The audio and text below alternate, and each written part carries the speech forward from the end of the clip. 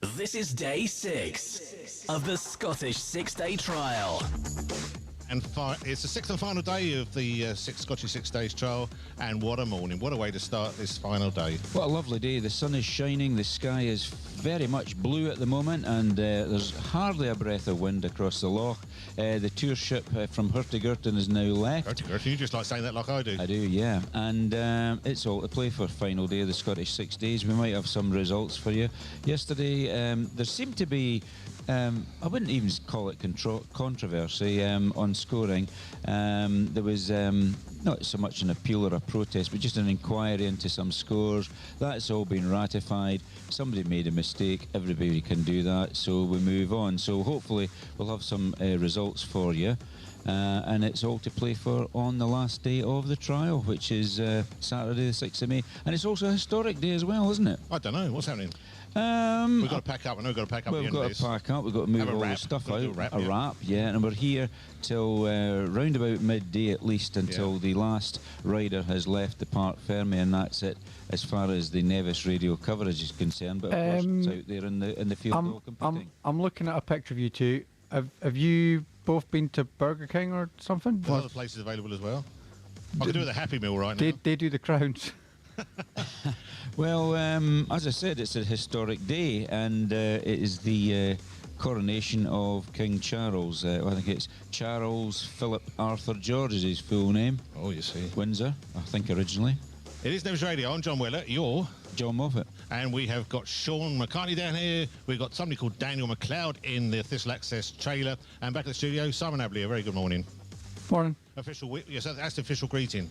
Is it? And there's more people walking around with big sticks today. Seems yeah, to be a big that's stick right. waving These day. are the officials in the Parc Ferme, and they all come from the Scottish West Coast, from roundabout Oban up to Mallaig.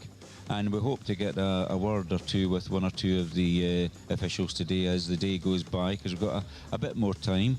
And it was some interesting stories. The team here have been working at the Scottish 6 days trial for many, many years, very experienced observers, and one of them at one time a local sponsor of riders. That's Angus McIntyre, so we might get a few words out of Angus. I've not to give him any difficult questions that he can't answer, but that's not the way we do things, is it? Not at all. Not at all. Well, I think we're going to do a tune, then come back. We'll let people know they get in contact with us and sort of make a general plan. We've got the weather to do as well. So I've got a tune for you, Mr. Moffat. I'm going to dedicate this one to you. All right. Well, can we have... No, I'm dedicating this song to you. Oh, you're dedicating... I thought it's... all right. I thought you said I had to... I mistook the answer of the question. So I just push the button.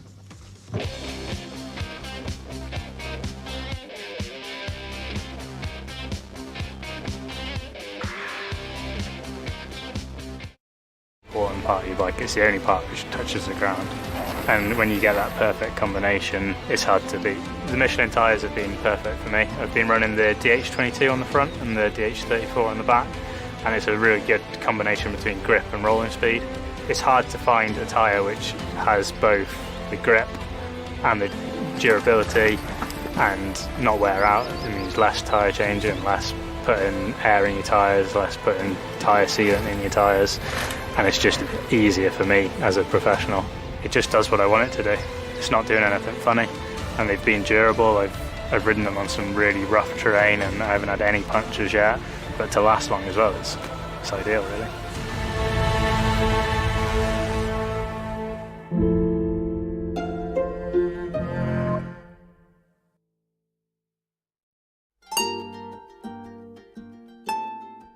Our mountains, glens and waterways are some of the best in Scotland, if not the world. Breathtaking views and awe-inspiring landscape, adventures for us all. Come and explore our water and mountains.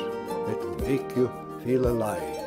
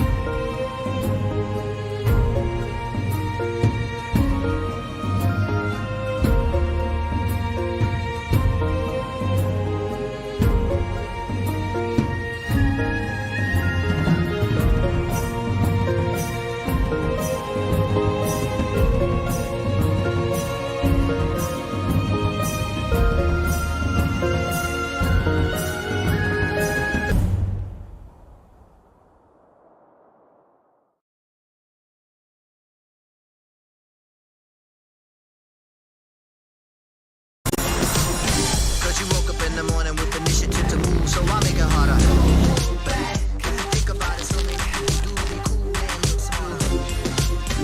The world time has come to.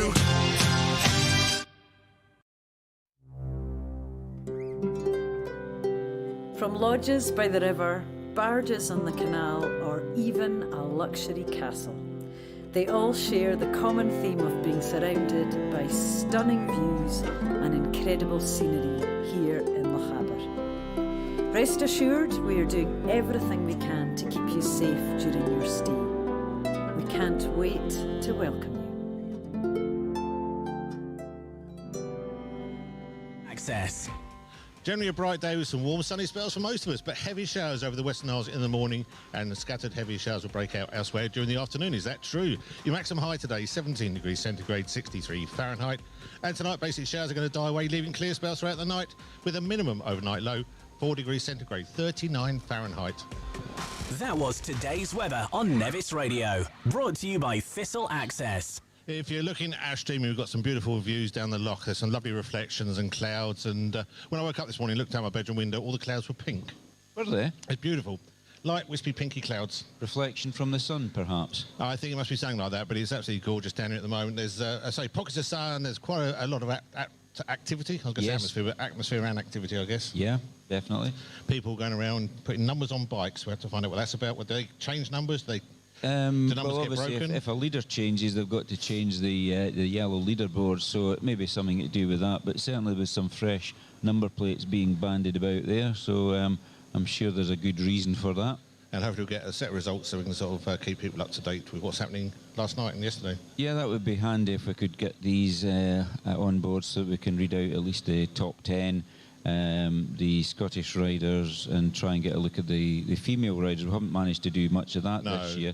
I haven't actually seen any of the female women competitors at the Scottish this year. I've not even seen Emma Bristol when she's been in doing the maintenance in the morning. Probably because we're facing 90 degrees to where we used to, if you know what I mean. And I've been thinking about that last night and wondering what we can possibly ask them next year to organise, see if we can fit us into the Parc Ferme slightly different, because it was actually working out okay when the windstorm came in. We were sheltered by the Secretary's unit here in the Parc Ferme, and of course the Thistle Access trailer did its job as well by keeping the awning secured, so that was good. But it's just the fact that we have to sort of wander right round, and when I go round the back of the steel cabin, it seems to cut the microphones off. So it's probably just the way things are streamed. Yeah, the way the signals work. They don't like steel cabins, and that's why you go to studios. They have what they call a Faraday cage, where it sort of contains all the signal in that one space, but they can sort of do what they like with it then. But it's a weird thing. These are the things that you're challenged when you do these kind of stuff. But fear not, John. I have changed some things today. So all being well, it might be a little bit of a challenge, but we've got a little bit of range on a camera. So if you do want to go for a wee wander, we should be able to get you on the camera when you go for a wander, albeit maybe leaving a trailing cable. But we'll let the team figure that one out. But yeah, you've got a bit more range now. Yeah, good. So you're the team, Sean. The team Yeah, there, you're the team. set, ready to go, and it sounds like I've got a bit of walking to do today then. Well, you haven't got to go too far. Maybe. See where it goes. Because it depends how you mark a work behind. Well, behind us here. put it this way, you can walk up to about 25 metres, okay? No further. No further than You're that. you're Yeah, tagged. that's fine. Oh, that'll do it. Yeah, we've got to take your That'll tag do off when you me. leave the car park.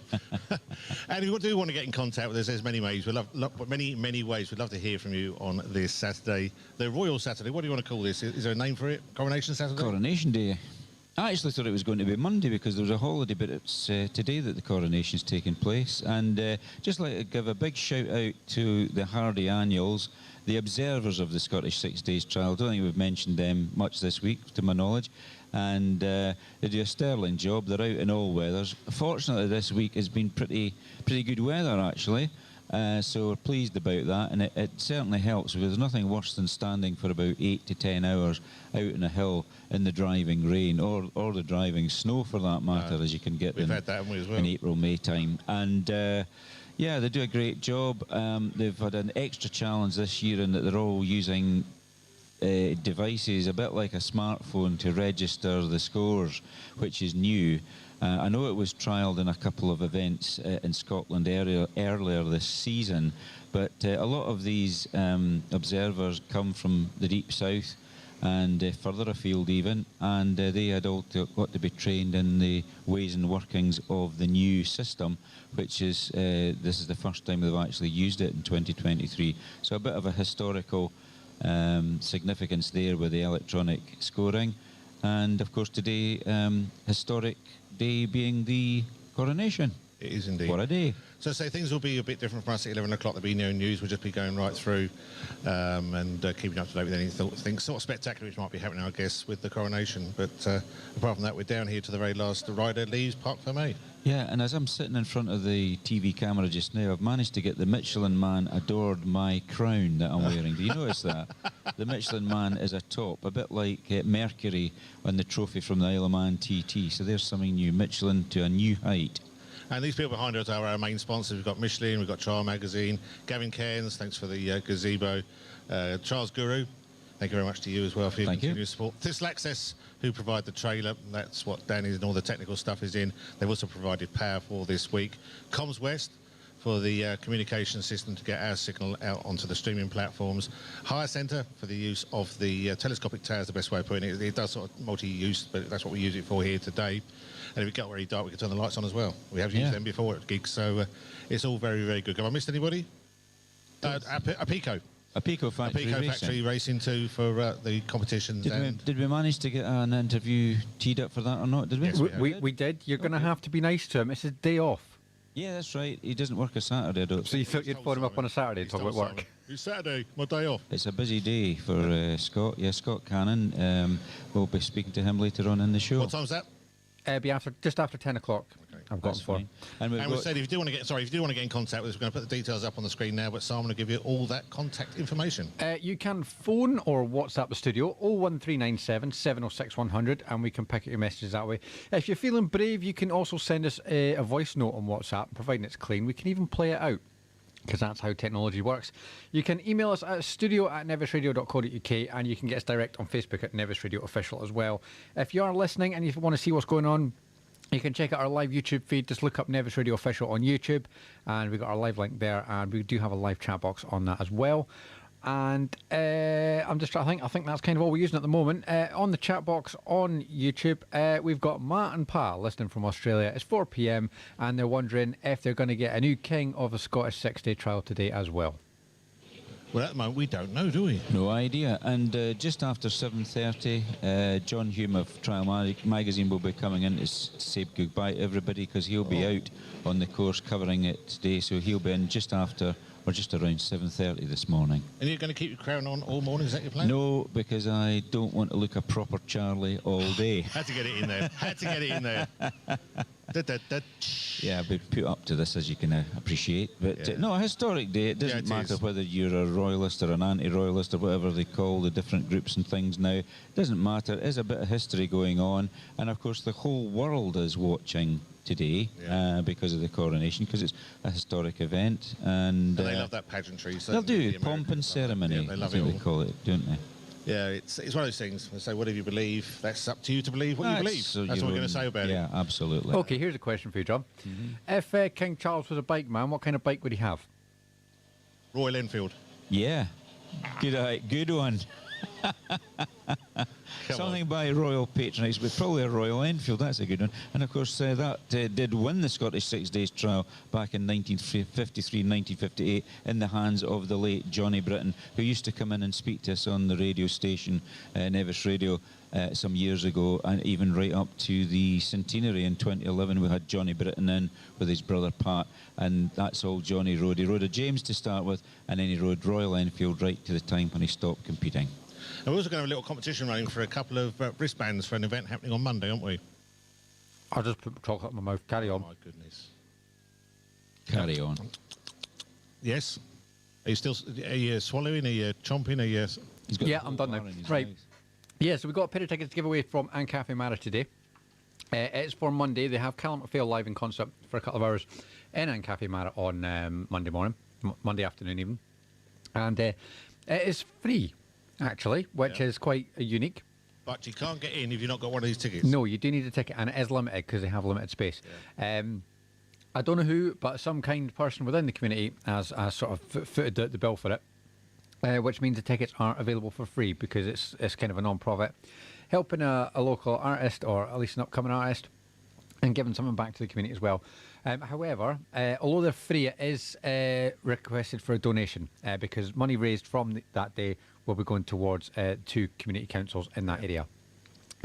However, the guys over at Cafe Mara have kitted us out with a pair of tickets or wristbands to give away today to go and see Callum McPhail play on Monday, which is awfully kind of them. So big thanks to the crew over there. So you're setting a question, or are we just getting people to phone in? How do you want to work this? I haven't actually thought that far ahead because I was too busy thinking about camera cables You were thinking about chocolate. and that. I don't know. Should we think of a question and do that shortly? Yeah, we can do. We can think of a riding-related question, could we? Yep. We'll get something sorted out from this end, if that's okay with you then. Yep, that's fine. All right, and of course, it's normally the flashback show, a show I normally do from 10 o'clock. We're going to do, at 11 o'clock, we're going to do 3 songs back-to-back. A little bit of a brain tease there. We're going to do is guess what the year is. It's one we run every week. Just for fun. Just a bit of fun. So that'll be Brilliant. from I 11 like o'clock. that sort of quiz. I think it's also worth pointing out with today's competition, bear in mind you will need to be here Monday afternoon to go to it. So, if you're heading away this weekend, feel free to enter, but do let us know because, it will be something that will be available on Monday. And you need to be able to pick tickets up from the studio, preferably, I'm assuming. Yes. Or from Anne Cafe Mara. Yeah, with some proof of ID, I guess. Yep. But we'll get that all sorted out. And all the competition winners, I think most of them have been in this week, which has been great meeting them as well, as we don't normally see who's won. So, but they've been coming in, picking up their prizes, haven't we? I think we've got one coming in today. You should have Gary coming down today. He said he was going up Glen Nevis today, so he was going to pop down before he went up there. Okay, we'll try and get bits and pieces sorted out. It should be really, really good. And so we're going to get a few interviews lined up. The first rider away literally in about 10 minutes' time. Yeah.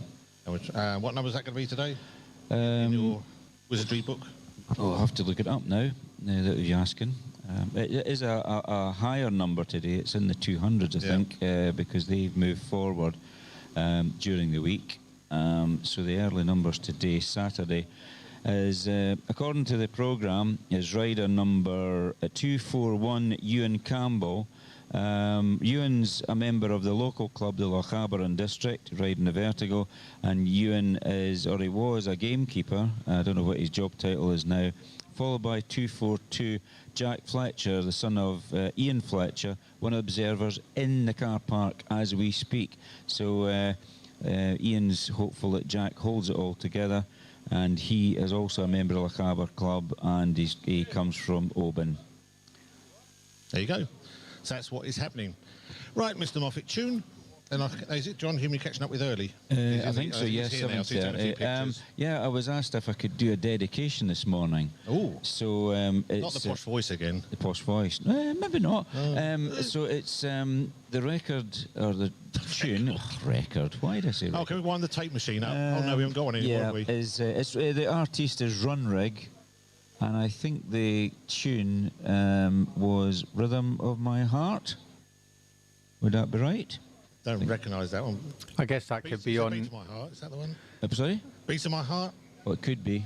Dan's given a Rhythm of My Heart.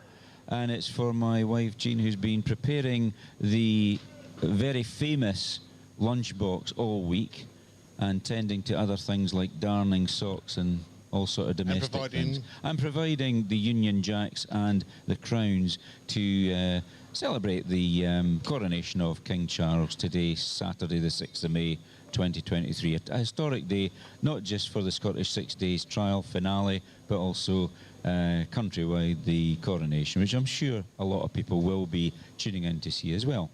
Right, I hate to be a pain, right, but you've got two choices here. Yeah. You've got Heart Hammer or Every Beating Heart. But that's the only two that are heart related from Runwig we have here. Have to be Every Beating Heart then, I presume. Yeah, I think. Okay, right. I'm just getting that sorted out. Well, I'm doing that. Yep. Laura Eaton's messages to say, thanks very much for all the hard work this week, but could we let all of the trials folk know that her and her family will be at the section in Achintee armed with buckets of sweets to give to the riders. What was the name of that person, please? Laura Eaton. She won something earlier in the week. I can't remember what it was, though. Right, okay, that's good, because last year there was a poor wee girl didn't get any sweets away until our Stephen appeared, and of course he loves sweets, and he spotted this wee girl standing there all alone with her bucket of sweets. Nobody was going to her, and she was wanting to go home, etc. And Stephen went right up, oh no, I'll have them, don't go away just yet. So she got her picture taken with them and all the rest. It was all over social media, and it just made her day. And that's what it's all about. A family-friendly sport. That's what trials is all about. And we're really grateful to all these people who do little things like that during the week. You had the Salvation Army putting on teas and coffees and things like that. Appin Village Hall did their bit. So it's nice to see the local community and the local people becoming involved in this trial. It's not a keep away from us type of event. Obviously, they've got to keep away for certain parts of the course and stuff. Yeah. But generally, everybody likes to be part of the event. I think that's the main thing. So well done to everybody going out with handing out sweets. Where are they going to be based? Is it Achintee? Achintee, yep. Yeah, that's where it was last year. They were there. I think the ladies, the wee girl's mother was maybe something like Imogen or something, and she was known to the radio station. She's a local lady, so it was her wee girl, I think, that was involved with the Stephen going up and taking sweets off strangers. Yes. As an adult. And he really appreciated that, and before he knew it, his picture was all over social media, so it was good fun. So this tune is for Jean, is it? Yeah, for Jean, thank you.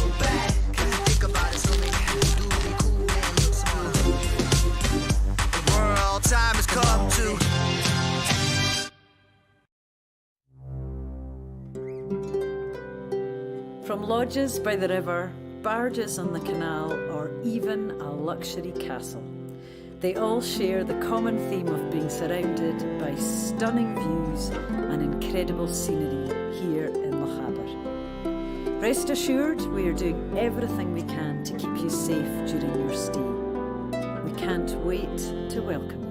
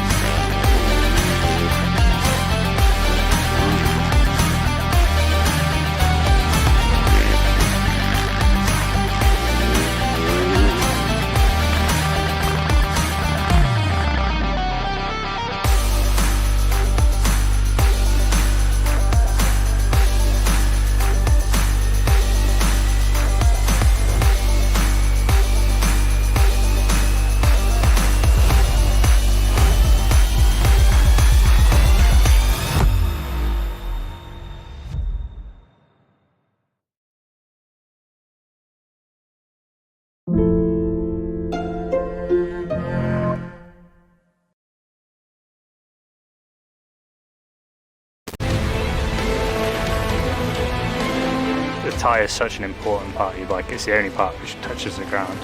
And when you get that perfect combination, it's hard to beat. The Michelin tyres have been perfect for me. I've been running the DH22 on the front and the DH34 on the back, and it's a really good combination between grip and rolling speed.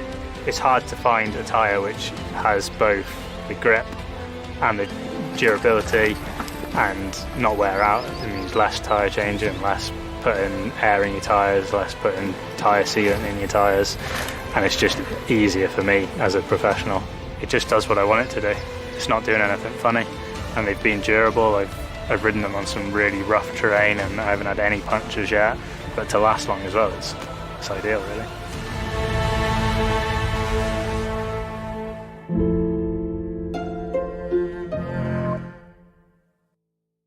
This Community Radio. This is day 6 of the Scottish 6-day trial.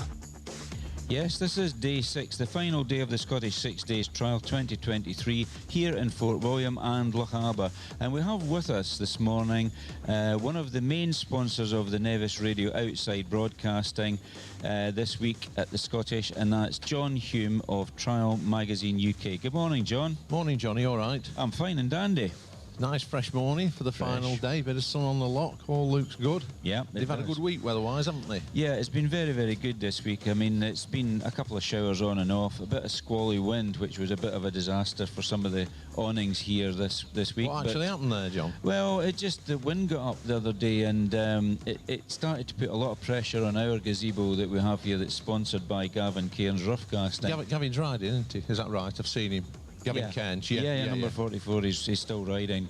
And one of the main suppliers that sponsor the trial, Jitsi, their double awning or gazebo got bent, it collapsed, and apparently some of their stock went into the loch as well. So it was actually... I've actually seen people buying scuba diving gear in Fort William. Well, it's called salvage. Oh, right, okay. It's a bit like a boat that's sinking. If you can get a line on it, you can claim salvage. So they're claiming salvage on the T-shirts from Jitsi.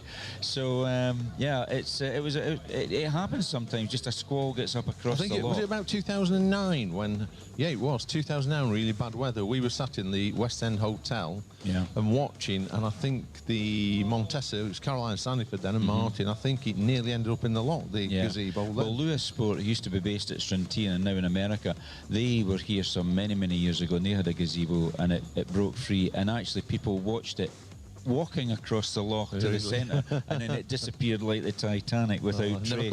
Never to be seen again.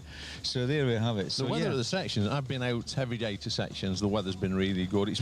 I was up at Chairlift yesterday. It was a bit cold and bleak, but it wasn't hailing down. A few damp showers, but it was... I'm surprised this year that the trial continues. Obviously, it's really good. I'm surprised this year about the hardy band of spectators. Still quite a few out and about. Yeah. And what's interesting when you're at the section is talking to the spectators. Absolutely right. I bumped into Scott Ellis, ex-Triumph Works rider. There's always some characters knocking about, always got a story to tell. Yeah. But I was trying to work out, when did Chairlift first go in? 70s? I think it must have been the 70s that Chairlift came in. I think maybe the late 70s, almost into the 80s, I think. Probably about 78, 79, something right, like that. okay. I know Barhouse, I rode the first show, as I said the other day, and the other sections which I went to was when Lower Mamor was scrapped on Wednesday morning, and I went to the top of Pipeline. Them top sections were introduced in 82. Yeah. And I was at the very front. I was riding number 250. No, I wasn't. I was on Migori. Sorry, I can't remember what line it was. Yeah. But I went up there with Tony Calvert, and it was surprising how steep it was. Just for anybody who's interested, I spoke to Alan Wright's wife last night morning. Alan fell at Mamor, banged his head, and he's got a slight fracture and a small bleed on the brain. He's currently in hospital in Warwick. Morning got him home. He's being monitored, but touch fingers crossed at the moment. They're quite confident that the recovery might be slow, but should be full. So great. Anybody who knows Alan, he's been a character. He's supported this trial literally for year on year. Bargain Basement Alan, he's bought cabins. Yeah. A retired tax inspector. Retired tax inspector, yeah. I'm sure there's been some cash passed through this car park over the years. But Alan, you know, at the end of the day, he's provided a good service. And obviously, the whole Trials family are all thinking about him. And let's just hope we see him back up here again next year. Yeah, spot on. I mean, we were all shocked when I found out it was Alan that was the spectator that had had a nasty fall at Lower Mamore. It necessitated the closure of that group of sections so that the paramedics could do their job properly. And then he was moved. I must say compliments to the club. I was at the section, obviously realised there was a problem. They were on it straight away, pretty quick with medical assistance. And whatever anybody says, they made the right decision. People think or don't understand why the section was closed. It was to allow medical access. Yeah. And once again, some people get it wrong with parking. The ambulance at first struggle to get up the road. So when you are parking in Scotland, especially at the Scottish 6 Days Trial, it's really important you park sensibly. Yeah, the police advise you that the situation is you must get all 4 wheels of your vehicle off the road. And that is very true. I mean, I was challenged the other day. I was waiting on our riders coming out of Rochefin. I parked pretty well off the road, not all 4 wheels, but just about. And the police came along and I said 2 minutes, but then I realised there was delay. So they came back within 5 minutes. Said, no, you got your allowance. So I went and moved the car off the road completely. It wasn't causing an obstruction as such, but that's the rules.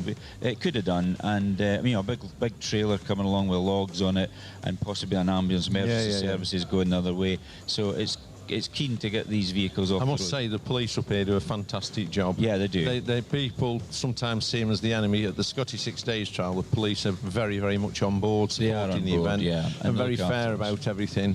And if you actually go and talk to them, they are quite nice people as well. They're very approachable. They do a good bit for the community, and they're here to help. But you have to obey with what they say on the road, under the road traffic acts. Who's going to win today, John? Or are you going to ask me that? Oh, I'd rather ask you that, because I haven't seen any results yet, because there was a delay of results yesterday. We thought it was a protest. It was really just an inquiry by a couple of riders. That seems to have been sorted out, but we still haven't seen any results unless you go online. I've had a quick look this morning, and on the official results released by the club on the SSDT.org, it's got Dougie Lampkin and Billy Green both on 6 marks, followed by Michael Brown on 10. Right. So it's still only 5 marks to decide a winner. It'll be interesting to see, because you've got Dougie, 13 times winner. Yeah. He'll get up this morning with one thought on his mind, winning. Yes. Billy Green's a lot younger than Dougie. Billy's riding well. He's confident, and I just think he'll go to the wire, maybe all the way on the Ben Nevis. A lot of people before we came up here on social media were tipping Billy Green for the top. I noticed that before the trial started, and I thought, well, no disrespect to Dougie Lampkin, he's won it quite a few times. It would be nice to see somebody else on the front cover next year. A fresh face on the top of the podium would be good. Yeah. Dougie Lampkin's been around a long time. Win or lose, he'll shake hands with the winner. He's very sporting in that way. Billy's off the back of 2 world round wins in Portugal. Yeah. So come up here very confident. He's on the new fuel injected Scorpio. So it'll be interesting. Ben Nevis showdown probably once again. I would think so. And of course the thing is, this is nothing new.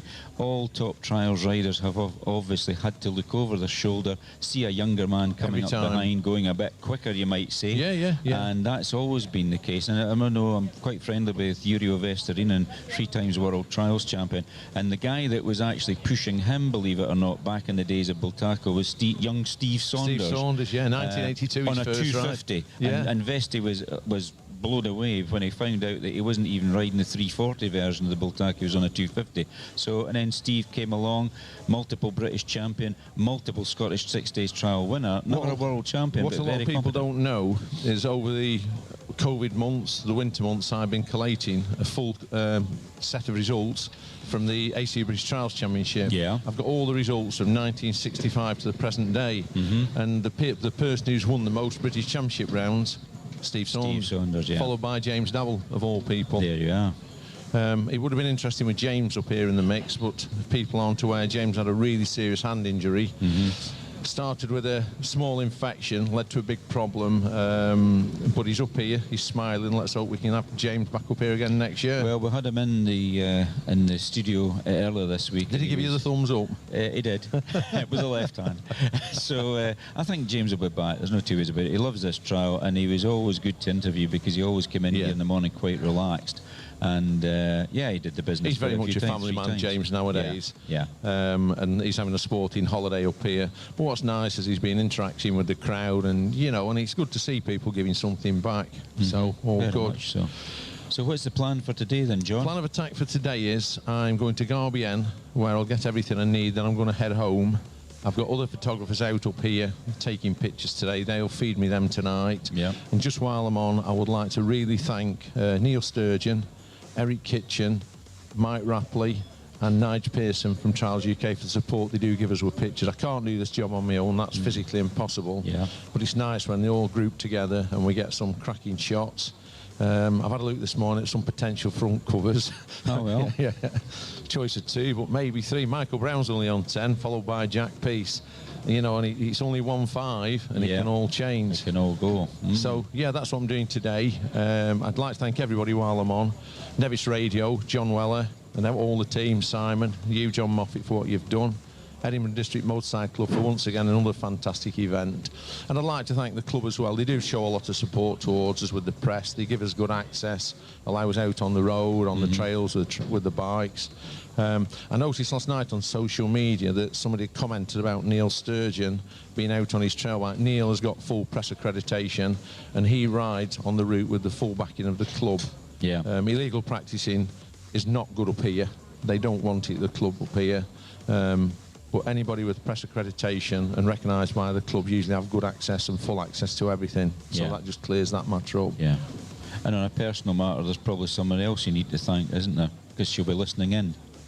Who's that? She sent you a text not that long ago. Yeah, my fantastic wife, Jane. She's up here. She gives me all the support. She knows more about trials than I do. She's probably got her headphones on listening to this now, marking me out of 10, which has just reminded me I need to thank Michelin once again for their support.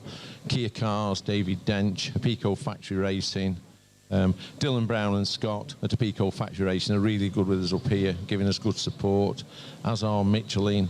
And let's hope it continues. I've thoroughly enjoyed the Wink, and just before I finish once again, thank you to everybody, and hopefully the best man will win today. Absolutely right. Square. Yeah, John Weller, I'll bring you in at this point from Nevis Radio. I'll stand out the way. Do you ever dance? Can we have a dance? Yes, we can if you like. Well, if you start dancing. No, you thanked us, but I mean your connection and getting us involved with the 6-day trial many years ago. I mean you've shown support, and it is unbelievable. It's a pleasure to do it, and the support and the reciprocated back from you guys. You put on a really good show. Last year, I think I collated the figures at the end, and we saw to 750,000 people. Crazy, isn't it? Yeah, and I think Simon told me we're in 38 countries, and and it's the feedback goes on for maybe 2-3 months after the event, and it's good to see it's a charity supported organisation, Nevis Radio. They bring a lot to the local community, which I'm out and about, people listen and enjoy it, so fair dues to you guys. And your expertise as well, because obviously you're riding around and getting the photographs, and I mean some of the photographs which have been shown up this week, they seem really fantastic. Is it the light makes a difference? There's 2 good places for photographs with light. One's in Japan at Motegi Racetrack, that's in 3 weeks' time. And Scotland, the light's fantastic, but the backdrop, always. There's nowhere else in the world like here for getting the backdrop for the pictures. But what else is good is you can interact with spectators through the camera, and I try and do a paddock in the magazine every year, not just on the trial, about the trial and the spectators. So yeah, it's all good, and the feedback from the spectators, they've enjoyed themselves, and I must say, I don't know what's going on in Scotland, but whoever ordered this weather did a good job. It's blinding, isn't it? I mean, we had a little bit of rain on Monday and Tuesday, but on the whole, I mean, you woke up this morning and just that reflection down the lock, it was amazing. I also think it's good to see a cruise ship coming in as well. It brings extra monies into Fort William. But what else is good is, I've been eating at various places. I've been to the Crannock, the Curry House, Ben Nevis Hotel and Bar. They enjoy the trials banter as well. Yeah. Scott, who's the manager at Ben Nevis Bar, I've known for many years from when we used to stop at the West End. And we've got a huge amount of friends up here now, just through the trials side of things. Yeah. So, yeah, all good. The whole town does sort of adapt to it. Well, they and embrace the opportunity. Yeah, they do, yeah. Which is important. So, yeah, we always say at the start of the week, those which don't like it, they think it's a nuisance on the roads and it's just boys buzzing around on bikes. That's what some people feel it is, but it's a world-class sport. This is a world-class competition. This is probably, it's an international event. It's probably the biggest event on the radar of most trials, and promotional wise it presents the sport in a very good fine way as well. You know, there's riders over here. There's Amos Bilbao, been coming over for years. He still supports it. Carlos Casas, he's been fantastic in bringing so many foreigners over. And in a few weeks I'll be back in Spain at World Championship level in Andorra, and everybody will be talking about Scotland. So the club have done a good job. And you spoke about your good lady Jane. Do you want to play her a tune? What can we play for Jane this morning? I have to be careful here with this one. Bon Jovi, Living on a Prayer, because every morning when I get up, she says a little prayer, because she does live on a prayer with me, trust me. But it's like a lot of these riders do, it's that support from the family, the partners and everybody else. Without that support, there would be no trial magazine without Jane. At the end of the day, there are ups and downs. I'm self-employed. We have a small-knit team. I have a fantastic secretary, Lisa Carr. Kath Day looks after the subscriptions, and we have good support in the industry as well. The Dean Cook Magazine production company produces it, books and press print it, and I pride myself on everything apart from the paper at the moment. It's all UK based, and not forgetting my business partner Charles Benhamou in France. His family gave me the opportunity in 2006 to do the magazine. So if you're listening, Charles or Philip, anywhere in the world, thank you very much for the opportunity you gave me. Well, John, I say thank you very much, and I say we'll be chatting after the event, sort of get a bit of feedback. Yeah, we'll keep in touch. Where we can go for next year and take it from there. Make sure you invoice me. Oh, he will. Don't worry, that's already written. I guarantee that knowing Simon. Lovely. All right, we'll see you again next year. Thank you, John. Thank you. There you go. So, Living on the Prayer, and this is for my wonderful wife, Jane.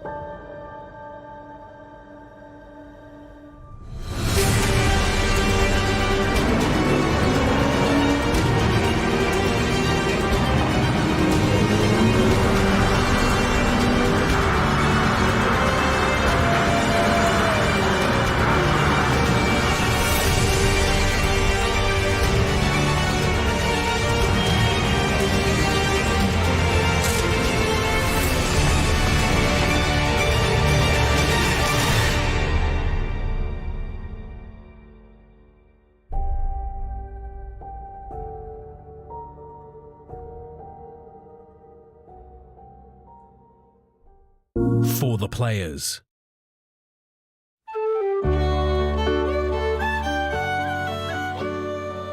You will never be stuck for things to do and places to see throughout Lochaber. Experience the abundance of history, immerse yourself in a movie scene, walk within our great outdoors and see our wildlife running free. Rain or shine, there is always something to do. Get out and enjoy all the incredible things we have to offer right here in Lochaber.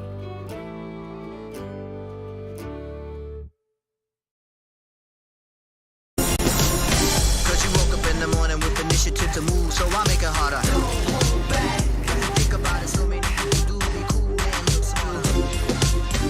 The world time has come to.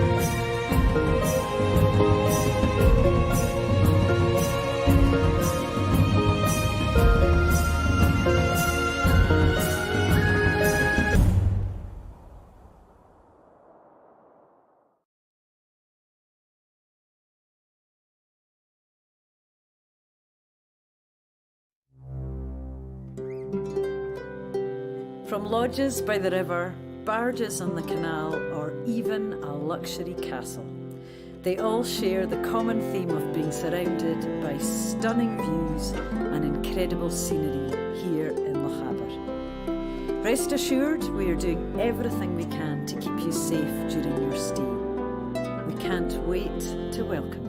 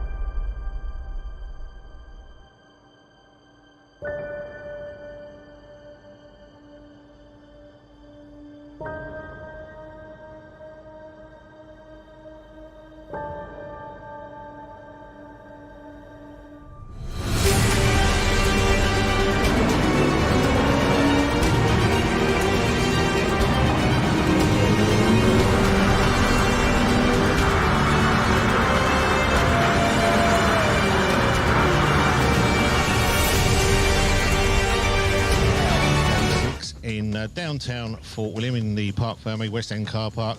The sun's shining, locks looking beautiful, and if you're having your breakfast right now, we're going to advise you to maybe look away, or you're a bit squeamish with needles, because next to us we've got some acupuncture going on. There's a guy in the jitsu tent. Someone's just stood right in front of him, which is a shame, but hopefully they'll move to one side in a minute. And Sean Street, you just see across the shoulder there, on his left shoulder, there's needles. There you go. And that's what's happening next to us right now. A bit of acupuncture. He's got him in his back, down his front, in the hands. It's something I've never tried, never experienced. But Mrs. W, she's tried it. She didn't quite like it, but she said it did make a difference. So how are you with that acupuncture, Si? Do you know, that's not for me. No. I'm not really a fan of needles, if I'm honest. He's only done every morning. He's been there because I only really just noticed the needles, but yeah, he does it every morning. Sits in there and gets himself sorted out. So, this looks like he's fallen on a big pot of cocktail sticks. There you go. See the ones in the hands now where he's blown his nose. Yeah. Do you know the rider's name? We can't have got no numbers. From his back. Angle, I'm not Spike. Sure. It looks actually. It looks a little bit like Gavin Thornton, but I'm not sure. Unless I sort of sprinted out and had a look. Go and see and talk to him. The mic should work. Yeah, okay, you go around that way. I'll have a go. We'll give people an idea how to get in contact with us. We can do that very quickly, Si. We need to pick up. In fact, I've thought of a question for today's competition. Okay. So we could do that. Yep. So to win a pair of tickets to go see Callum McPhail next, it's next Monday, Monday coming, between 4 and 6 p.m. at Ancafe Mara. I'd like to know what is the name of the new marina in Corpach. So it has a name. Tell me what that is, and you can win it. And you can get involved today by WhatsApping or phoning the studio on 01397 706 100, or you can email us at studio@nevisradio.co.uk. So I'd like to know the name of the new marina in Corpach and Cafe Mara. So you can go and find that out if you don't already know, or you can get involved and win yourself a pair of tickets to go see Callum Fail on Monday. Right, John's moved around the corner, so he's sort of at the other side of the security fence now, aren't you, John? Yeah, I'm outside the security fence now. I'm actually in the Jitsi encampment here in the paddock, and we've got a gentleman who's having to sit very, very still at the moment. You've seen him on camera, and I think he's on camera now, from the rear. This is the first time I've interviewed Gavin Thornton from the rear. Gavin, good morning. Obviously, don't move, but you can speak. You're having a little bit of acupuncture. Yeah, I've had a little bit of a problem yesterday. Well, we had a little bit of a problem Monday morning when we set off at number 2, like, so I just wrecked my body on Monday, and that's been me done. So I've been, Ebrac's been looking after me this week with a bit of acupuncture, and I can't believe, well, needles do work now and again. There you go. Now, I think you were keen to tell us about our friend who has become an internet sensation over the past few days. That's Andy Cripps. You've got a story to tell, but keep it clean. Well, Andy was telling tale how he looked after me when I broke my leg in about 2010, which was true, but that was probably the first and only time he has ever looked after me. Normally, it's even his son, a fair play to him. He said that it was a dream of his to ride with Charlie. Well, unfortunately, Charlie's riding around with a nightmare, you know, so fair play to the lad. Even the lad's bike's better than Cripsy's, yeah, so fair play to the lad. If he can put up with him for a week, then he can put up with anything, you know. Tell me a little bit about Cripsy's posterior. Well, yeah, that happened about, I think, the year after. This is where the problem lies. When he says he's been looking after me, he went down the road and he had Celopet skiing pants on and did a sit-down wheelie. As he hit the floor with his cheeks on the tarmac, he decided to keep hanging on to the bike, which was a bad idea as it dragged him down the road. And then as it came to a stop, he had 2 rosy red cheeks, literally full of gravel. So I've never heard Andrew scream as much as when I took him to the hospital and they put TCP on his ass to get all of the bits and pieces out of there. And then for days after, I had to do the dressing of his backside as well. Oh. So, you know, a broken leg, dressing somebody's backside, you know, who's got the worst deal? You know, all he had to do was lift me in a van. So, and there's many occasions we could go on and on today about Andrew Cripps, about how things are, but I think a lot of people know that I'm the better lad out of pair of us, so we'll do it that one, like, so, yeah. So, while we're on, I'd like to thank the organisation for putting a cracking trial on again. We've been very fortunate this year with the weather, which has been a right good do. And I hope that we're missing somebody in the car park, a chap called George Ferguson that I was hoping to see, but he's very elderly now. Believe he's in a home in Edinburgh. So if he's listening, George, from the Thornton family, all the best. And I hope everything's all right with you. And then finally, I'd like to say I had a late sponsorship last Friday evening from the Volunteers Arms. Dave, the landlord there, is sponsoring me in Guinness this week. So for every day that I finish, I've got a couple of pints waiting for me free of charge. So that's got me through. So thank you to the Volunteer Arms. And I'll be in there tonight if anybody wants me to sign anything or buy me whiskey. I don't do shots anymore, but I'll take a whiskey and a few Guinnesses, really. And yeah, that'll do, thank you. So, yeah, so that's about it, really, John. Okay, well, thanks very much. The worst thing that's happened to me actually this week as well, I haven't been able to get a pizza from the Black Isle Pizza because they never have any pizza dough in. So hopefully next year they'll get some pizza dough in and I'll have a pizza next year. So that'll do us. Thanks very much, Gavin, and I hope you get sorted out with this. You're looking a bit like a porcupine at the moment. I don't know what I feel like at the moment. It's not right good. I haven't been in this state before, but anyway, I've just turned 50 last year and the Scottish training didn't go down right good, so I think there's a lesson in life here. Hopefully I've got another 5 in me to get to 21 and then I can pass the reins on to my son because I've had enough after that. Enough's enough. Well, thanks very much, Gavin. I'll speak to you later. Cheers, John. Have a good day. Thank you. That's Gavin Thornton. I can't remember his number, but yeah, an enthusiast of the sport there. I'm just coming back. Yeah, there you go. You never know where we're going to go with these conversations. So you just see things happening, and that's how it works here. But yeah, acupuncture, it works for some, doesn't work for others, and I think sometimes you just got to give these things a go. But Mr. Moffat is coming back in. Right, we got, what, about a minute and a half to take us up to the 8 o'clock news. Sounds like fun. When we come back, we'll have a look at today's route. See what you're recommending for Saturday, 6th of May, isn't it? And so that competition question again, Si? I'd like to know the name of the new marina in Parc, where you could win yourself a pair of tickets to go see Callum Fail on Monday. So yeah, if you go find that out, you can let me know on WhatsApp 01397 706 100, or you can phone the studio 01397 706 100. Get us on Facebook at Nevis Radio Official. Email the studio at studio@nevisradio.co.uk. And if you are wanting to see what's going on today, you can check out on YouTube at Nevis Radio Official as well. We have a live chat box available for you to put your questions, queries, and have a discussion in. And without one of those wristbands, you will not get in. It is limited. He is quite an upcoming artist who's getting a lot of attention at the moment. Definitely worth a watch if you're into your sort of traditional music. Definitely. So there's hand signals going across the West car park at the moment. I'm stuck in the middle of it. They start pointing. I don't know if they're pointing to me or somebody else in the park. I mean, no, Mr. Moffat. He's running away. He's got like 20 seconds. Yeah, I know, yes. It's the way it works. But we'll come back. We'll have a look at this route. And as I say, do please get in contact with us. It is Nevis Radio, your local radio station right here in Fort William. Broadcasting right up to the very last rider leaves Parc Ferme this morning. We can to keep you safe during your stay. We can't wait to welcome you.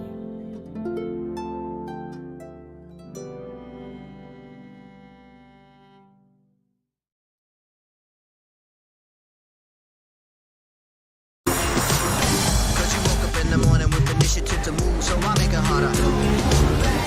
Think about it, so many people do be cool and look smarter. The world time has come to.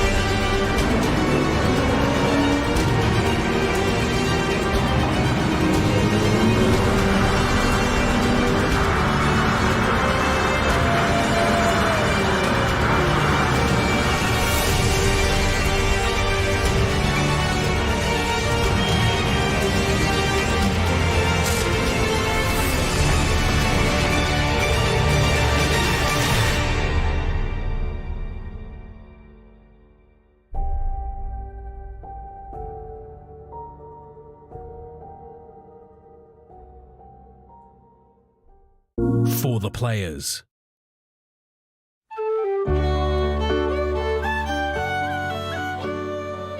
You will never be stuck for things to do and places to see throughout Lochaber. Experience the abundance of history, immerse yourself in a movie scene, walk within our great outdoors and see our wildlife running free. Rain or shine. This radio. Right, we just got some people saying goodbye to us. We're going to get them in, and I think John's... You started a chat the other day, and then you had to go away, didn't you? There you go. It's you, John. Yeah. You're on. Yep. I've got to stand up. Yeah, you help. Wait a minute, I'm on the wrong side of the bed here. Good morning, the Secretary of the Scottish 6 Days Trial, Kirsten Pennicote. You've had a bit of a wild week then, have you? Oh, it's been fun, John. Yes, of course. Always fun here in Fort William, and the weather's been cracking, hasn't it? Oh, it's been amazing. Look at it today. I know. Beautiful. Exactly. So there we are. So what have you got? What jobs have you got to do today? We've got lots. We've got Adrian's helping me out as well here. This is so Adrian Whitham. You've always married to Mark Witham, chairman of the 6 Days Committee, that's correct, yes, former rider, of course, and the daughter of the late Willie Darling and Grina Darling, so she was a Darling to start with, now a Witham. Yes, so there we go. So anything exciting happening today for you two young ladies? Yes. We're in charge of the rest stop. The rest stop? Yes. Well, that confused me because McDougall was saying yesterday that he was finished yesterday, so I presumed there was no rest stop, and I was telling people, no, there's no lunch tomorrow, but you're in charge of the rest stop. Yes, but it's not lunch, John, it's bananas and chocolate bars. A wee snack. Snack. Now, Yes. each rider does have to have a banana, otherwise we were going home with lots of bananas. Oh, right. So it's compulsory. If you don't take a compulsory banana today from these young ladies, you'll be excluded from the event. It's in the regulations. You must eat a banana on the Saturday, or at least take one. Take one. What you do with it after that is your own business. So there we have it. So it's nice to see you here in the nice sunshine. Obviously, you're going off to do your rest stop activities, and we hope to see you here next year again. And just to tell all the riders to have fun today. It's the last day. The sun is shining. Enjoy. Make the most of it while you can. So that's brilliant. So thank you very much. Anything you want to say, John Weller? No, just think it's great to sort of see you around and keeping us informed as well with results. I know for the last couple of days they've been a bit late coming through, a bit reasons we know why. But thanks for having us down here, and just hopefully we're doing our bit just to make things a bit better for people. So Lots it's good. of smiley faces. Whatever you're on, can I have some? Is it a drink? Is it a tablet? I mean, it's good. I'm liking it. Smiley faces. And talking about smiley faces, here comes our regular cup of tea and coffee as well. It's all good, isn't it? There you go. You Can't be bad. Enjoy the rest of the day, and I say, see you next year. I don't see you before. Thank you very much. Thank you. I'll tell you what, can we go straight to a tune? Is that okay? Then we come back? Yeah, did you want anything specific? Yeah, or- let's get Dan to choose a tune. Come on, Dan. Morning, Dan. Thank you. Good morning. You all right? Ready for this? Because you're in the Thistle Access trailer doing all the technical stuff this morning. I am. Technically, because we now have a cable with a camera, We're going to do that. we can show that off. Yeah, we've been speaking about that. Okay. Yep. But Dan's going to choose a tune. I am. Yeah, let's go for Carry On Wayward Son. Oh, yeah. Carry on, wayward son. Wayward. Kansas. Yes. Right, we do that in the weather, yeah? Yeah, come back, do the weather, then we'll have a look at the route and things like that. Okay. Carry on my wayward.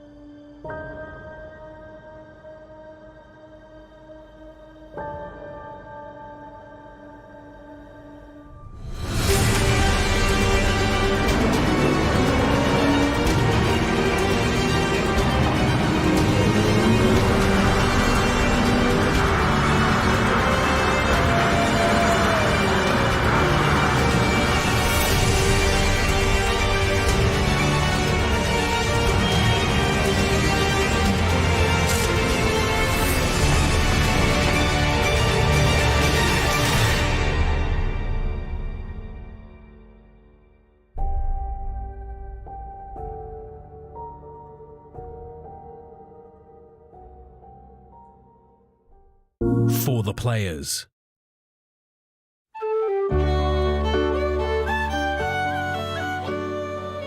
You will never be stuck for things to do and places to see throughout Lochaber. Experience the abundance of history, immerse yourself in a movie scene, walk within our great outdoors and see our wildlife running free. Rain or shine, there is always something to do. Get out and enjoy all the incredible things we have to offer right here in Lochaber.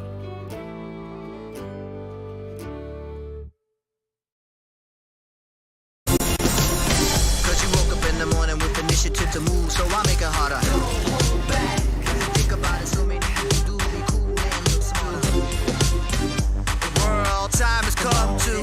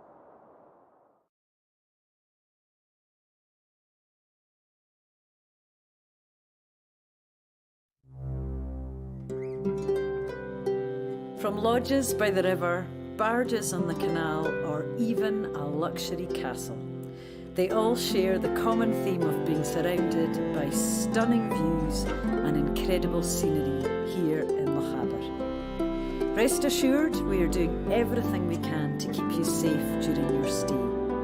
We can't wait to welcome you.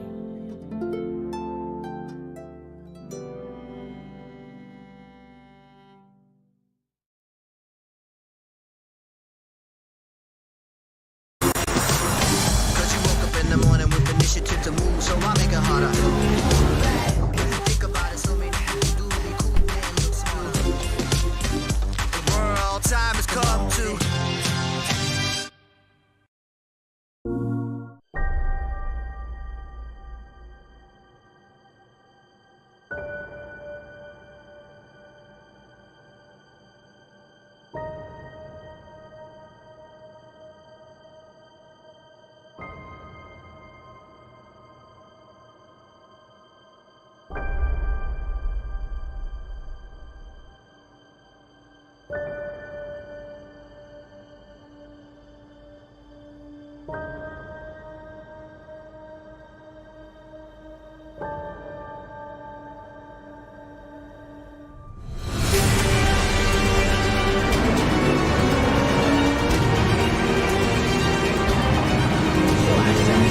Generally a bright day with some nice warm sunny spells for most, but heavy showers are possible across the Western Isles in the morning apparently, not at the moment here.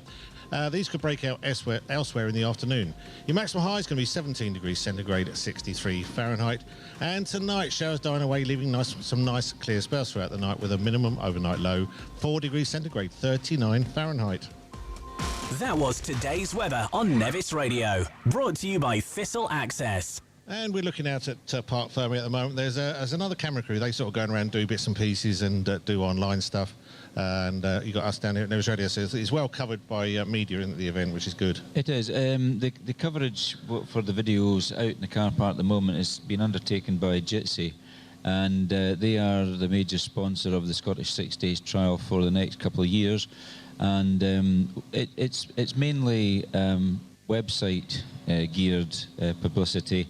Online content, online, yeah. But it's not national or international media, like BBC, for example, or Nevis Radio in that case. So it's a little bit restricted, and it's mostly trials, people that know about Jitsi as a brand. As I say, we've still not got the BBC coming here. They used to come years and years ago, many years ago. But unfortunately, sometimes when you're dealing with television, as it was, they wanted things changed. Yeah. And I know we're talking about Adrian's late father, the late Willie Dallin. He just didn't have the patience for it. I'm not moving sections for a TV camera, was his sort of remark. Well, it was a bit more expletive than that. But I knew what he meant, and I could see where he was coming from when I actually was watching them in action. And having been filmed a couple of years ago down at Lochaber, there's a lot goes into setting up a TV shot. You can spend hours on literally less than 10 seconds of few seconds footage. You saw it here in 2017 with the Dave programme, Ross Noble Off-Road, where Ross Noble, the comedian, took part in the Scottish 6 Days trial and went all over the place. And it was funny the way it actually transgressed, because Cameron Hill was regarded as the last section of the day, where actually it was Lagnaha, but a little bit of TV licence came into that one. But those that are in the know and follow the Scottish 6 Days trial every year and are part of it knew, oh wait a minute, that isn't the last section, he's not even near the finish yet. But that was as far as the camera crew could go before they could get back here to the Parc Ferme to film him coming in for the daily run and working on his bike. I must add, I mean, from the work that we do, obviously we're now bringing pictures on our YouTube channel alongside the radio side of it. It's not just pointing a camera. I'm sure Sean can contest that one as well. But we have sort of really tried to sort of look at how other shows are put together, especially sports shows where things are presented, and try and emulate what we've seen and try and understand how it works and how to display it in a manner which people might recognise in other sports programmes. Yeah, absolutely right. I mean, the things with the captions on the bottom, when we had Mark Coombs in yesterday, he was over the moon that his name appeared in lights along the bottom, for example. And it all takes computer wizardry, etc., to do all these fancy things. You know, you put up the how to contact us and details on screen, which people can read and make notes of. That's all very good, and it takes a fair bit of effort to do that, and certainly the envelope has been pushed year on year as we've gone on with the outside broadcast of the Scottish 6 Days trial here in Fort William, and we really appreciate it. The sport appreciates it, the fans appreciate it, and actually the riders, when they get home, I'll go back and look at it, and they maybe see themselves in the Parc Ferme doing their work on their bikes and stuff like that. So it's all good. It's all good. It's increasing the professionalism of the situation. No, absolutely indeed. It's something we've been pushing for, and I know Si particularly is just trying to get that bit more professional and slicker. That's the main thing. Because it was we sort of started just doing radio, then we went to like little handy cams, and then we went to GoPros and all the other brands which are available. Yeah. But we're using high-end 4K cameras right now and getting some decent video footage and quality. And as you say, people just catch sight of themselves, and they just love watching their names. Yes. Well, I remember the first time we took a camera down there. It was literally a £25 webcam back in 2011, I think it was. And we just literally sat it on top of the unit we were broadcasting out of that time, and it's kind of developed from there. Well, what we're looking at now is the riders getting ready to go. We've got number 2 there who's just putting his gloves on. That's Gavin Thornton, who had the acupuncture just about a quarter of an hour ago that we interviewed. So that's him ready to go. So you can actually see that we're up to number 1. I think we'll be ready to go right now, which is Michael Anderson from the Dalmellington Club in South West Scotland. Gavin Thornton, he's just getting himself ready and having a chat with his compadres Boyd Webster and Alan Mudd, plus others. And we've got Scott Turpin, who was asked for earlier this week. He's riding number 12. I think one or two of his relatives had phoned into the station, so Scott's got his back to us. He's just wandering up towards his bike now. He's riding number 12. So it's back to the early numbers again, as we were on Monday. These riders have now pulled forward. So we started off at, I can't remember which number it was, but Ewan Campbell was at 241 this morning, I think it was. Yeah, like 242 was Jack Fletcher. So we've now worked our way to the end of the numbers, and now we're up to number 1 again. So it's really to give the guys a chance. There's Ian Fletcher, official number 50, just walked into screen there. He's a trials rider from Oban. He's a fisherman by trade. He's out in boats all the time. So I said to him this morning, Mill Pond here today, great fishing weather. He went, oh, lovely weather, lovely weather. These guys can foresee a squall coming, being out in the sea all the time. So very knowledgeable people, and he's one of the official observers, has been for many years, along with his brother David and Angus McIntyre from Mallaig. So yeah, we hope to have a quick chat with Angus later this morning. That is the plan. Right now, though, I think we're going to have a look at this route for today. Yeah, route for today, Saturday the 6th of May of the 2023 Scottish 6 Days Trial. Today's run for the Scottish is sponsored by one of our sponsors, which is Gavin Cairns Rough Casting Limited, who provided the gazebo here down at Parc Ferme and has sorted us out with some sustenance at the hub during the week as well. So thank you very much indeed to Gavin Cairns and his family who are here supporting him this week. The first group of sections is up off the Mammoth Road, Callart. There's 3 sections in the group. The first rider is probably already there and has been for 15 minutes and probably has ridden the sections by now and moving off to the second group, which is Cameron Hill.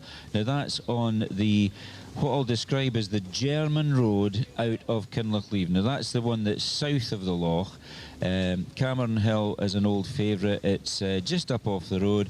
Be careful when you're parking there, because the roadside's quite narrow in places, but you should be able to find a parking spot so you can get all 4 wheels of your vehicle off the road onto the grass verge and walk up the hill towards the sections at Cameron Hill. It's got a map reference. The next two sections, just further along the road, is another old favourite of the Scottish 6 Days trial, the Garveen, which is two sections, Group C. First rider will be there in just under an hour at 9 o'clock. Then they go up to Group D, which is a single sub, Blackwater 1. Now, it's a fair walk to get to Blackwater. You've got to be fit to go up there. There's a path that takes you up, the Kieran Path, as it's known locally. We call it in the trial the Blackwater Path, but it's the Kieran Path if you're looking on maps and internet. First rider should be there at 9:30, followed by Blackwater 2. Two sections there, Group E. Blackwater has been in for many, many years and was actually, the paths to it were discovered and plotted by the late Ian Pollock and Paul Kilbolskus. Group F is two sections at Lochield Moor, which is the small loch out over the top of the hills. The first rider should be there at 10. And then you've got Group G, which is three sections at Lochielt, 10:20. Then they move along. These aren't really accessible, by the way. The Group H is two sections at Carnderg, 10:40. The first rider appears at Carnderg. Then Group I, two sections at the old favourite Bradeleg, 11:10 is the first rider will hove into sight. Then we drop down to very spectator accessible sections. Group J, two subs at Achantee. That's out by the Clagan Estate, where the Ben Nevis Inn is situated. In fact, in all the old pictures of the Scottish, back in the late 50s, early 60s, you can actually see the little farm buyer or whatever it was, which then became the Ben Nevis Inn in more recent times. Achantee, it was named after Achantee Farm, but in the old programmes you'll pick it up as Ben Nevis, which brings me nicely on to Group K, five sections on the slopes of Ben Nevis, the highest mountain in Britain. And the first rider arrives there at 12:30. Then they move along the Glen to two sections, Group L at Glen Nevis, first rider there at 1 o'clock, and then down to the old favourite and a very iconic section, which appears in many of the old pictures and magazines and programmes. One single sub, Group M, which is Town Hall Bray, but known to the locals in Fort William as the Rocky Bray. So if you're living locally and you're new to this trial, if you know where the Rocky Bray is, that's the old Cameron Square. You'll see the section there. And it's good to go down and just stand on the steps and give those riders a bit of encouragement, because if they've got to Rocky Bray, they've cracked it. They've done the Scottish 6 Days trial. Like a lot of these sections, though, the spectators are so close to the actual action, aren't they? And Rocky Bray is one of those you can't get much closer, really. Yeah, it's very close, because when I rode it back in 1977, which is a long time ago now, they didn't have the steps there. The steps came later. I think it was the early 80s, I think the council put the concrete steps up to aid people. And there's old stories that date back to the days of Jeff Smith era, so you're talking about the mid-50s. Somebody actually drove a Triumph, or a standard car right down the Rocky Bray, because it was bedrock there. Yeah. And the rocks were actually added in the 1990s. They actually brought in rocks with forwarders and dropped them in to position. I think Rab Patterson was given the job of directing where these big stones were placed, just to make the Rocky Bray a bit more interesting for spectators as trials had developed. But even leaving it alone as bedrock, I mean, these modern bikes would just romp up it, no problem at all. But it was the way that the course plotters used to put the stars, the marker cards. They maybe used the Rocky Bray or the Town Hall Bray twice in the week, and the riders would come up and say, dead easy, I'll just float up this. And then they'd get to it and go and miss a card and get a 5. And I was speaking to Alex Wigg earlier in the week, and he won it in, I think it was 2010, I think Alex won it. And the next year he came back, his chain broke on Town Hall Bray, and that certainly put him out there running for winning the second year. So Town Hall Bray was one of these sections that was treated with contempt almost, that it was too easy to be in the trial, but it still took marks off riders willy-nilly. And of course, when they're coming back in tired, etc., exhausted on a really, really wet Lochaber day, could take some marks, I can tell you, and it was really strange to see that happening. But certainly from the townspeople point of view, you don't have to go very far other than up through the shops, do a bit of spending money on Coronation Day, and up you go, see the trial at the Town Hall Bray. Exactly. He gets lovely shots of Parc Ferme right now, thanks to Sean. As I say, riders, it seems a very relaxed day just out there, people milling around, just chatting, a bit of fettling, and, you know, there's not a lot of, what should I say, tension out there. Not a lot of tension because it's been a hard week. Yeah. It's been quite a taxing week for some everybody. people be pleased it's over now? Will some people say, I'm not doing that again? Yeah, they might have just for the first time said... Yeah, well, some of the more advanced riders might feel that this is the bridge too far. That always happens, and then that's why you've got such a plethora of newcomers, because the hope is that it carries the tradition on of riding this very, very famous event, because it's been on the go since as early as 1909, but certainly since 1911, when the Edinburgh and District Motor Club Limited took up the reins of running what was known as the Scottish Trial then. It was referred to just simply as the Scottish Trial, and then it grew to the Scottish 6 Days Open Reliability Trial. So, yeah, I've spoken to one or two people who said, nah, that's enough, I think I'll call it a halt now. But then you've got young guys that are itching to get cracking for next year, and this is their learning year as a newcomer. They've had to learn, not necessarily the route, but how to maintain their bike, how to keep on time, how to keep pushing when it's a tight day, such as a Tuesday, which has always been historically a tight, challenging day with time. Two schools of thought. David Dignan's kindly come into the studio quite a few times just to reiterate a few points when things have needed to be said, and obviously to watch your speed. But at the same time, the organisers have got to look at the route and say, well, are they causing the problem of time? Because if you make a route a little bit tight on time, maybe putting a new moor crossing in or something like that you've not tested before, because you can't test the Scottish 6 Days, you just got to run it. And if that is pushing the riders on, then perhaps I know the observers are out for hours and hours and hours, but you've maybe got to just back that off a little so that you don't have it. One thing that I did notice from a constructive point of view, and having been an organiser for many years myself and been on the SSU committees before, the time control at Trotter's Burn, they got it completely 180 degrees out. Okay. They should have had the fuel stop further up the road and the time control just at the section, because it encouraged riders to go quickly down a single track road. Yeah. That little change would make all the difference, I felt, that day, because riders were a bit sort of quick, let's put it that way. And I had an incident walking up there which I didn't report, but I could see what was happening. I thought, wait a minute, if that time control was further back and that fuel was further on, it wouldn't have caused any problems for anybody. It wouldn't have, you're not going to lose marks as a result of it, but it would make such a difference to that bit of ground at that time. Just a wee bit more thought put into it. So they've got to look at this trial not just from what the riders do, but what the organisers do as well. And regardless of the fact that this trial has been going for over 100 years and people know what they're doing, you can always learn something, as long as it's constructive. It's not destructive criticism. That does nothing. Constructive criticism is the way to do these things and look at things with open eyes and say, well, yeah, maybe we got things wrong. Let's make sure next year we don't make the same mistakes. What sort of time after the trial will they sit down and sort of evaluate and assess? I don't know what they do now, but they used to have what they called the debrief meeting, where everybody got together, probably about Wednesday next week, I think it would be, or maybe the following Wednesday, not quite sure now how they run it, and they get together and have their discussion as to what went well and what went wrong. Obviously, they'll be discussing things like the electronic observing system. That'll be looked at, because that was a new thing introduced. They'll be looking at how the routes rode, how the sections rode, how many marks were lost, how many marks were lost on time, was the time too tight.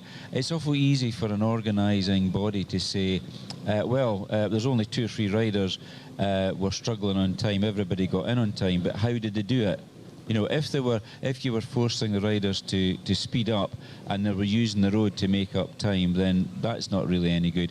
But good thing is, when I was following around, I was following riders on the road, and they were riding quite peacefully. They weren't going hell for leather along the street or anything like that. Everything was quite calm. As we said earlier in the week, that these bikes are not built for high-speed road use. They're fairly low speed because they're geared lower. Yeah. But a modern trials bike has a lot of torque in it, a lot of power, and when these things are opened up, yeah, they accelerate very fast, but they get very quickly to a sort of plateau, and then, you know, 60 mile an hour is about their limit now. I remember the Bultacos used to, if you geared them up a little bit, they would be good for 65, 70 on the road in the old days. They had a much longer range. Things have changed. But no, I never saw anything really untoward, except for the day I was up at Trotter's Burn, and I thought, this is going a wee bit quick. Need to have a calm down. So I had a quick word with the local, with one of the police officers on the bike, and I just suggested that he sat further down the road just to calm people down. And I think it seemed to work at that particular time. But these guys, the police, have got to move around and check what's going on, and they've done a sterling job all week, so well done, Police Scotland, as well. I can say their resources are stretched as well these days, aren't they? There's only so many, and but I know they do come down in and say that what they do, and it's a very quick response they seem to do as well, which is fantastic. Yeah, well, they've needed to help out quite a few times this week, and that's good. And they've earned their corn, so that's exceptionally good for them, and all credit to them. Randomly, flicking through the TV the other day, did you know there's a programme on Channel 5 to do with following the police up here around? Yes, I think I've cottoned on to something in the past about the police. There's also been programmes in the past about hospitals. I know that Belford was featured some years ago and sort of, what was it called, on the wall? Yeah. Fly on the wall sort of thing. Yeah. I don't know what it's called, though. I've no idea what it's called. Oh, this one's like Highland Police or something like that. It was quite insightful because they followed a couple of the officers around here as well, so you had quite a bit of local footage. Yeah. They went through Inverness. They were dealing with the drug problem, and they actually featured Inverness, and I actually recognised one or two of the streets back home. Not that I frequent them or anything, but I did recognise where the police officers were deployed at that time during the filming. No, it's quite insightful. Have we got any messages, questions back there? Yes. Carl and Debbie are saying hopefully Billy or Michael get the job done today. Seems to be a bit of attention for, I don't know, would you call them the underdogs against Dougie? Sorry, I'm not with you about that. What was that? Billy or Michael, they're hoping to get the job done today. That's from Carl and Debbie Clark. Steve Wilson saying, let's have Billy Green beat the Ben and defeat the Doug. Did you say Steve Wilson? Yes. Yeah, that's Brummy Steve Wilson. He used to ride for Birmingham Speedway team, and he was also a scrambles rider, and then he became a supported rider by Comerford's Bultaco. So Steve had ridden the Scottish 6 Days trial quite a few times. He got quite far up the leaderboard, never won the trial, but a very, very good rider in his day. He then developed the Wilson BMX bike, and he actually was employed by Halfords to run their BMX team some years ago. So yeah, I know Steve very well. Good stuff. And a bit of a random question from me. We were watching a bit of footage yesterday, just sort of recapping a few bits and bobs and seeing what we could maybe do in the future. And obviously, you see the bikes going up various sections and stuff on videos and clips and things. Why don't they do a section going down rather than up for a change? Historically, the Scottish 6 Days refer to sections as hills, and it's always been the policy of the Edinburgh District Motor Club to lay out sections that are going uphill, not downhill. So you'll never really see a downhill section in the Scottish, but you will see it at national trials, international trials, and world rounds as well, where the bikes are going down some really steep drop-offs. So it's normal for trials riders. But the funny thing is, trials riders don't really like riding downhill sections en masse, because it's a bit like when you're a kiddie and you're learning to go up and down stairs. It's easier to walk upstairs than it is down, because it's foreshortened, right? Your view is foreshortened when you're walking down it. You think some sets of stairs are very, very steep. So when you're doing that, they generally prefer uphill, and the Scottish has certainly been an uphill trial. I've got to go and interview somebody? Well, I've rider number 36, who's joint leader at the moment, I understand. Oh, right, sorry. You want me to have a quick word with him? If you can do that very quickly, it'd be quite nice. I can walk across and talk to him as we speak, so hopefully he's still hearing my microphone. Rider number 36 is Billy Green. He's working on his bike, not furiously, just doing a bit of maintenance. You've got a leaderboard card on this morning, Billy. You quite happy where you're sitting at the moment? Yeah, no, very happy. Well, obviously, still got another day to go, so I'm going to try and hold on to it. But it's, it's something nice to have on the front of the bike. But you're trying not to feel the pressure, I would guess. No, it's still another whole trial today, really. So just head down and focus on the rest of the week. Just do the job. Exactly. Well, all the best, Billy. We hope to see you at the finish. We won't be recording at the finish, but obviously I'll maybe see you around when you come in at the end of the day's run. Yes, we'll see you then. That's rider number 36, supported by Burkett Motorsport and Scorpa Motorcycles. He gets factory support to do the world rounds.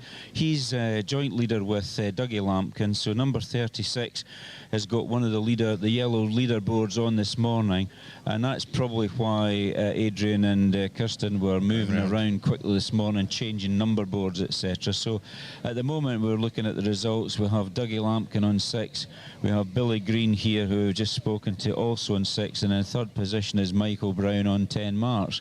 What we'll do is we'll play a tune, maybe catch up with a few things, and the person with the back to us, you've got on the camera, is one of our sponsors, Gavin Cairns. He's just got his back right in the way. Okay. And that's what we got more than rider number 36. But Gavin, we don't mind, do we? So he's helped us out a great deal. I think you've got a tune for Sean, have you? Yeah, I got one lined up. We can play that, come back, and we'll have a look at the results. We're going to try and do it off of my phone because we've got no paper here today. Okay, well, I suppose it's a bit more economically friendly as well, isn't it? Yep, that'll work. Barges on the canal, or even a luxury castle. They all share the common theme of being surrounded by stunning views and incredible scenery here in Lochaber. Rest assured, we are doing everything we can to keep you safe during your stay. We can't wait to welcome you.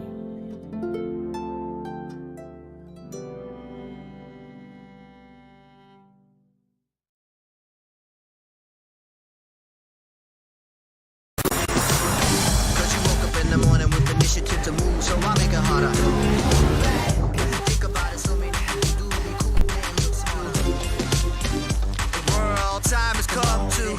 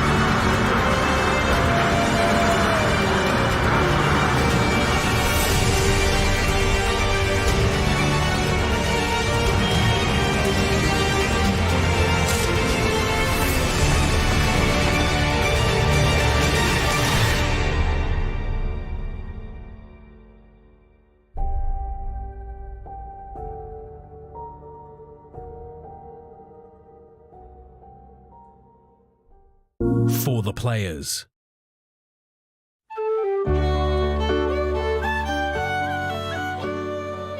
You will never be stuck for things to do and places to see throughout Lochaber. Experience the abundance of history, immerse yourself in a movie scene, walk within our great outdoors and see our wildlife running free. Rain or shine, there is always something to do. Get out and enjoy all the incredible things we have to offer right here in Lochaber.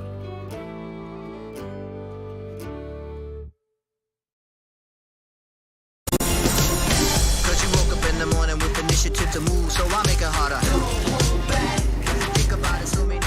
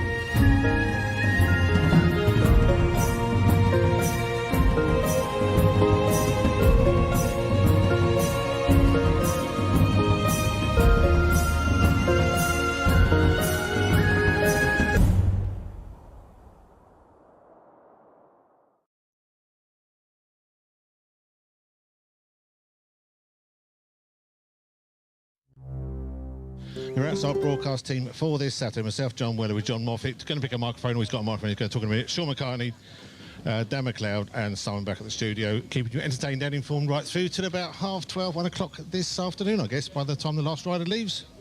It'll be around about that time, I would imagine. Obviously, just under the 280 riders still in. There's not many retirals completely, No, is there? not a lot of tires from what I saw from the results. That was, I was just chatting to Gavin Cairns, one of our sponsors. So it's quite interesting. I always get the feedback from people I know, or people that, you know, have got a knowledge of this trial. I obviously I'm well past riding it. I'm not a rider in it, but I do go keep on. You could do. No, I don't think so. No, Not at all. No, he's not allowed, because then we're stuck. Oh, that's Well, true. yeah, you could be mic'd up as he goes round. That'd be quite funny, but he's trying to not swear. Well, our vice chairman is the same age as me roughly, and he's been riding this week. But no, I mean I did the Scottish once. University got in the way, and a lot of my pals just cracked on and did it, you know, 6, 7, 8 times, more than that even, and that was the way to do it then. But no, I enjoy what I do here, talking on the radio and keeping everything sort of up to date and keeping you informed. That's the main thing. How many times did David do it, and how many times has Stephen done it now? David, the oldest son, he did it 6 times, and I think this is Stephen's 5th. Yeah. He didn't finish the 2019 trial. He had a mechanical issue. The gear lever had taken a knock and it broke something on the selector, and it went through the clutch and you know, made a right mess of things. That was all repaired after the trial, and the bike was fine. He rode it last year on a Vertigo and finished. So I think he's had, what was it now? The first ride was 2017, the really warm year. That was a Monteza Cota 4RT. That was a bike that we'd got new, and it was replaced by another one, but we kept it. So it was a recycling activity, and that was what the guys call the tartan bike, because he had done it in the Moffat tartan. We've still got that bike. It's been reverted back to its original plastics, but we've still got up on the wall the special front mudguard and rear mudguard, even though the front mudguard was actually broken during the trial and had to use a Repsol one. Was it wrapped or sprayed? It was wrapped, vinyl wrapped, by Crawford Carrick Anderson, another well-known trials rider and former Scottish trials champion, enduro champion and downhill mountain bike champion. And then he rode it, I think it was 3 times on the Beta and another time on the Vertigo, and this year's back in the Vertigo. So I think this is his 5th attempt at the Scottish, so fingers crossed he gets round today. He'll be a happy chap, and he's got his little son with him here this week, Stevie Brian Moffat, who has been keeping everybody entertained by smiling at everybody and playing with toys and handing things to people and dropping them out of his what do you call these things, go chairs or whatever, prams and stuff. So yeah, he's been keeping us going as well. So at the start he managed to get a Jitsi t-shirt out the thing, and it was for 5-year-olds, but it fitted over his arm. A right fitting it did as well. He's not even a year old yet. His birthday's not till next month, so there we have it. So it was a great time with the family being down this year, and Lauren, his partner, looking after Stevie, and I think they're coming out to see some of the action today, so that'll be good to have. And Granny Jean, don't forget Granny Jean. And Jean Gran back at HQ, making sure that I've got a piece in my box. It's there today, she enjoys the Scottish 6 days. and she's really enjoyed it this year because the weather's been dry and it's not affected her hairdo and all that sort of thing. As Jean always says, I mean, she's got a right good way of looking at trials with the observer's point of view. She says, yeah, the observers at a trial is a bit like being at a bakery competition and you do the washing up. Right, yes. You know, the unsung heroes, the kitchen staff are never ever seen. The observers are a bit like that. So how would you like to do the washing up at a bakery competition? And I said, no thanks very much. But her favourite motorcycling event is not necessarily trials or motocross or road racing. It's actually speedway. Okay. Where she was brought up in So Armadale. where's that come from? She used to go and watch it? Or? No, well, they brought the Edinburgh Monarchs moved out from Edinburgh to Armadale, West Lothian, and she was brought up just along the road from the Speedway Stadium there. And the council have been trying to move it for years because they built a lot, well, a developer built a lot of houses near it. And of course the speedway racing was there before the houses. And of course now the folk in the houses are complaining about the noise once a week. Lucky them to have a speedway stadium on their back doorstep. But she thinks it's great because it's 4 laps winner. Yeah. And you can see the whole course from one point. Place, yeah. Whereas if you watch road racing like at East Fortune or Knock Hill, well, you can only see part of it unless you're watching it on the telly, which is totally different. Trials, it goes too far away. We've always said that trials isn't a big spectator sport. It never will be. People have tried and failed miserably to do so. What we've got is what we've got. You've got to make the best of it. And yeah, we have camp followers that go around looking at the sections and things like that, supporting the riders, which is fine, but it's not a huge spectator sport, although it brings in a couple of £1 million to Fort William every year, which is great. So that's it. She likes Speedway, and so do I. I've known quite a few Speedway riders in my day, and the good news is that when we have my father's memorial road run in July, we've got Bert Harkins, who rode for he rode for Coatbridge, and he rode for Edinburgh Monarchs, and he rode for Wembley, and Brian Collins, who is an Edinburgh Monarch rider as well, coming up for the road run, and they bring their trail bikes with them, and I always wind them up myself, put as many left-hand corners in the route as we can possibly dare for our Speedway guys. So looking forward to that on the 16th of July, round about Loch Ness area. We'll start at Dochgarroch, go through Inverness, not right through the town, and away out to Foyers, where there was a section of the Scottish 6 Days trial back in the 60s, and we'll have lunch at Cameron's Tea Rooms out there. It's a lovely place to have lunch, and then have a bit of a natter for about an hour and a bit, and then back on the bikes and another wee trail in a magical mystery tour, as the boys call it, and Dodd Fraser from there takes lots of pictures for us. And it's a nice day out on the motorcycle, spot a lunch, a wee souvenir to go home with, and everybody has a great day, and hopefully the weather's good, and that really makes it. The weather is crucial for all these motorcycle events outside, as we know, but hey, motorcyclists just get on with it and do the business, even if it's raining or hail or snow. It's probably more grim for the observers and everybody else sort of following around, I guess. Yeah, it is actually, because the riders, well, they get hot and sweaty riding the bikes, and they've got waterproofs on, and they don't really mind it. And then when they get home, they get all the stuff off, wash it, and get themselves showered. It's great. So it's really the observers we'll take our hats off to, because they're out in the hill from early morning to in the evening. I mean, you see the bikes coming in here at 8 o'clock at night. Well, the observers have just packed up maybe slightly before that and driving back to Fort William to the headquarters, and then they get their evening meal, etc. So it's a long day for them. I've done it myself. I did it in 1976, observed. That was one of the deals with my father. He said, if you want to ride the Scottish 6 Days, observe it first, do your bit. And I did, and I thoroughly enjoyed it. In fact, I think I actually enjoyed the observing more than I did actually the riding event, because the riding, I felt I was a bit under pressure. I put myself under pressure to finish the event, whereas observing, I could just relax, go out on the bike, go up on the hill, park myself down, get my board out, mark the scores, and then ride back to it was then the Milton Hotel, it's now the Ben Nevis Hotel. So it was good times, and I made a lot of friends that week. It was fantastic. You make friends, blimey. I did then. It is, it's 11 minutes to 9 o'clock. We've got this competition running, so. We do indeed, yep. To win a pair of tickets to go see Callum McPhail on Monday. So please bear that in mind if you are entering and you're not from the area. You do need to kind of be here on Monday to take part in this one, I think. The question I'm asking today is, what is the name of the new marina over in Corpus. So I need the name of the marina to win a pair of tickets to go and see them and Cafe Man on Monday afternoon, 4 through till 6. And you can do that by entering on 01397 706 100. You can phone us on that number or send us a WhatsApp with your details. Alternately, you can email the studio at nevisradio.co.uk or get us on Facebook at Nevis Radio Official and send us a message there. There you go. I've just sent you a message for a song if you can find that for us. Yeah, I saw that. You kind of got me mid-flow and I kind of lost where it was. I thought as I was speaking to you, because I knew the camera wouldn't be on me in a way. So. No, that's fine. But we can play that.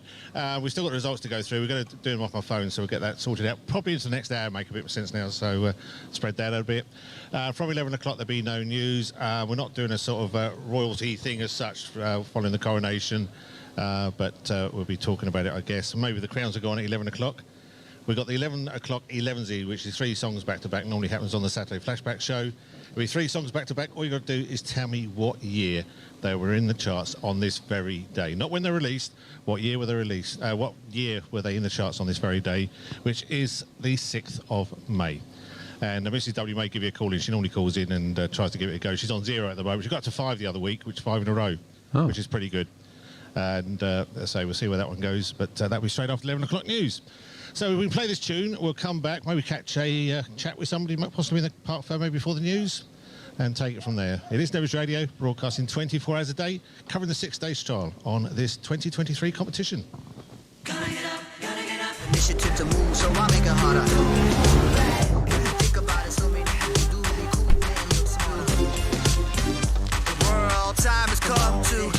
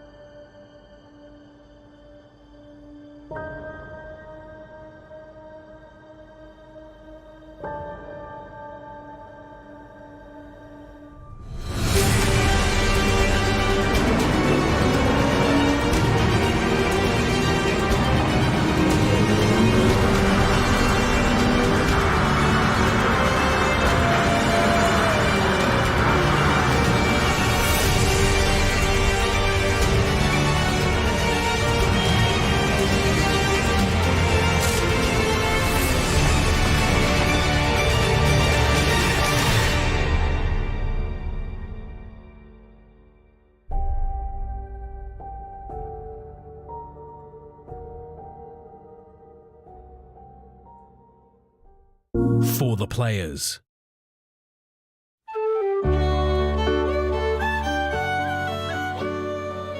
You will never be stuck for things to do and places to see throughout Lochaber.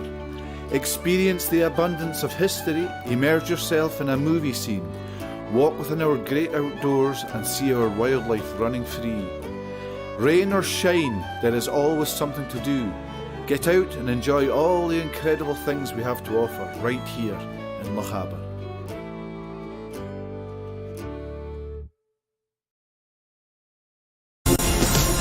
Cause you woke up in the morning with initiative to move, so I make it harder. Hold back, think about it, so many people do be cool and look smart. The world time has come to.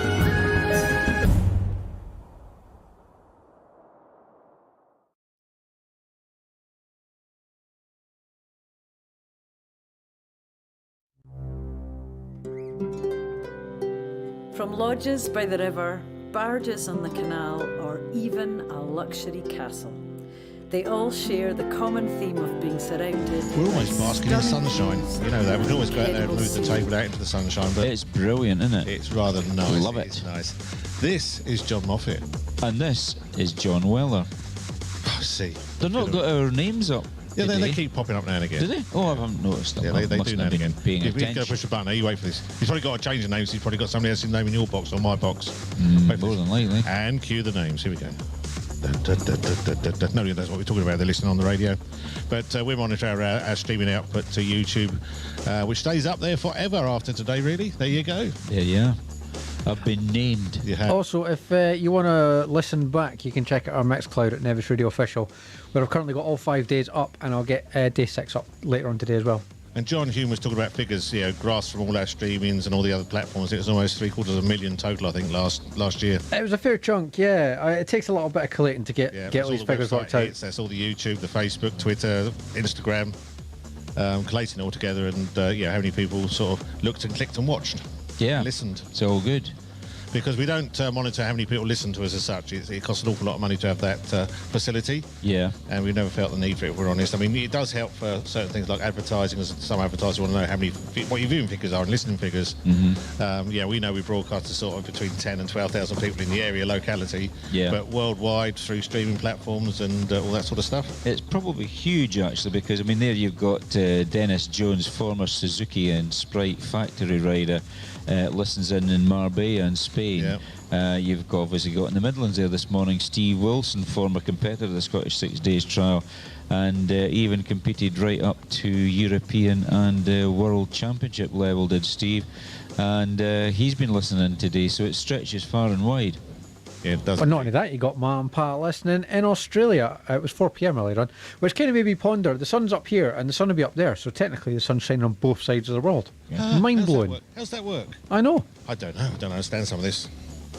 And I the waves. presume- I've I never presume- understood the moon and the waves. Never It's understood that. probably bouncing off satellites, is it? Well, the moon or the sun? No, the airwaves. Yes, probably is. Whatever. Yeah, well, I we're don't going up understand up some in of the that. atmosphere somewhere. Yeah. I wonder how many satellites we actually bounce off to get to Australia. Heaven knows. Must be a lot. Did Ma and Pa give any indication as to what the real names are? Nope, that's just their username Ma on and Pa, YouTube. and those other ones, was it Clark? Carl and Debbie Clark. Okay. If Dan presses a button, you should be able to see a YouTube chat appear And on your where screen. were- You can see. Where was Dan and...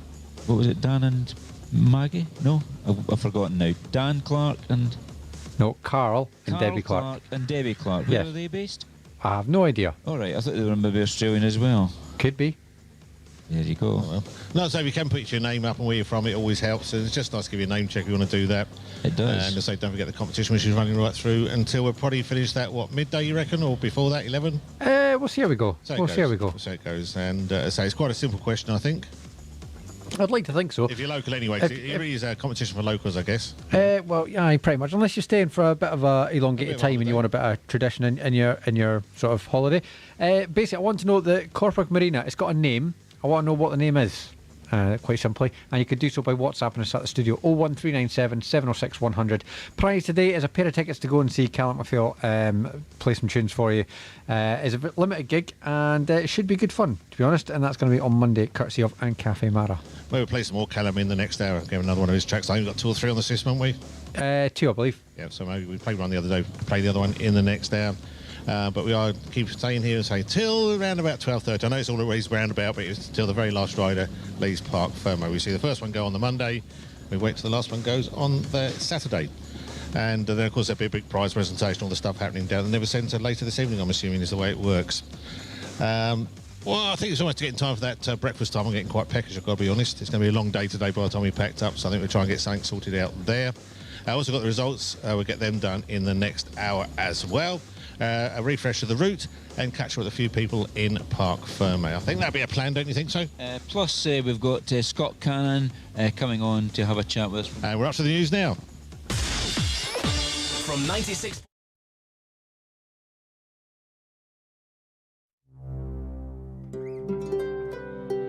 From lodges by the river, barges on the canal, or even a luxury castle, They all share the common theme of being surrounded by stunning views and incredible scenery here in Lochaber. Rest assured, we are doing everything we can to keep you safe during your stay. We can't wait to welcome you.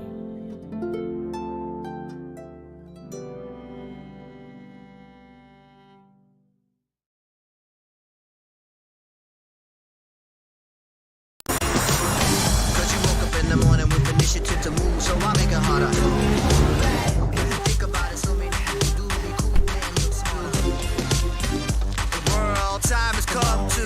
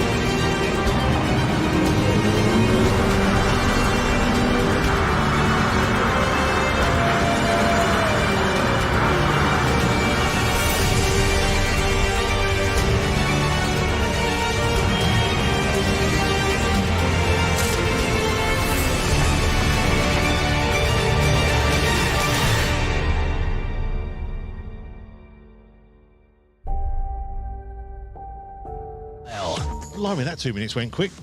It did a bit. The quickest 2 minutes of my life. We're just talking about sort of previous presenters and things we've done down here. We've been with our association with the 6 Days Trial. It's been going on quite 20 odd years now, I guess. Yeah, it all started with Willie Cameron, who was a trials rider, lived here locally, and he was the station manager, I think, at the time in Nevis Radio. So it was really down to Willie Cameron that started off the whole coverage of Nevis Radio of the Scottish 6 Days, and it just sort of built up from there. And I was asked on as to do what Willie used to do, which was point out the riders to the then presenter, and so that they could do the interviews. But when I started it, it was obvious that I knew quite a lot of people in the Parc Ferme, and knew a lot about what they were doing without having to think about questions. So it sort of naturally progressed that I then took on more of the sort of on-air interviews at that particular point. But I can't remember the actual year. There must be something I've got at home that would indicate when I first started it. I think it was round about, it could have been as early as 2006, I think, possibly.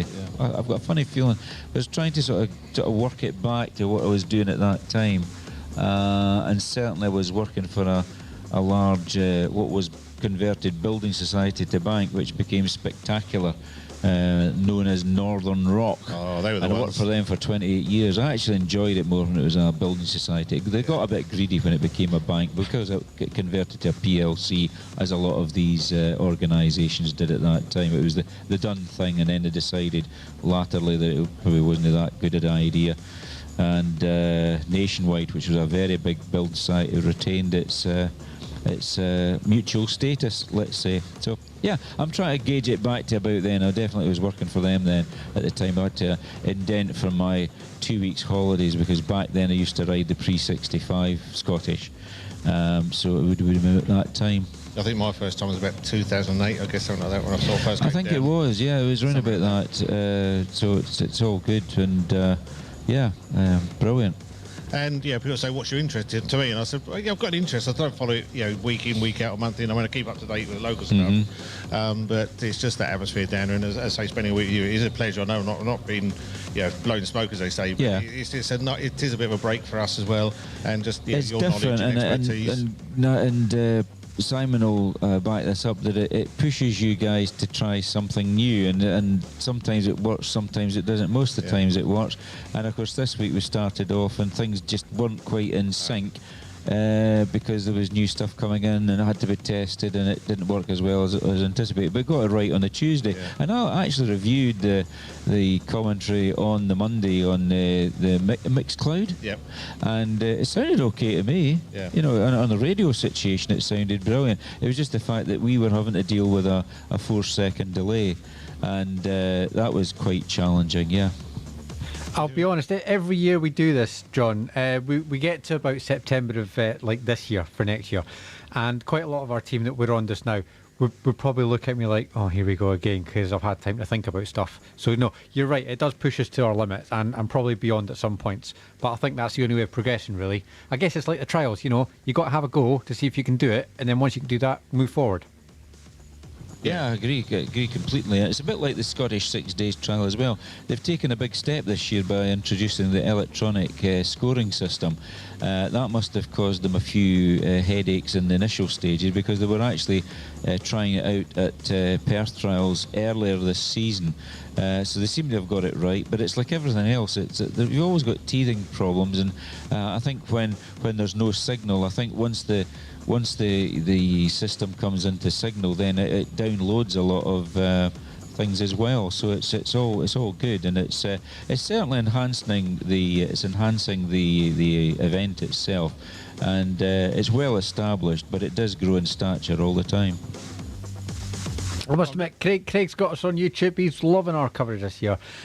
He said it's definitely on his bucket list, and he's in New Norfolk, Tasmania, Australia. Wow, brilliant. All the way across the world. So I'm just trying to get a chat up with Dougie. He says he's okay for a chat. He's just getting a few things sorted out. I think he's going to come over here because he's the equal first place at the moment. Yes, he's leading the trial along with Billy Green, both on 6 marks. So it's all to play for. So it's a bit of a needle match this afternoon, or today, I should say, because we're still in the morning. I keep losing the time sort of things. Yeah, I think it'll be all to play for today. So. We'll be getting Dougie Lampkin on right now. He's here right now. Dougie Lampkin, how are you doing, sir? Yeah, good. It's been a great week. Nice to have such great weather on our last day. Yeah, gone really well. You know, just 6 points after 5 days. But I knew the young ones have been coming on. They've been riding really well in the World Championship, especially Jack Peace and Billy Green. So, yeah, Jack had a quick 5 yesterday, I think, for a bit of a pause. So that were a bit unlucky for him. And yeah, but Billy's still right on it. Is it good to see these new riders coming up behind you now and sort of, you know, chasing your tail in a way? Oh, absolutely, 100%. I mean, if you look at the World Championship in the last round in Portugal, there were 2 Brits in each of the categories except the top class, which was fantastic.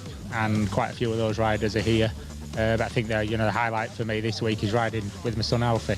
Okay, so we got a chat with him a couple of days ago, and he's obviously well ridden and rehearsed into what he needs to do. But until you get out here, it's a totally different world, isn't it? Yeah, for sure. It's a place you need to learn. But you know what's always fantastic about this is that everybody's here to sort of help each other, and bits of advice coming from various people around us. And we're riding with a really nice group of people as well. So yeah, it's been wonderful. 1 more day to go. And you've still got that drive and that enthusiasm. I mean, you've been here for how many years now doing this? Oh, first year was in '93, so yeah, I think I've done 17 or 18, something like that. I missed a lot. I think I missed 10 or 11 years during my World Championship years, and yeah, still here, still loving it. You know, prioritising on riding around with Alfie, but yeah, I can't get away from wanting to take the win as well. And some of the competitors saying it's a bit of a harder course this year, and some of the sections are a bit tougher. Is that good for you? Yeah, I think it's a few of the sections have been a little bit harder, but I think it's masked by the fact that there's no water in there really.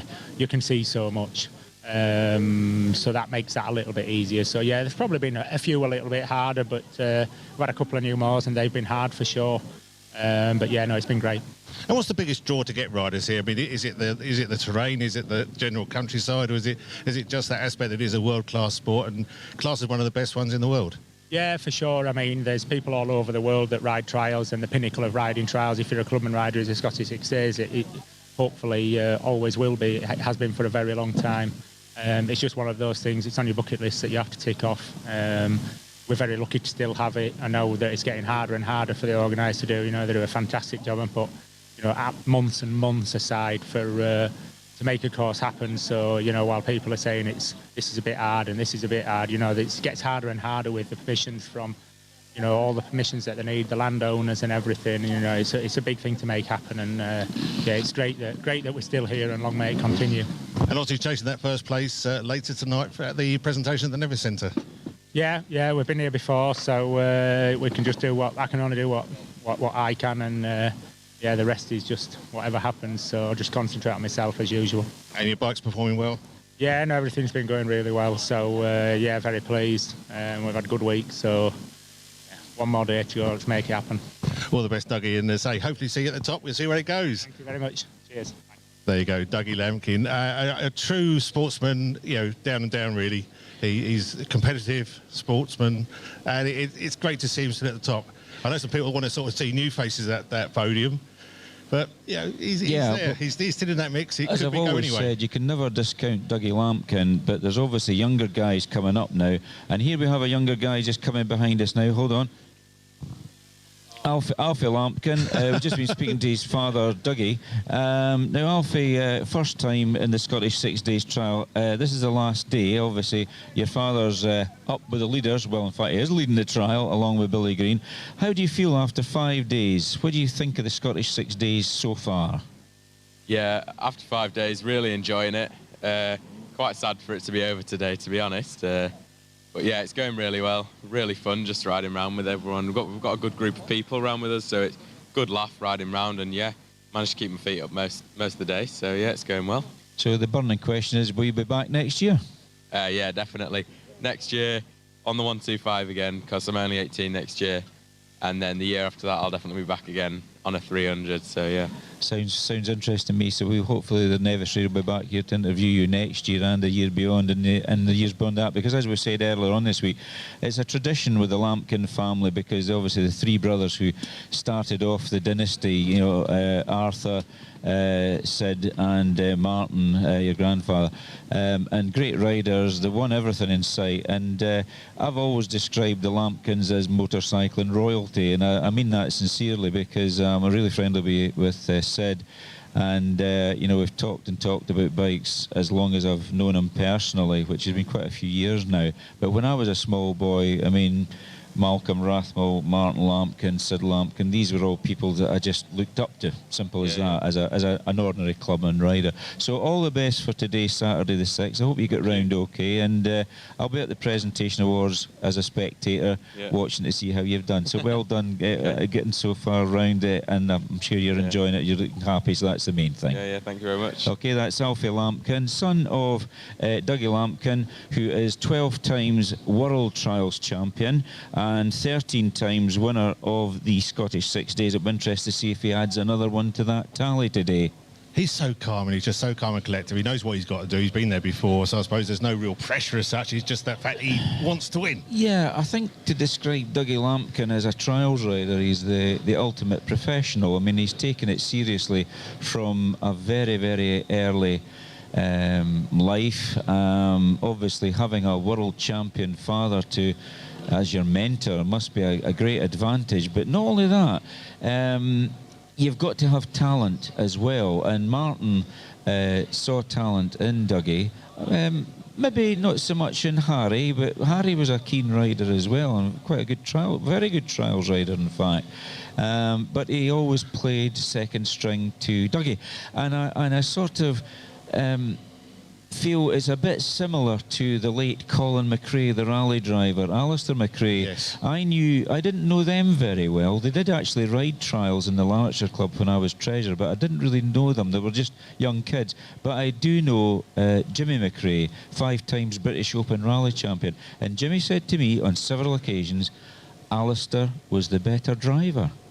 And I couldn't get my head round that, because, wait a minute, Colin was world champion, Alistair wasn't. Yeah, but Colin got the breaks. He got in with Subaru, he was in with Ford, you know, and he was there at the right time, and he got the breaks. And of course, Alistair followed on behind. And maybe that's the same with Harry Lampkin. Nice guy, I like Harry.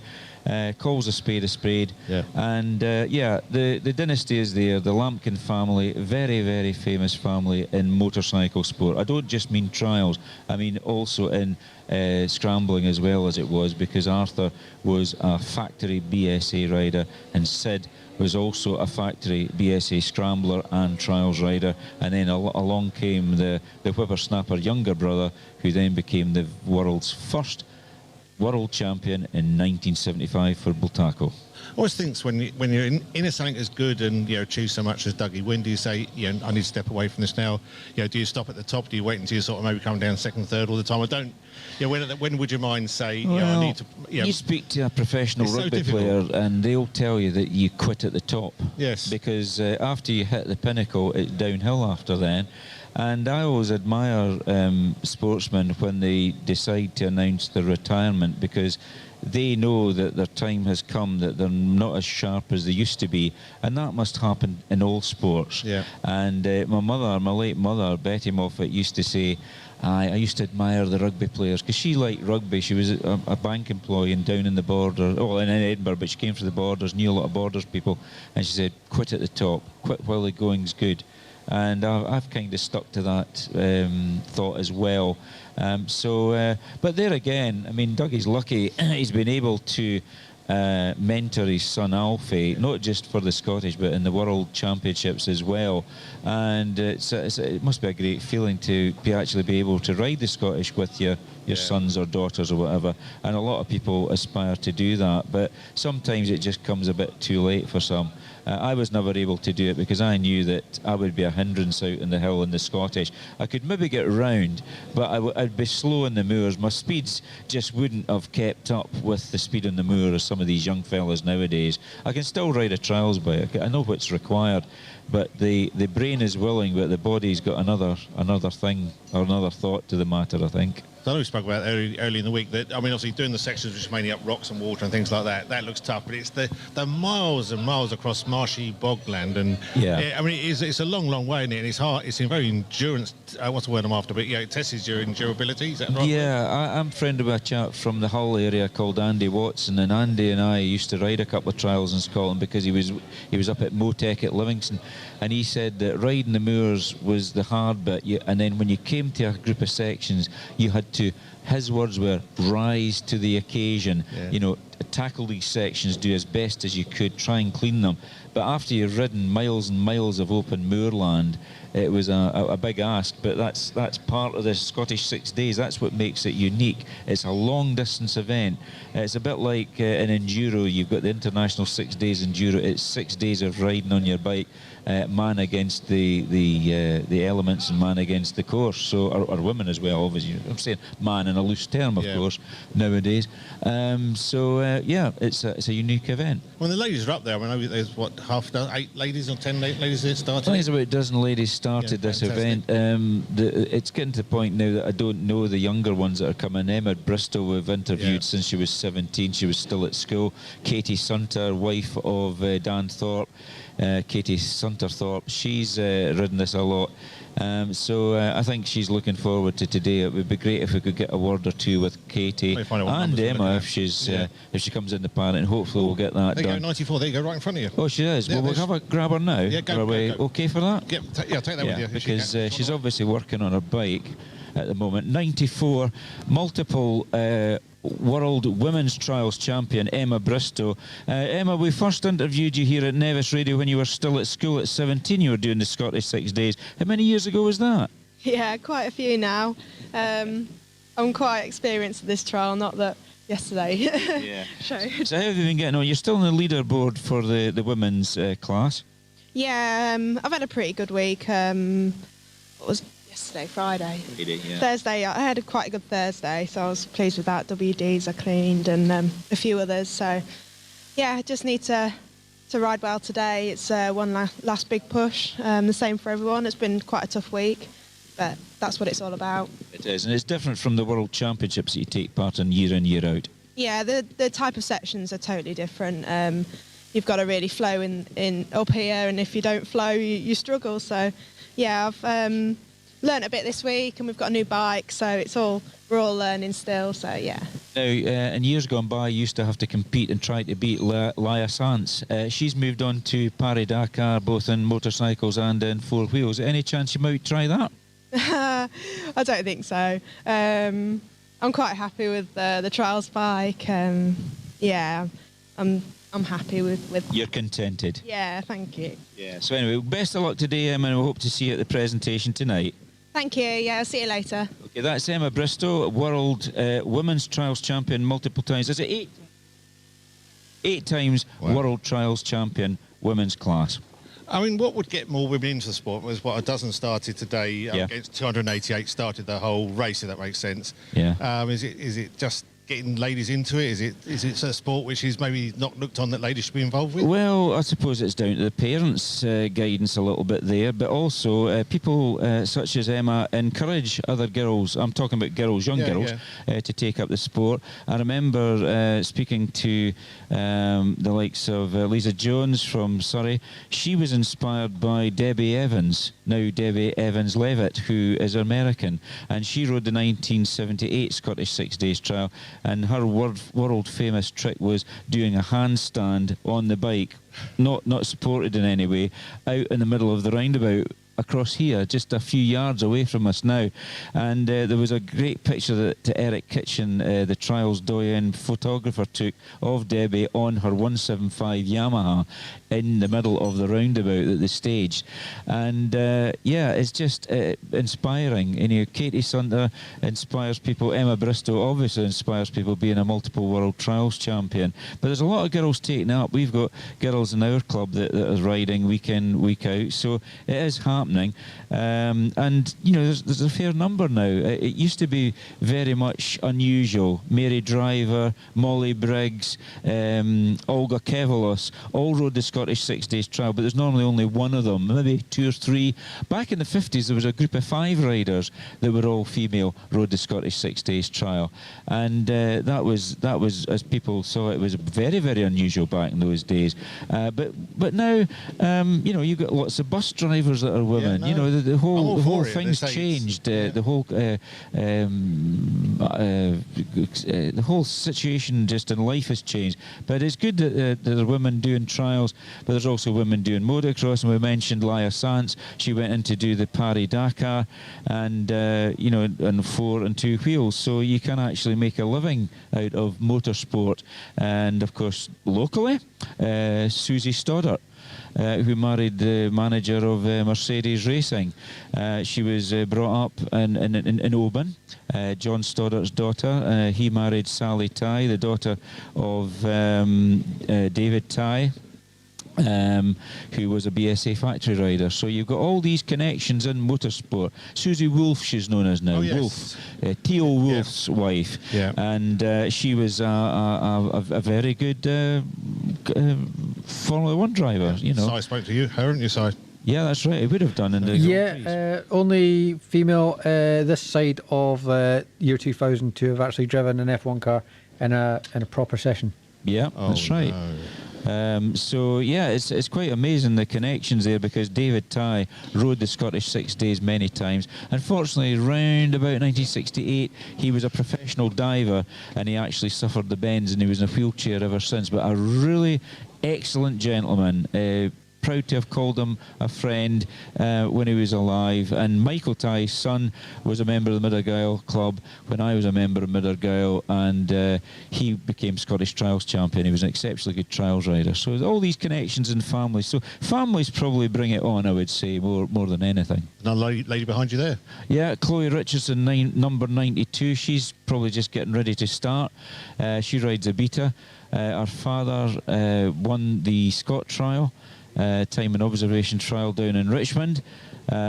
So yeah, she's just getting ready to go. She's quite a shy individual, is Chloe. Yeah, a member of the Richmond club. That's why she probably dived away there. Yeah.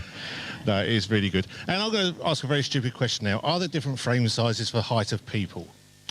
No, not really. The bikes are made to a certain Standard size. specification, and they're not sort of made smaller. They're not made to fit. Not anything No, else but I like do you know adapt. somebody who actually did make a bike to fit his girlfriend, Okay. and that's Duncan MacDonald, who rode the Scottish on a very special self-made bike, the Mac Ossa and the Mac Bultaco. It was a monocoque frame, and Duncan now manufactures the REH forks that is actually the gold standard of pre-65 front suspension now, and he made a Tiger Cub, Triumph Tiger Cub, and scaled it down. Okay. For his girlfriend. So I don't know what happened to that bike, but I know that they asked if it was eligible for the pre-65 Scottish, because it wasn't a genuine Triumph frame or even a profile frame, but it was actually scaled down because she's much smaller. So, but manufacturers tend to make the standard frames. They do make smaller bikes, obviously. I mean, Beta have their 80cc bike. You've then got the Ossets, which are scaled down trials bikes that are electric powered.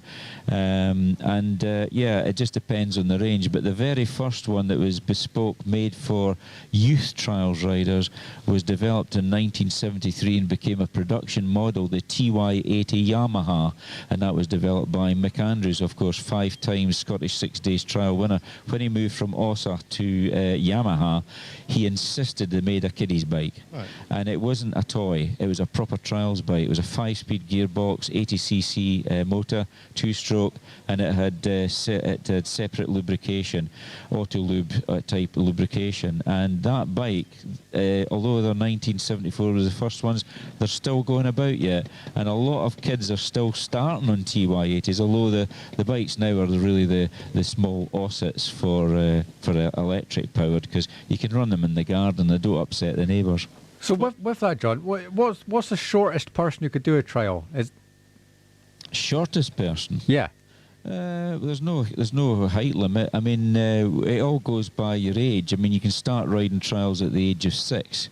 And we have classes at our local trial, and I would dare say they've got them here in the Little Harbour Club as well, for the youth sort of small wheel bikes that they're using. Same with motocross as well. They've got different categories of championships for the smaller wheeled bikes as well. So we actually have a British champion in our club, Oliver Smith from Tain, and he was riding in the small wheel class on I think it was a Beta he's on. So I think he's maybe changed up now. I think he's moved up a class now. So it'll be interesting to see how Oliver does in the British Championships this year. Pretty cool. Well, John, time to you to choose a tune. Choose a tune.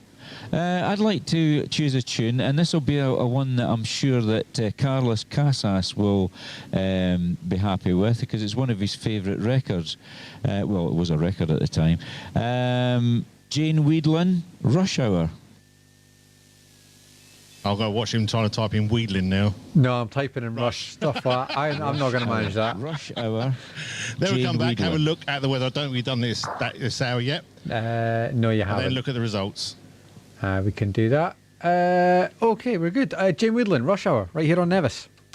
Trails to heart-racing adventure. From historic treasures to the simplest of pleasures. The view from the top, the cleanest air. Hidden places and wide open spaces. Unearth a breathtaking world right here in the harbour.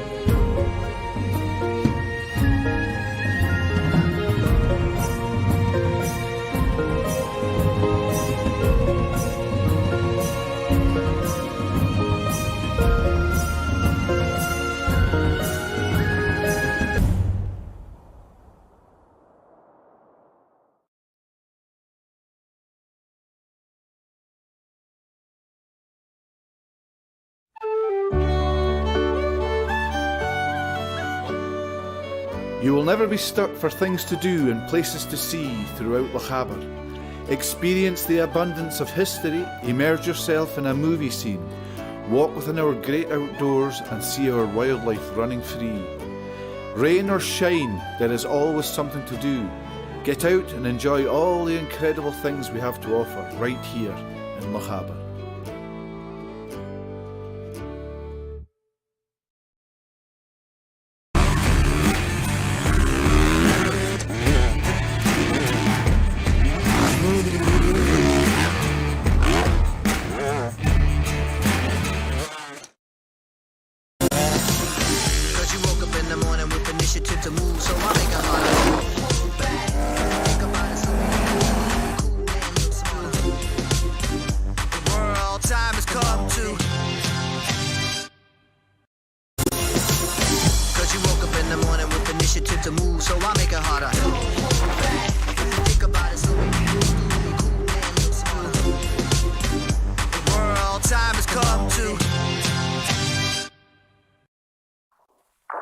Visit a Scottish region full of wonder, from stunning mountainous landscapes to deserted sandy beaches, relaxing woodland trails to heart-racing adventure. From historic treasures to the simplest of pleasures, the view from the top, the cleanest air, hidden places and wide open spaces. Unearth a breathtaking world right here in Lochaber. It was. I thought we were going to the weather for some reason, but okay, right. Can we do the weather now? Try and get me earpiece. You missed it, man. We're doing the weather. Hey, do we do the weather? Yeah, right, hang on then. Let me start again. You paying attention? Yes. Today's weather on Nevis Radio, brought to you by Thistle Access. I did miss my earpiece, wasn't in. Generally a bright day with some warm sunny spells for most of us. There are a few showers possible over the Western Isles later on in the morning and some in the afternoon elsewhere. Your maximum high today, 17 degrees centigrade, 63 Fahrenheit. And tonight showers will die away, leaving some nice clear spells throughout the night with a minimum overnight low, 4 degrees centigrade, 39 Fahrenheit. That was today's weather on Nevis Radio, brought to you by Thistle Access. There's blue sky, there's clouds, there's wispy clouds, dark clouds, light clouds, cumulus nimbus. All the clouds. And 17 degrees centigrade. Yes, apparently. Yes, it is indeed. No, I was just trying to sort out the scoring. It's quite hard on a little phone, but it's better than the phone. All right, well, I'll tell you what. We really need to catch up on an ad break because we've kind of not had one of those for a little while. So we can do that shortly. But while you're getting that organised, I thought I'll quickly recap today's competition for you as well to win a pair of tickets to go see Callum McPhail this coming Monday at Anne Cafe Mara. The question I've asked is, what is the name of the marina over in Clerk? Now, I've had a few people phoning up and getting it slightly wrong. So I kind of thought what I'll do, I'll give you a bit of multiple choice, give you a little bit of a hand, just to kind of help out a wee bit, because I'm nice like that, you see. So you got a choice of, is it called the Caledonian Marina, the Thomas Telford Marina, or the Lochaber Marina? That's what I want to know, A, B or C. You can let me know. You can WhatsApp us at the studio 01397 706 100, or you can phone us on the same number, 01397 706 100. Email the studio at studio@nevisradio.co.uk, or get us on Facebook at Nevis Radio Official. And if you're still involved with the trials or you want to see what we're doing today, you can check out our YouTube channel at Nevis Radio Official as well. And we've got a live chat box there so you can get involved in the trials as it happens live. Absolutely. The Rock Bike 110 then, which is Dougie's motorcycle, is on the screen right now. He's just about to get ready to go. I think his son's just about to walk back in the screen again. So they're sort of just hovering around at the moment. They'll be leaving probably in about 5-10 minutes time, I guess. Good stuff. Maybe less than that. Okay, well, I'll tell you what, we'll do a break. We'll come back and we'll have a look at these scores. Yes.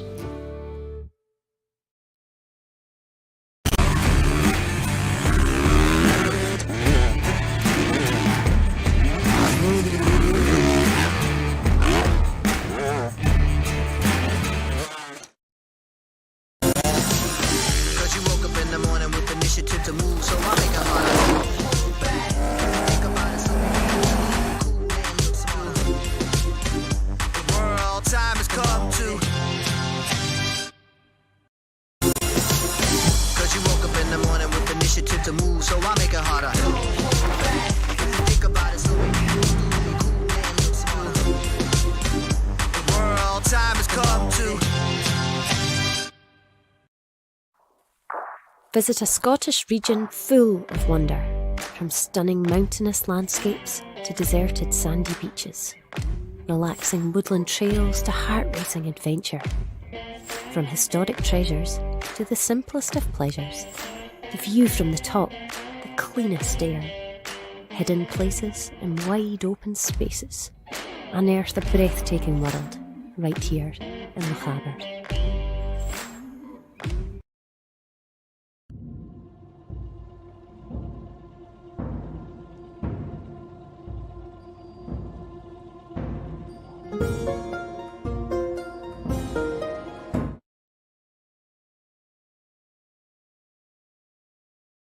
I'm not going to touch it. I'm just going to lean forward. Look, I should have brought my reading glasses, but never mind.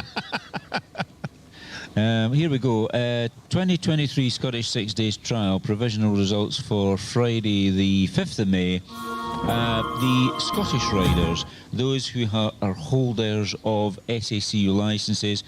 In first position is Jamie Galloway from the Dunfermline Club, rider 138 on 37 marks. In second position is Duncan McCall, on rider number 82 on 48. Ben Dignan is in third position, rider 180 on 59. Quite a gap between Ben and Jamie. They both ride in the World Championships at the moment.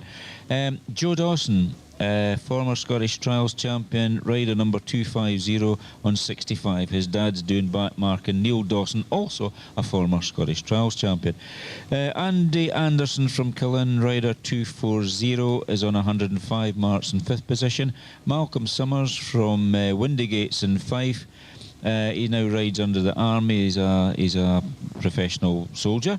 252 is on the bike, and he's on 126 marks. Lewis Byron, son of I've forgotten his first name now, Davy Byron, who actually works for Apico Factory Racing. He's the Scottish rep for Apico Factory Racing. Lewis Byron, rider number 84, is on 148.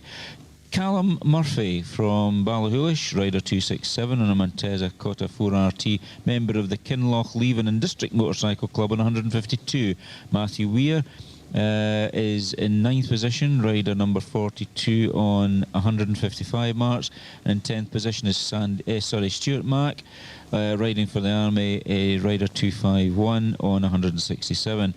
Gareth Palmer from Loch Tayside is in 11th position on 177. Ross Galloway, brother of Jamie Galloway, is in 12th position on 180. Robbie Weir from Kinloch Leven and District Club, he's in 13th position on 196. Daniel Lamont from Inverness and District is in 14th position, rider 271 on 198. Stephen Moffat from Inverness on a Vertigo, rider 268. is on 221 marks, and local rider Kevin Dignan, brother of David Dignan, the Clerk of the course. Kevin's been a hardy competitor since the Fantic days, 182 on the bike and 237 marks on scores. In 17th position is Liston Bell, grandson of the late Willie Darling. Rider 273, riding a TYZ, a 1996 TYZ Yamaha this week. He's in 17th position on 257. And in 18th position, Davy Hollins from Granton-on-Spey, riding a Beta, rider 285 on 265 marks. And another local rider, 19th position, Alan Ian McMaster, rider number 50 on a Beta on 266. And then one of our sponsors in 20th position, oh no, sorry, I'm not our sponsors, it's S. Gairns, not Gavin Cairns, sorry, my approach. 237, my mistake, 277 marks lost. And those are the top 20 riders in the Scottish section, those with who are Scottish residents in the Scottish 6 Days Trial 2023. Over to John Weller. Yes, indeed. I've just been told to check my phone, but I can't check my phone because you're using it. So, yeah, we can't multitask in that way. What are we up to? Is what coming up to 20 to 10? Can I jump in? Because I'm gonna upset your schedule now. Because we're going to have a bit of a change. So we're due to have a chat with Scott from Apico just after 10 o'clock. Yeah. Yeah, well, surprise, surprise, it's going to happen now, if that's all right. That's fine. Because Basically, you've interrupted him on his day off and he's got other things to do. However, we need to get him on just now. So I should have Scott on the phone just now. So good morning, Scott. Good morning. How are we doing? We okay? We're grand here. Hopefully, John can hear you and you can hear John. How are you getting on, John? Yeah, good morning, Scott. How are you this morning? Good? I'm very good, thank you. Yourself? Yeah, fine. You should be up here in Fort William because the sun's been shining. Maybe next year. Yeah, that'll be good. We'll It'll be get good it to be up sorted. here. That'll be brilliant. Now, Scott, what's your job title with the Pico Factory Racing? So my job with the Pico Factory Racing, I'm the marketing manager, and I have been for the last 12 years. So any kind of sponsorship or advertising, online, offline, websites, everything like that I manage at a Pico with a small team.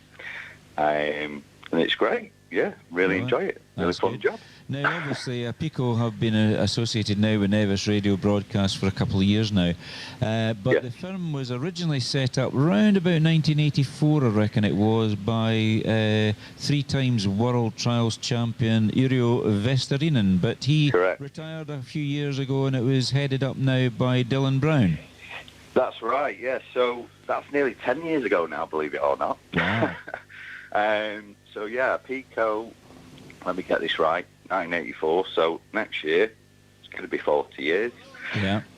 So Dylan and Anna, his wife, partner, they took over a Pico, like I say, nearly 10 years ago now from the Vestrinens, who've obviously done a fantastic job in getting the company to where it was.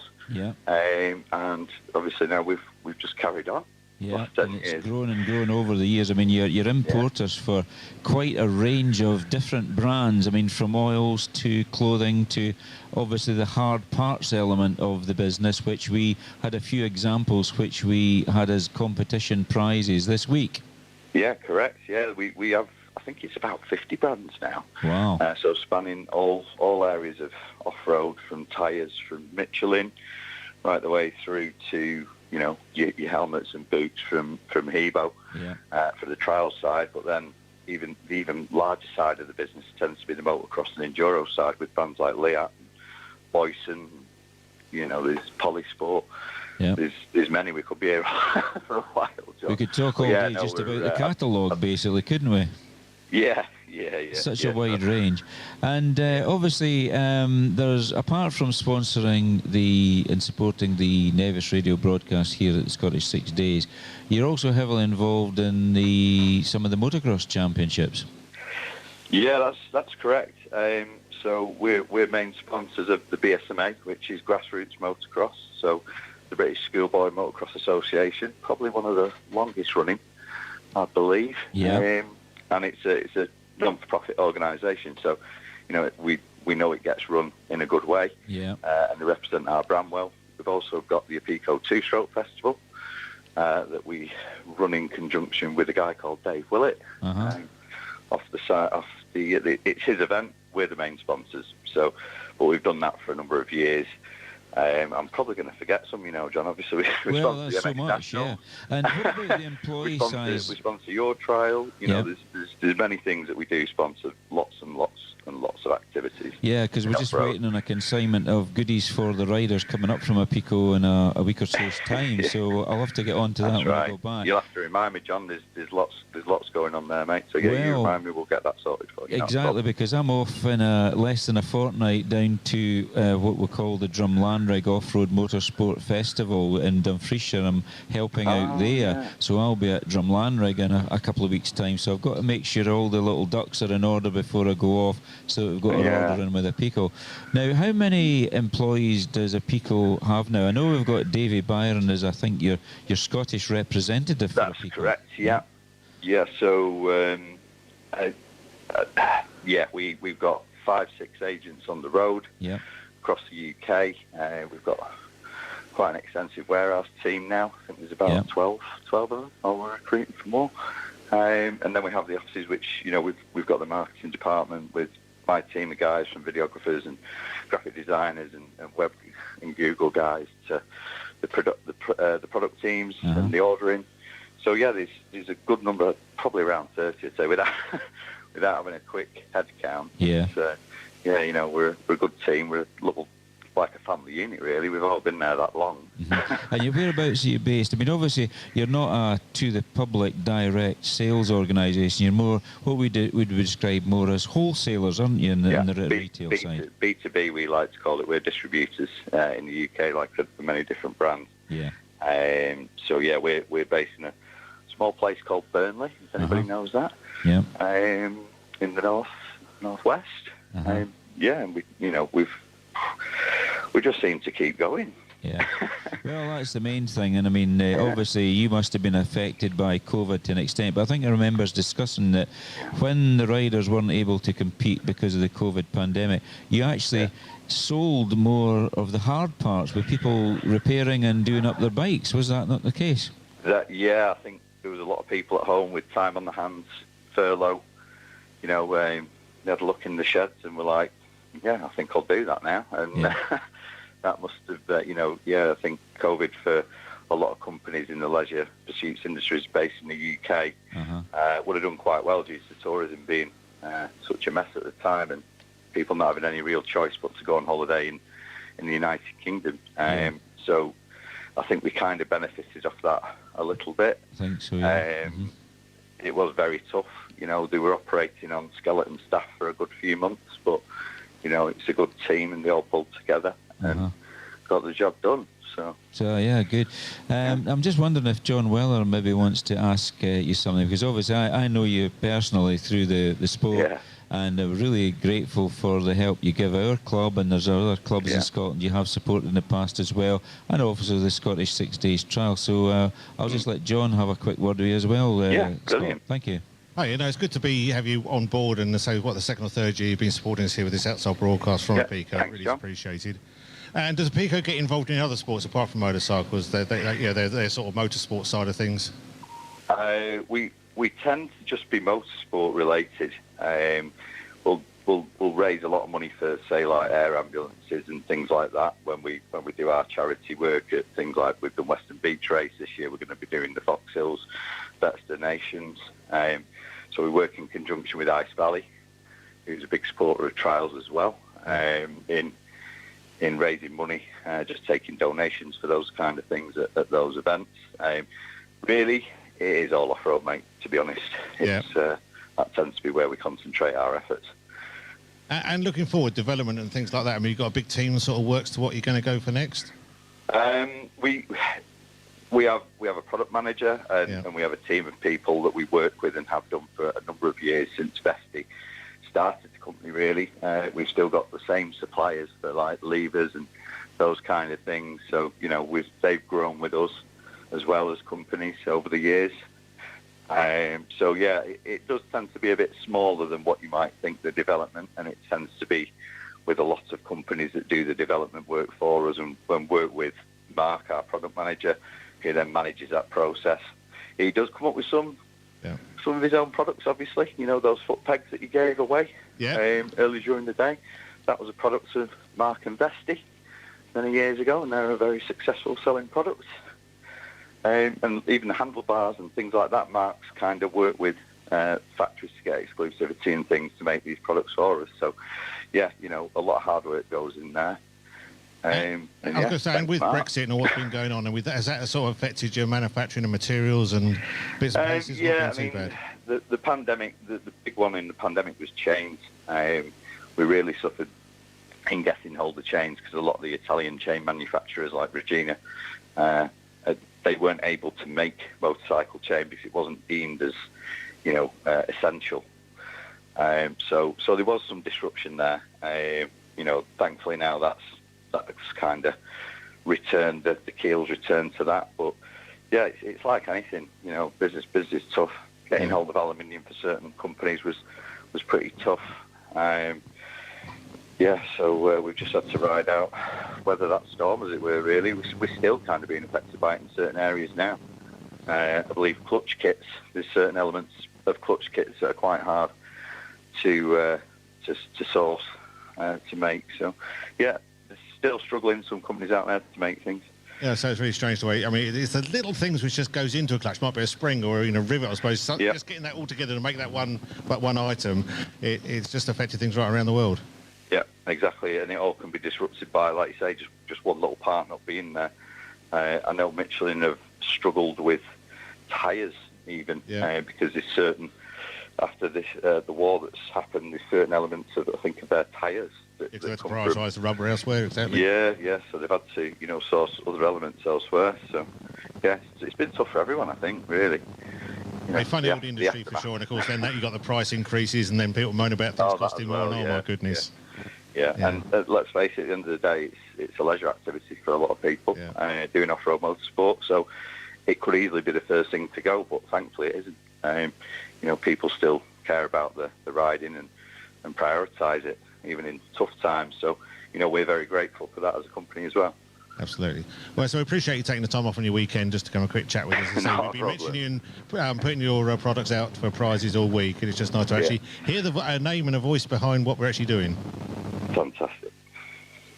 Thanks very much as well from me to Scott for your support for Nevis Radio and also for other events, and in particular the Inverness District for the Highland Classic. We're looking forward to working with you again. And we've got the programme going, and you've got the back page this year, so it's high profile for a Pico. Thanks very much. Yeah.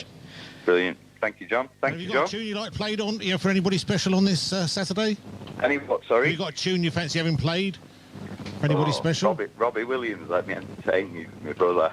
That sounds good to me. Go pick him up now. Well, I'll tell you what, I hope to see you face to face down here next year if we can make it down here. Yeah, Which will be absolutely awesome. Good. And so we'll play this tune for you now. And Scott, thank you very, very much. Thank you. All right, cheers, guys.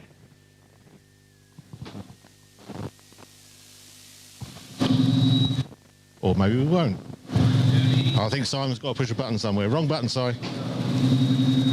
Oh. Hello. Okay, we'll just talk for a bit then. It's coming up to 8 minutes to 10 o'clock. I think there's a bit of issue at the studio there. Are you coming back to us? Sorry, I was just saying bye to Scott on the phone. I'm just looking for his tune, and I'm trying to talk and read and everything else at the same time. Come on, man. And I'm struggling, if I'm honest. Come on, next training session, then we'll talk about that. There we go. I've got it now. Right, okay. Okay, over to you then. Come back to us and we'll do a quick link up to the news. Sounds good.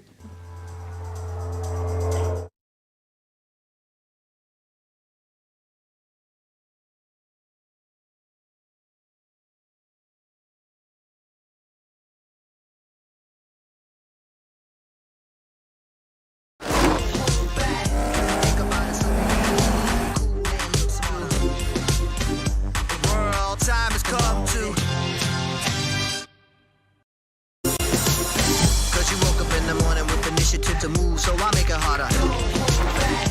Think about it, so we can do it cool and look smart. The world time has come to. Visit a Scottish region full of wonder, from stunning mountainous landscapes to deserted sandy beaches, relaxing woodland trails to heart-racing adventure, from historic treasures to the simplest of pleasures. The view from the top, the cleanest air, hidden places and wide open spaces. Unearth a breathtaking world right here in Lochaber.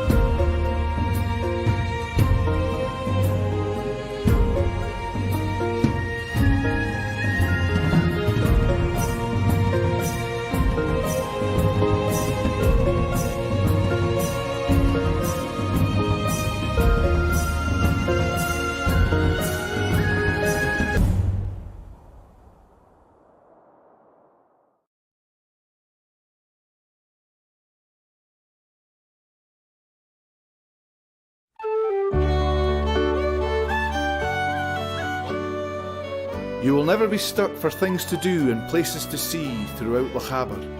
Experience the abundance of history, immerse yourself in a movie scene, walk within our great outdoors and see our wildlife running free. Rain or shine, there is always something to do. Get out and enjoy all the incredible things we have to offer right here in Lochaber.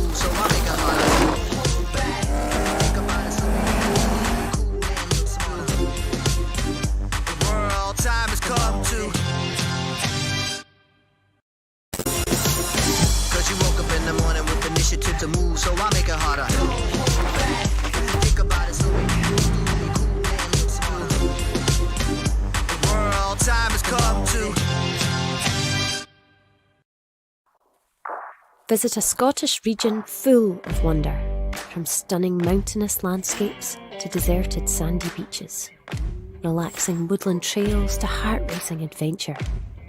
From historic treasures to the simplest of pleasures, the view from the top, the cleanest air, hidden places and wide open spaces. Unearth a breathtaking world right here in Lochaber.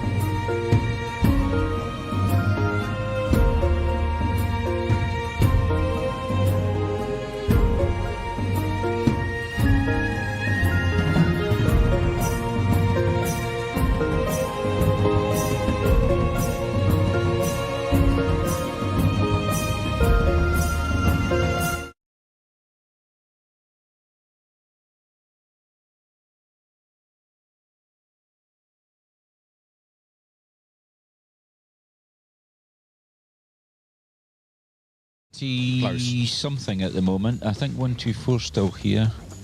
134, sorry. Well, I'll just go and check. Up on the podium just now is 121 and 120. So 120, 121 are just getting ready to start now.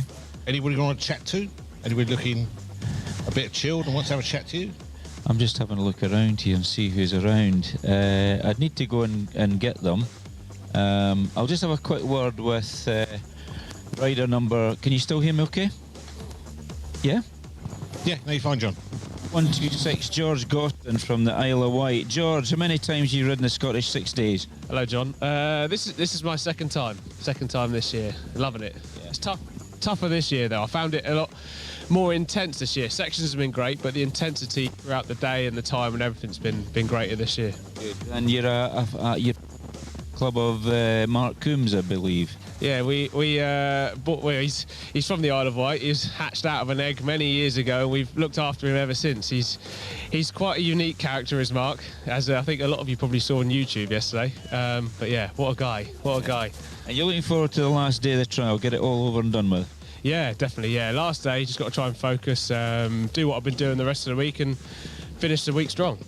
Good. Well, that is great. I'll let you get started anyway, George, because just coming up for the start. Rider 126, George Goston, on a beta from the Isle of Wight. George.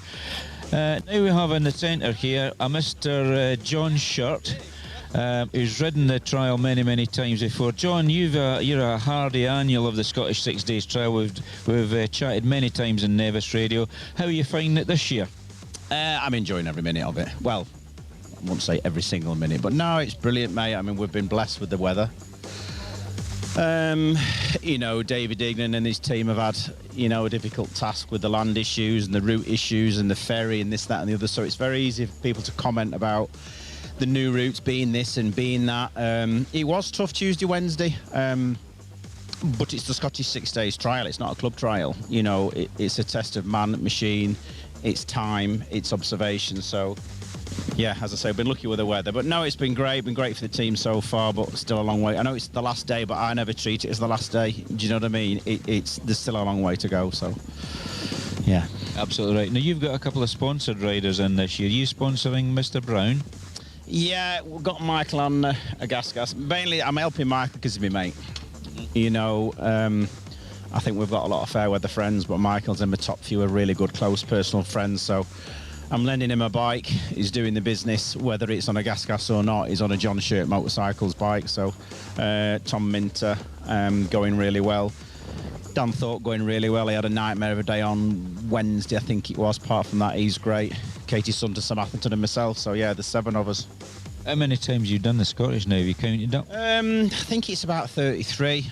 I get confused because of the COVID years and foot and mouth. I think it's 33, 33, something like that. But you know, it's like Burks. Burks hasn't ridden 50 for any records. I'm not really bothered about that. If I don't enjoy it, I won't ride. It's like Burks. If he didn't enjoy his 49th, he wouldn't have been here this year, but he did. So he's not chasing no records. Cool. Burks is not that kind of guy. Right, so you're just ready to go in the next few minutes, I take it? Yeah, we're off in about 2 or 3 minutes, I think. Yeah, so I'll let you go. So anyway, thanks for chatting to us on Nevis Radio, John. Cheers, John. Thanks, mate. That's John Shirt, former importer of the gas machines, now a dealer, John Shirt's Motorcycles, selling a variety of products. He deals with Pico Factory Racing on a regular basis, of course, being suppliers. So all credit to him. So that's it. So there we have it. We've interviewed a few more people this morning on Nevis Radio, which is good. We hope to get some of the officials, get them on the microphone in a little while. Maybe grab 1 or 2 of those people, because without them there wouldn't be any trial, would there? No, exactly. It's nice to see their aspect on it too, because these people just see them wandering around in and out of shot with their bibs on, with maybe a number on it. Yeah. Because everybody down here has to be sort of registered to be in Parc Ferme. We would have registered as press and things like that. I've spotted a rider just getting ready to go, not quite ready, riding around with John Shirt. I'll have a quick word because I've just remembered he's actually lying third in the trial at the moment, so I'll try and grab him. Michael Brown, you're lying third at the moment. You haven't won the Scottish, have you? I have not, no. But you've been very close to winning. I've been very close on a few occasions, yeah. And you still enjoy it? Yeah, I love it. It's definitely the best week of the year, so we've got a good group of lads around us, and it's just having fun. And you know, when you ride well as well, it's a bonus. Now, you're sitting in third position on 10 marks, so technically, if the 2 in front of you both dropped 5s and you cleaned it, you would actually win it, wouldn't you? Technically, that would happen. Well, we'll just see. I'll just carry on doing what I've done all week, and what will be will be. And enjoy it. That's the main thing. That's it. So you're from Scarborough, you'll be back there, what, tomorrow? Yeah, back to Scarborough tomorrow, back to work Monday, and yeah, we'll be back here next year for sure. Brilliant. Thanks very much. That's Michael Brown, rider 129 on the John Shirt Motorcycles gas. He's been very close to winning this trial in the past. I feel a bit sorry for Michael because he's almost the bridesmaid, never the bride, but you never know. This is the Scottish 6 Days Trial. This is the last day, but it's all still to play for, and Dougie Lampkin and Billy Green are joint leaders on 6 marks. Michael's in third position on 10 marks.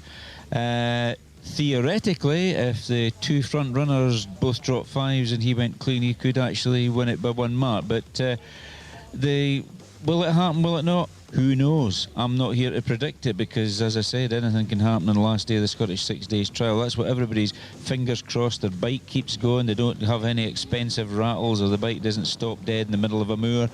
it's not an easy day.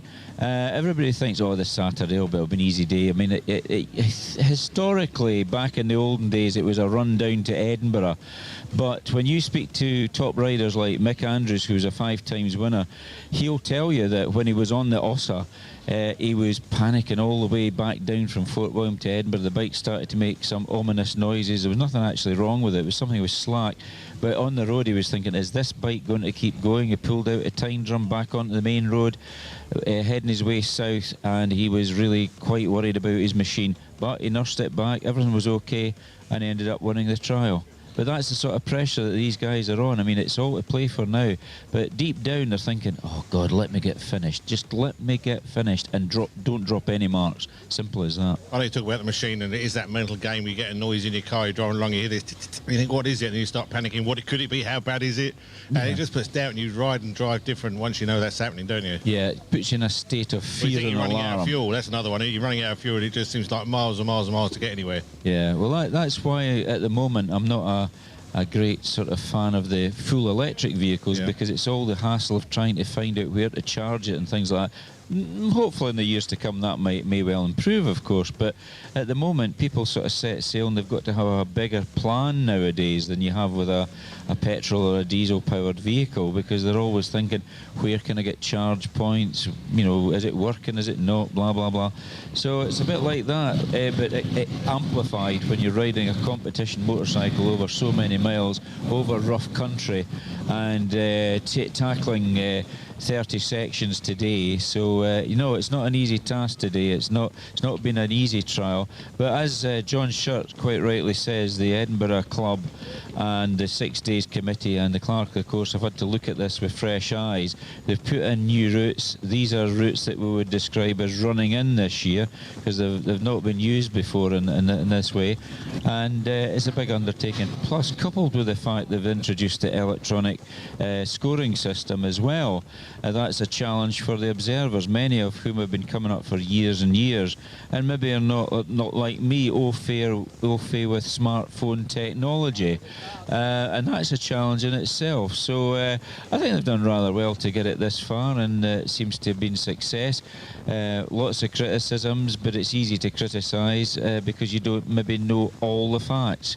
But certainly it's down to the organisers. They are the people in charge of it, and it's up to them to look at the avenues of what worked, what didn't work, and obviously to adopt the stuff that works, keep that, and improve the stuff that didn't work or change it completely. That's how it will be moving forward, presumably. And if you have a doubtful dab, you're convinced you didn't dab, but the observer says you did dab, how does that sort of work? Is there a second opinion? Is somebody else looking at that? Well, the rule book states... It can be quite close margins sometimes, I reckon. Yeah, well, the rule book states that you cannot protest against an observer's score for you as a rider. You can only do so if you think that the observer has misinterpreted the rules. Okay. That was a rule that came in pre-2000 with the ACU in their handbook under trials, under the standing regulations, trials, TSRs they call them. And it was the best thing that ever happened, because back in the day, the office for the 6 days was up at the old Milton Hotel, and you used to see a queue of riders every night putting in protests. Now, if you want to protest now at the Scottish 6 days, it's £100 up front. But they used to protest against the rider score. I swear I cleaned it, he's put me down for a 1, I never dabbed, blah blah blah. Well, the observer can only put down what they see. If they don't see you touch the ground with your left leg and they're standing on the right of the machine, if they've not seen that, they can't record it. I think a lot of people forget when they're spectating that you might be on the left side of the bike, the observer's on the right, you see the guy dab, he didn't. Yeah. Whose score matters? Not the spectator, the official observer. And the official observer is an assistant to the clerk of the course, which happens to be Davy Dignan. Yeah. So every observer out in the hill today and the preceding 5 days is an assistant to that gentleman. And that gentleman has total power over this event. He's in charge of it. So it sort of boils down to that. And it was one of the best rules that the ACU ever drummed up, was you cannot protest against an observer score unless you have good reason to. And that means you're actually stating that the observer has misinterpreted the rules as to what is a dab, what is 2, what is 3-5, whether he touched the ground with any part of the body. So if he nudges a tree on the way past with his shoulder, he's touched the ground, because anything attached to the ground is classed as ground. Yeah. Well, I guess the end result is consistency. You want consistency from the people that are officiating it. That's absolutely correct. I've always said that. It's what the observer sees, what the observer puts down is mandatory, and as long as the observer is fair and consistent, and if he's in any doubt, he gives the benefit of that doubt to the rider.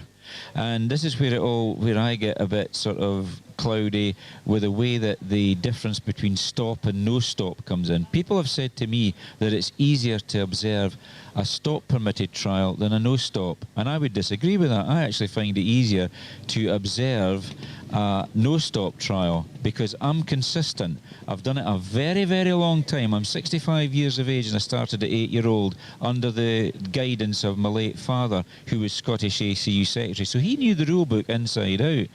And the fact was that I was brought up that way, and I was an observer before I even was allowed to ride a motorbike. And I'm talking about probably 5 years or 6 years before I was actually riding a bike,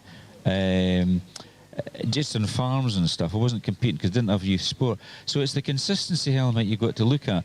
And I actually still feel that, when a rider stops and the machine stops all forward motion, it's a 5. And there's none of this nonsense about, I only stopped for a second, moment. No, you stopped. You just admitted you stopped. Doesn't matter for a microsecond, you stopped. And that might sound harsh, but that's how the way it should have been. And if observers observe that way and they ignore totally who is riding the motorcycle. If I was observing the Scottish, which I can't do now because of other commitments, obviously, I don't care if it's Dougie Lampkin, John Short or Michael Brown. I mean, I know these people to speak to. The fact is, you dabbed, you get a 1. You dab twice, you get a 2. You dab more than twice, you get a 3. And if you stop, end of, you 5 the section. No question. Don't care how minuscule the time scale was. You stopped. I once argued with a bloke who said, swore blind he didn't stop, but he ran straight into a tree. And he actually went backwards, and he went down to the secretary meeting, Dave Mackay, and said, I'm not happy about section such and such. And he went, oh, aye. He says, that observer hasn't a clue what he's talking about. And he went, what section was it? And he went, section number 12. John Moffat, yeah. He's currently the chairman of the Scottish ACU Trials Committee. I was at that time, not now, haven't been for many years. He said, you'll probably find it was him that reviewed the result, the rules last year for the SACU. So I think you're taking on the wrong guy. And when the rider leaves the section, are they notified of what their score is? That's up to the observer. The observer is quite entitled to not tell the rider. In fact, they're encouraged not really to discuss anything with the observer. But when they dab, the flag goes up, is there any way to... No, there's no indication at all. The score is recorded. It used to be recorded on waterproof books. Now it's slightly different. I haven't seen the new system, but I presume it's using this new technology, so I don't know what the score is. I don't know whether Dave Dignam might have one around somewhere, but... He might do, yeah. It'd be quite nice to actually see what we're talking about. So you described it as a little small mini tablet almost. Yeah, that's right. So I don't know what's happening with these now, but I remember years ago one of my friends from Inverness had a situation with a rider, top rider, who will remain nameless, who, when he looked at the section, when he rode the section, having looked at it, he chose the right-hand ends card to go out. Yeah. So the right-hand's end card he thought was the left-hand one, and when he was riding out the section, he was actually going out with the section. And at the very last couple of seconds, he realised he'd made a mistake, and he tried to hop the bike round, and he didn't quite manage it. So he got recorded a 5, and he sat for half an hour with this observer, trying to convince him that it wasn't a 5, it was a clean. And it got to the point where this famous rider, who will remain nameless, who was a past winner of the Scottish, said to the observer, do you know who I am? So my friend turned to another member of our club and said, Ewan, there's a rider here who doesn't know who he is. Work that one out. Do you know who I am? And he said, there's a rider here doesn't know who he is. Yeah. So that was an end of. Unfortunately, the Clerk, of course, changed the decision, and that observer almost left the trial completely. And that's not good. So a wrong decision, and that was really because he was a top rider and he didn't want him to take the huff. And my attitude would have been, no, you side with the observer. If the observer's made quite clear what had happened, then the Clerk, of course, really has to side with the observer, not the rider in a situation like that. And that's where it all gets a bit, political and things like that. But that happens in all sports. How many sports runners claim they were fouled by other runners and there's no case at all, It's been seen on television over the years in the Olympics and European stuff and that, it's just one of these things. People want to win. That's it. We understand that. But there comes a point you say, right, okay, fair play comes into all sports. Football's been promoting this for years, and so has lots of athletics and things like that. Yeah. No, play fair. I mean, I've never seen the point of winning unfairly. It just defeats the object of the whole thing in the first place. Yeah, well, what disappointed me in sports, and I'm not a great follower of different sports because trial's my thing, but in cycling, when you had the situation with enhancement drugs taken, that really was disappointing. So, as I say, it's been a great week overall. The weather really has been fantastic. For Fort William being a high rainfall area, it's been really, really dry this week. Some clouds over the top, couple of wee showers, nothing really to speak of, and now we've got great sunshine. As I say, this is the last day of the Scottish 6 Days, happens to land on Coronation Day as well, but here it's overshadowed by the Scottish 6 Days trial, and sun is still shining. It's just coming up for 17 minutes past 10, 18 degrees down the car park, so it's good. Oh, and here we have a guest coming in this morning, Clerk of the course, David Dignan. Morning, David. Are you live? I think so. Oh, you are. I am. I can hear you loud and clear. Good man. So, it's been a challenging week, I would imagine, for you and the committee and the club. Lots of changes this year. It's a fresh route. This was planned, I think you said 2020, but you couldn't do anything about it because of COVID, knocking the trial off the stocks for 2 years. So a lot of changes to the route. And also changes to the way that the observers do their duties this week, because you've got the new electronic scoring system, which I haven't seen in operation. I've only seen at the start of the day them actually recording the bikes using the front number plate. So there must be some sort of transponder built into the number plate, which is working all the clever stuff. So can you maybe tell us a wee bit about that and any of the issues you've had to deal with this year that and any messages you want to put out in the last day, of course, because it's all to play for today. Gee, John, that was a few questions. Yeah. So good, isn't it? Good morning to everybody in there. I will try and put you on the spot. Put you on the spot, but for sure, I will try and answer as many as that while my phone just pings away there as normal.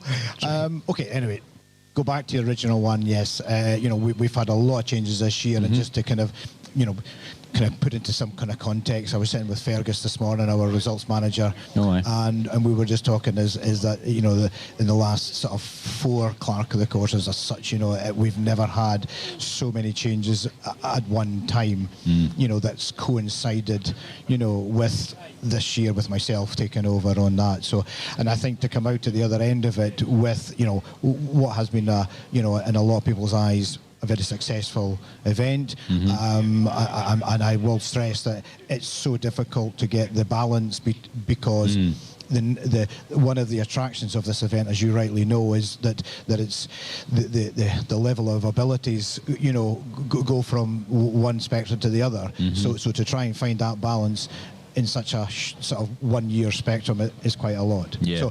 So that's the first message on there, and you talk about the scoring system. Aye. So yeah, again, that has been it's been out there for a number of years, and the British rounds, the world rounds. So to bring it into the Scottish 6 Days was a big step for us, and I think over the piece, a huge, thank you to Fergus and his team, and Fergus developed that from what you see at the ACU side of things, and that has worked remarkably, I would say remarkably well, but it's been very It's done the successful. job. It's done the job and more. Well, can't ask for more than that. As I say, information is power, powerful, and that has been really good. So, but yeah, I think over the piece for that is it has its own challenges because, as you know, the information then streams out into the big bad world, and people will sort of then want that information. The impatience is there for that. So yeah, that's the same in all walks of life now. It's instant information. Before you had to wait a week for results for trials back in the days when you started in a paper. Yes. Now you get it like when you come back to the start, your results are there with these systems. Yeah, that's right. And one of the factors is if you're putting that information straight out into the public as such in an event like this, there are so many anomalies or factors, as we'll call them, that have to be looked at, before, and to as I say, as Fergus would call it, once he cleans the information, then that goes out into the general kind of public. But the get-out cause is always provisional results. Provisional, absolutely. Which has always been the case. That's nothing new. That's been done for years. At the end of the day, subject to official confirmation. Exactly. Aye. What the data that we get in is the data that we put out, and then if there's any queries, any sort of anomalies from that, then Fergus and his team have to look at it. Has to look at it. And again, they've been finding this year is that they have a different process to do it from previously. So they've sat for the last 21 years doing it that way. Now they've got to find another way to do it this way. Yeah, exactly. And credit to them up at that, in there. So, but yeah, no, I mean that's where we are with the scoring system and the trial itself.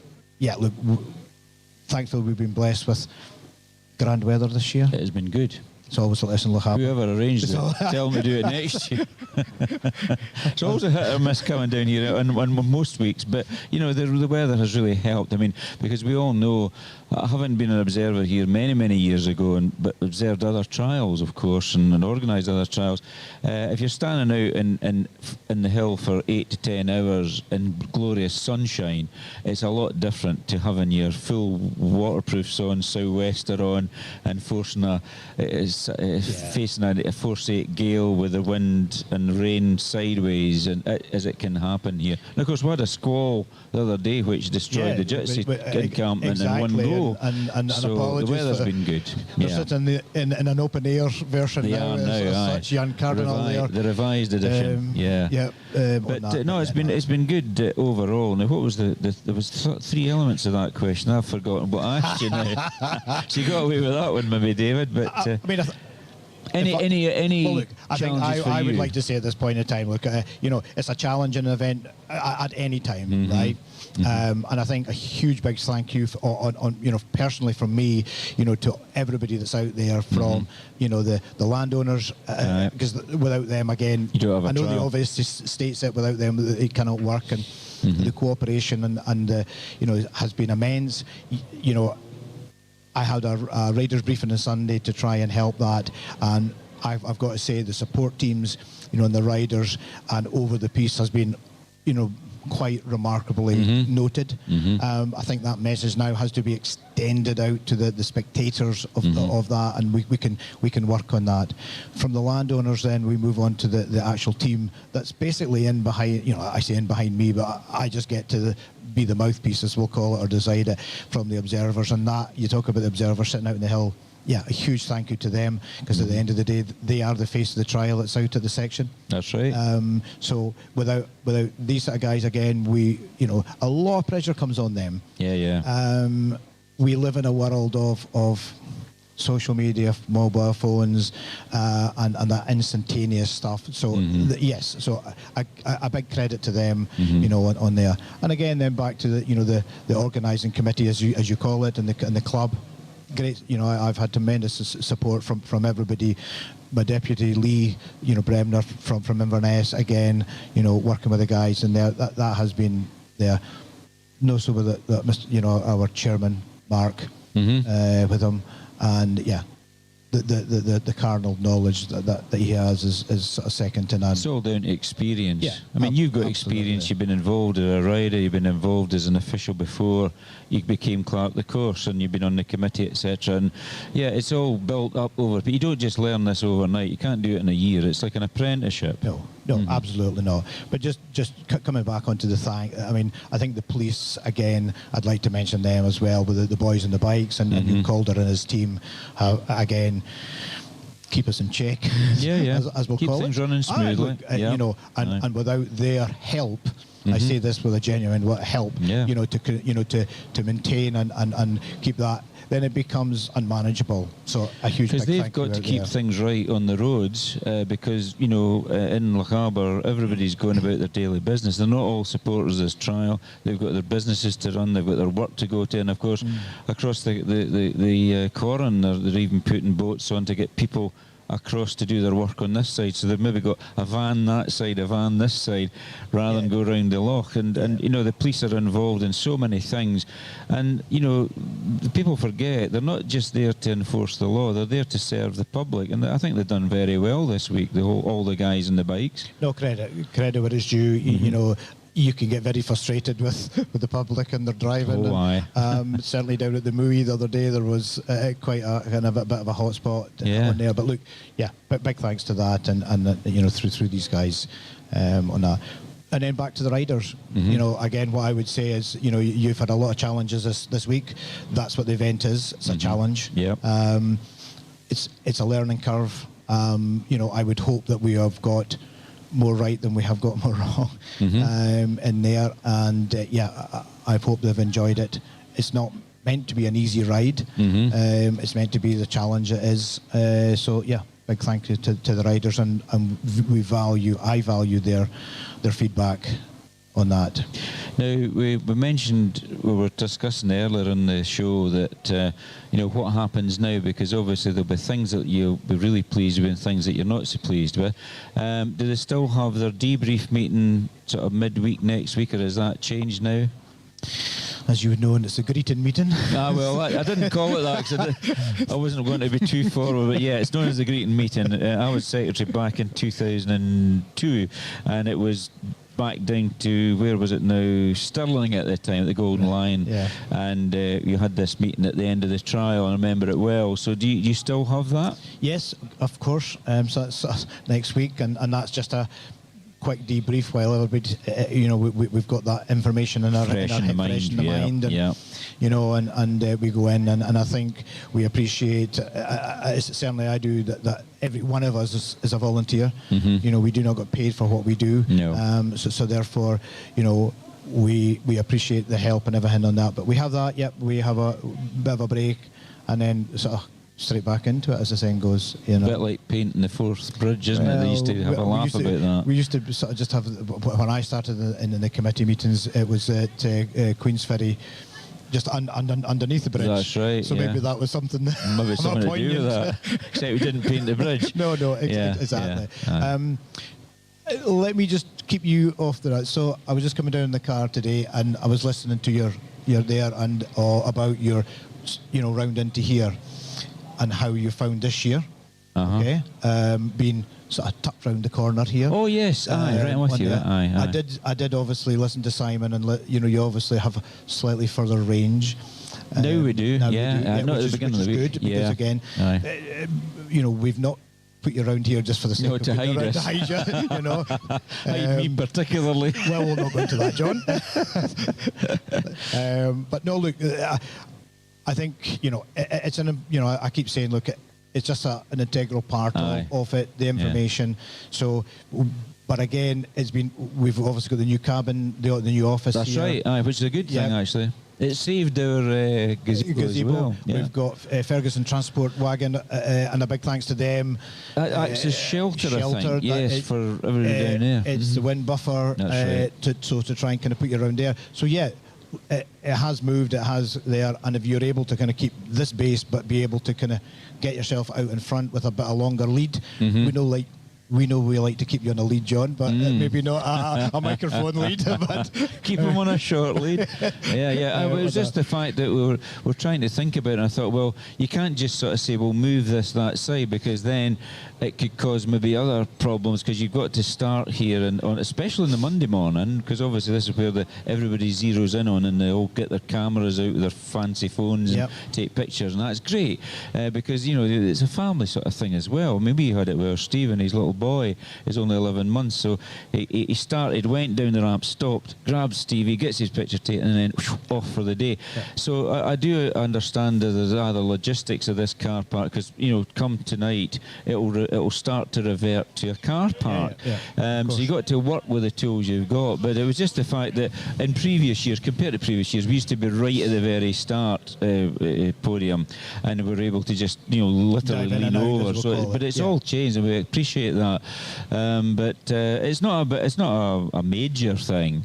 It's just the fact is you've got to think carefully how you do it, because like anything you do, it sometimes affects something else. Yeah, of course. That's what can happen. A bit like your bike. Start twiddling with one thing and it knocks someone else out, and unless you know what's going to happen, and we don't know if we were actually to alter something here or to change it, you then go, oh heavens, we've now altered something else, and that's the thing. But it's like anything else, change happens. People don't like change, and possibly that's the situation you have with some riders this week when you come out with the comments.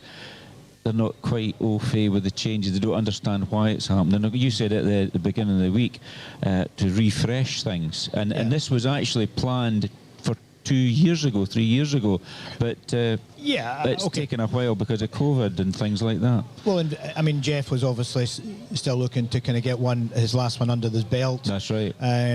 For his 10-year tenure. Not suggesting that I will be here in 10 years. You don't know. You might be. I can certainly agree with that. That won't be the case. And I think, you know, we have certainly the next Clerk of the course kind of coming up, and I think, you know, we all have a sort of part to play on that. But we'll go with that. But so far you're quite happy with things that have gone. I'm quite happy with the trial the way it's went. As I said, we can always improve. There's no doubt about it. I'm you know, more than happy with how things have gone. Of course, I'm going to sort of look at things and see how we can improve it. You know, that's natural. But going forward, and I just say, you know, as a Le Havre man, a big thanks to Le Havre folk. For supporting it. The circus came to town, and the circus is about to go leave again. So, but some of them still stay here. Well, John Miller, you want to come in? Well, the clowns are here, aren't we? We're here. We can do that bit, and a bit of juggling, but juggling back in the studio this morning. But no, it's great. It's always great to be part of this. It's great to be sort of involved in it, and certainly this side in Parc, Ferme, catching up with as many people as we can. And I think the general thing was, okay, it's just nice to see a bit more. We've got shelter, we're in a good place, and we can move. We've got new technology we're starting to try today, so we've got much more flexibility. You got a big cable going out there. Get that away over. We can get it right across the car park now, which we were struggling with, but it's a new technology we're trying. That's what we do every year, trying to evolve a bit more. So next year we'll have that from the start, which should be the main thing. As I said, and I spoke to Simon there, we're back at the back end of the year. It is about just moving on and getting you know, guys, and okay, you know, we're not hiding you around the back here, but again, you know, we know what it's like. Exactly. I don't know if David can hear me, but I think that's quite an ideal space, if I'm honest. Yeah, Simon likes it where we are. That's grand. That's right. They're saying we do just a message, actually saying working with this now, what we can do. But I mean, last year you said about our gazebo and things like that. We got a new gazebo. No. So we listen. I mean, Gavin Cairns, obviously, we listen as well. Is a, you know, one of these sort of local come Inverness boys that puts it back into the club. He you know, you sees them and credit to him on that for doing that. You know, he looks after that side of it. But and it's good to have you in each morning as well, just doing a quick update. I know it's at different times of the day, which is great how it fits in with your schedule and what you're dealing with. But I think for our listeners, it's actually quite nice just to hear your voice for 5-10 minutes each day to see what is happening and what your views are on things and what things are changing. Maybe not my voice, but I'll take the information. We're trying to work out when you actually breathe. We're trying to work out when you actually breathe in between sentences. So, I was sitting there last night trying to go through the 146 messages on my phone, you know. But anyway, no, look, it's we do it because we're all passionate for it, and at the end of the week, of course, we're absolutely shattered. As is everybody. As you said, you're volunteers, we're volunteers. It's the way it works. Yeah, and it's part of how we do things. Yeah, no, it's as definitely. simple as that. So but a big thank you to you guys. Again, John. For all this, communication out to me. I quite appreciate it. No worries at all. Dave Dignan. Thanks very much. See you back next year then. David. Me personally, Yeah, you're not resigning.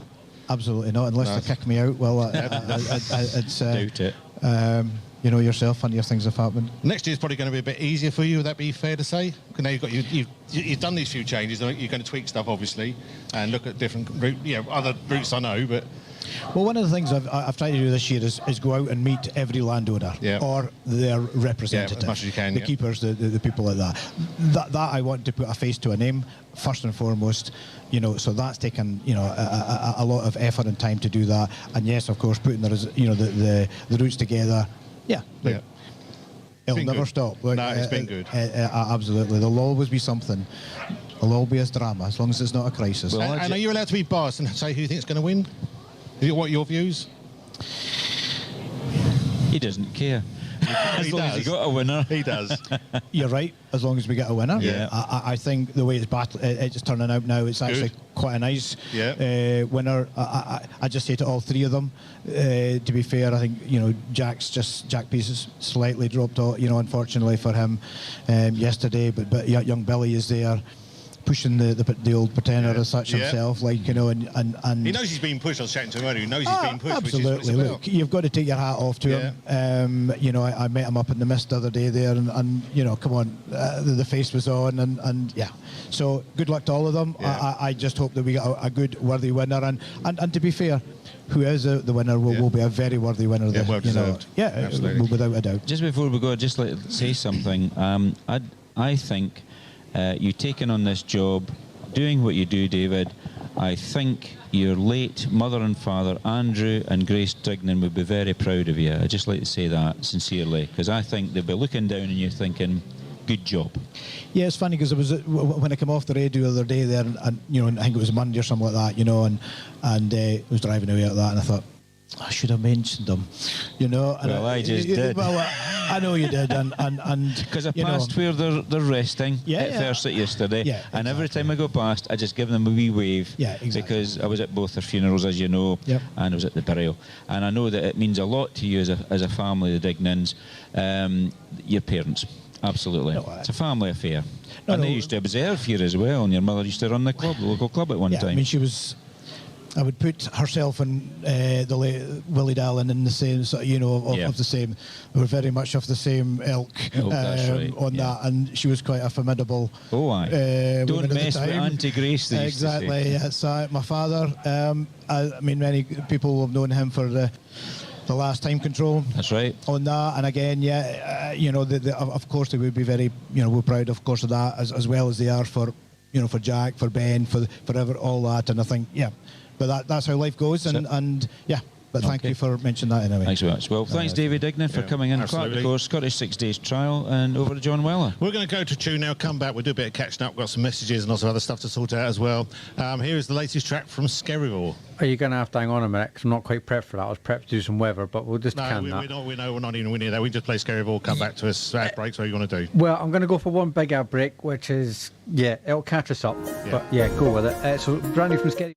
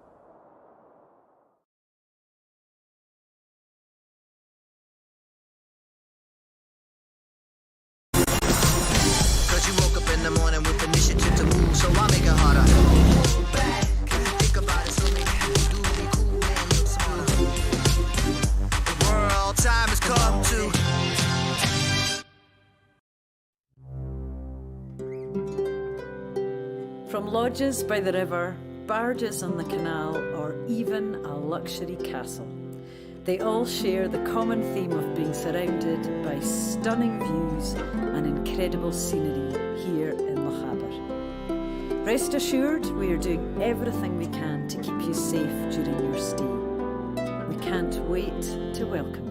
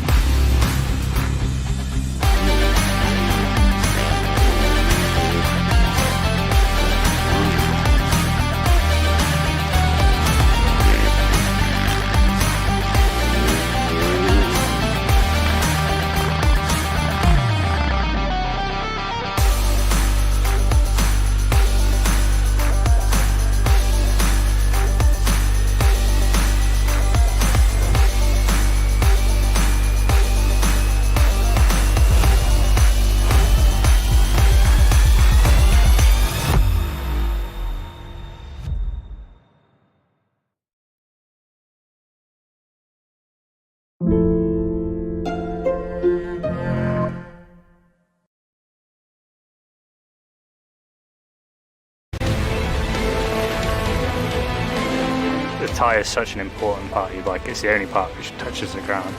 And when you get that perfect combination, it's hard to beat. The Michelin tyres have been perfect for me. I've been running the DH22 on the front and the DH34 on the back, and it's a really good combination between grip and rolling speed. It's hard to find a tyre which has both the grip and the durability and not wear out. It means less tyre changing, less putting air in your tyres, less putting tyre sealant in your tyres, and it's just easier for me as a professional. It just does what I want it to do. It's not doing anything funny, and they've been durable. I've ridden them on some really rough terrain and I haven't had any punctures yet, but to last long as well, it's ideal really.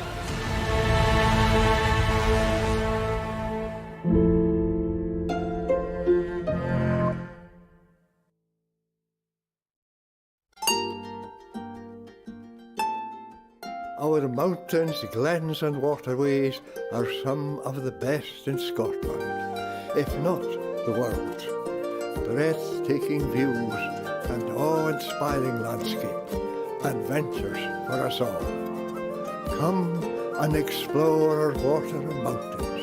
It will make you feel alive.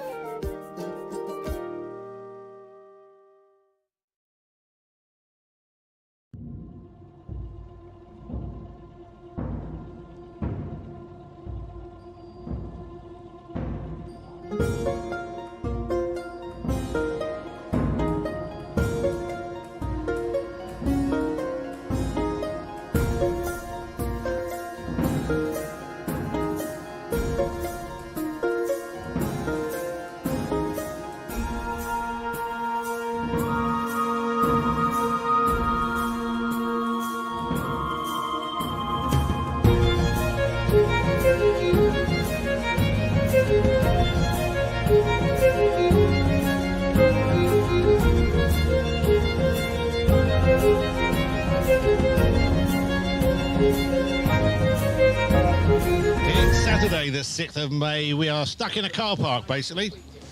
A bit more dramatic, I suppose, than what it should be. We're in Parc Ferme, waiting for the last riders to leave. We reckon we've got about another 20-odd bikes in there, maybe 25.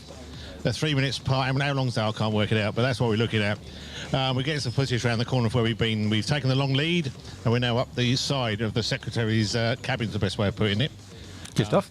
So that's Sean out there now getting some a bit closer to what we've done for the rest of the week. And at slightly different angles looking from, I suppose, almost the start area. I'm not going to say start ramp because I only use that on the start and finish. But he's round there at the moment. We've got John in here, and he's chatting to Dave, who went round when Ross Nova was going round. He was the guy in the van, cracking all the jokes. So we're just going to have a chat with him very, very shortly as well. You got a competition running. I do indeed. What I would like to know today is the name of the marina over in Parc. Is it A, the Caledonian Marina, B, the Thomas Telford Marina, or C, the Lochaber Marina? Now, if you know the answer to that, you can WhatsApp me on 01397 706 100, or you can phone on the same number, that's 01397 706 100. You can email the studio at studio@nevisradio.co.uk, or even message us on Facebook at Nevis Radio Official. The prize for getting that right is a pair of tickets to go and see Callum McPhail live on Monday afternoon, 4:30 till 6, over at Cafe Mara. So that's a nice wee way to spend your bank holiday Monday afternoon. It's the only way you're going to see him is to have one of these armbands, which I believe they are. And they say, without one of those, you're not going to get in. So it's very limited. Indeed. I think there are still some available, Yeah. but you do need to go pick them up in person from Cafe Mara, and they are free, but for a suggested donation. Yeah, and as I say, maybe a bit of a scone or a butty or something down there as well while you're watching it. They got nice food down there. So you keep saying, I've still not got there. One Oh, day. no, you got to give it a go. I know, I hear the old bacon butties are pretty good. I do have a question for John as well, but I'll wait till he's got a minute. Not listening at the moment, I don't think. Well, maybe he is. Has he had some caffeine or something? Because he seems awfully hyper this morning. Well, I think he enjoys this sort of day. It's a bit of a wind down. The sort of pressure's coming off, really. We catch up with a lot of people because they're again, the people on the bikes, they're a bit more relaxed because they know where they are, they know what they can do, so they've got more time to talk. Okay, well, So Monday and Tuesdays for us. you talk for a minute because my phone's going. Might be a competition entry. Okay, it's Monday and Tuesday is always quite stressful down here for us, and as I say, with the technical issues we had with the power, we got through that, and hopefully you're receiving us loud and clear on this Saturday, wherever you are in this wonderful world we live in. And we are in a wonderful part of the world up here in Fort William in the Highlands of Scotland. It's beautiful. We have some beautiful sun. It's clouding over a bit right now, but even the cloud formations are very, very nice indeed. We're watching yachts getting ready to go out on the loch. We've got people rowing out to things. It's all happening down here. And at 11 o'clock, we're not going to be doing the news because the news channel's been taken over for the coronation, so we're going to go right through. But 11 o'clock, we're going to play 3 songs back to back, which we normally do on the Flashback show each and every Saturday. And all you got to do is tell me what year those 3 songs were in the charts at 3, 2, 1 on this very day. You can get in contact with Si at the studio. There's no prize. It's just a bit of a brain tease on a Saturday. And some people like getting the name in for a name check. And I'm sure Mrs. W will give you a call about 2 minutes to... I'll give her a countdown and she'll give you a call just before it finishes. So that's the plan with that one. You've just been chatting to Dave. Dave, I'm going to call him. Dave Burrows, the man with the van who starred in the... He's on your screen right now if you're watching. Ross Noble off-road programme that they featured the Scottish 6 Days Trial back in 2017 of all times, a few years ago now. It was a lovely week. Even sunnier than this week's been. Very hot, very hot. But dry and sunny, and we're just discussing with Dave there could be a return of the Ross, let's say. Return of the Ross. Return of the Ross. That could be the title of it. There you go, Dave. Yeah, and Channel. we're just sort of chatting about that and making tentative plans there. So that would be nice. So and again, it was a great series that they run. It publicised not only the Scottish 6 Days Trial and what it was all about, and trials genuinely. It also publicised Lochaber and Fort William as the outdoor capital of the UK at the same time because of the footage that they actually had. So do you want to grab Dave while he's still here? I mean, his son Dave is Jamie. still there. Jamie's getting ready to go, so he'll be chasing him in a van, no doubt. That's what happens with Dave. Hello, we're live now. How are you, Dave? Yeah, very well, thanks. Yeah, all good. Now, your voice is very familiar to people which might watch a certain programme on Dave. It's been played about 4 or 5 times now, I think, since it originally played. Yeah, I must admit. See that they're shouting at me over there. They're giving you a stick. They're my fans. They're riders. They're so they like it. So we'll go to them, shall we? We'll let it go. We'll go to them. Is his microphone on? Yeah, hang on, there's your microphone. Hang on. Right, he's on now. There you go, Dave. Right, the real star of the show is this man here. This man. I'm going to tell go one each side, put pressure on him. Look at that. Yeah. That smiley face. You're the real star of the show, but I reckon it's your dad. No, unfortunately, I think Dad took the limelight in this show. Even wasn't far off Ross, to be honest. No, I was going to say, Ross was just a support team. Yeah, that is correct. I mean, you're still in contact with Ross, are you? Yes, we're still very good friends. He's coming over soon. He's just doing his Australian tour now. And then he comes over for his British tour leg. So he'll be over soon. And we'll be doing a fair bit of riding. So when he comes over, we try and do as much riding as possible. Because he loves all things bikes, off-road, like trials, enduro, everything, you know. And because he resides in Australia now, doesn't he? Yep, he's moved out there. His other half is Australian, so he did a few years here with her. Now he's over there. I think the weather probably pulled him. Yeah, it does make a bit of a difference, doesn't it? Yeah, definitely. And there's talk that he might be coming and doing the 6 days trial again. Well, we have the original plan for the show was doing a 3-part series where we do 6 endurance events, but we had issues like COVID and things like that. But because of the show and we had cameras, things like that, it sort of changed things a little bit. It took put quite a lot of pressure on both of us, especially Ross, because if he didn't make it to the end, then it wouldn't have been much of a show, especially if you're doing, say, a 6-day event. But I think he'd quite like to come and have a go just on his own, so he's got a little bit of sort of time where he can just crack on. And the other real disadvantage we had is he extended his Australian tour before we did the show, so I wanted 6 months to train. We only got about 2.5 months, so that was also in the back of all of our minds. You know, bike time's key, fitness is key, and I think he just wanted to be able to cope with it a little bit better, you know. I think from a spectator point of view, certainly like myself, who don't get out around the course itself, it's just how far you go between each section and going across those marshlands and the moors, and how hard that is to actually navigate. Yeah, it's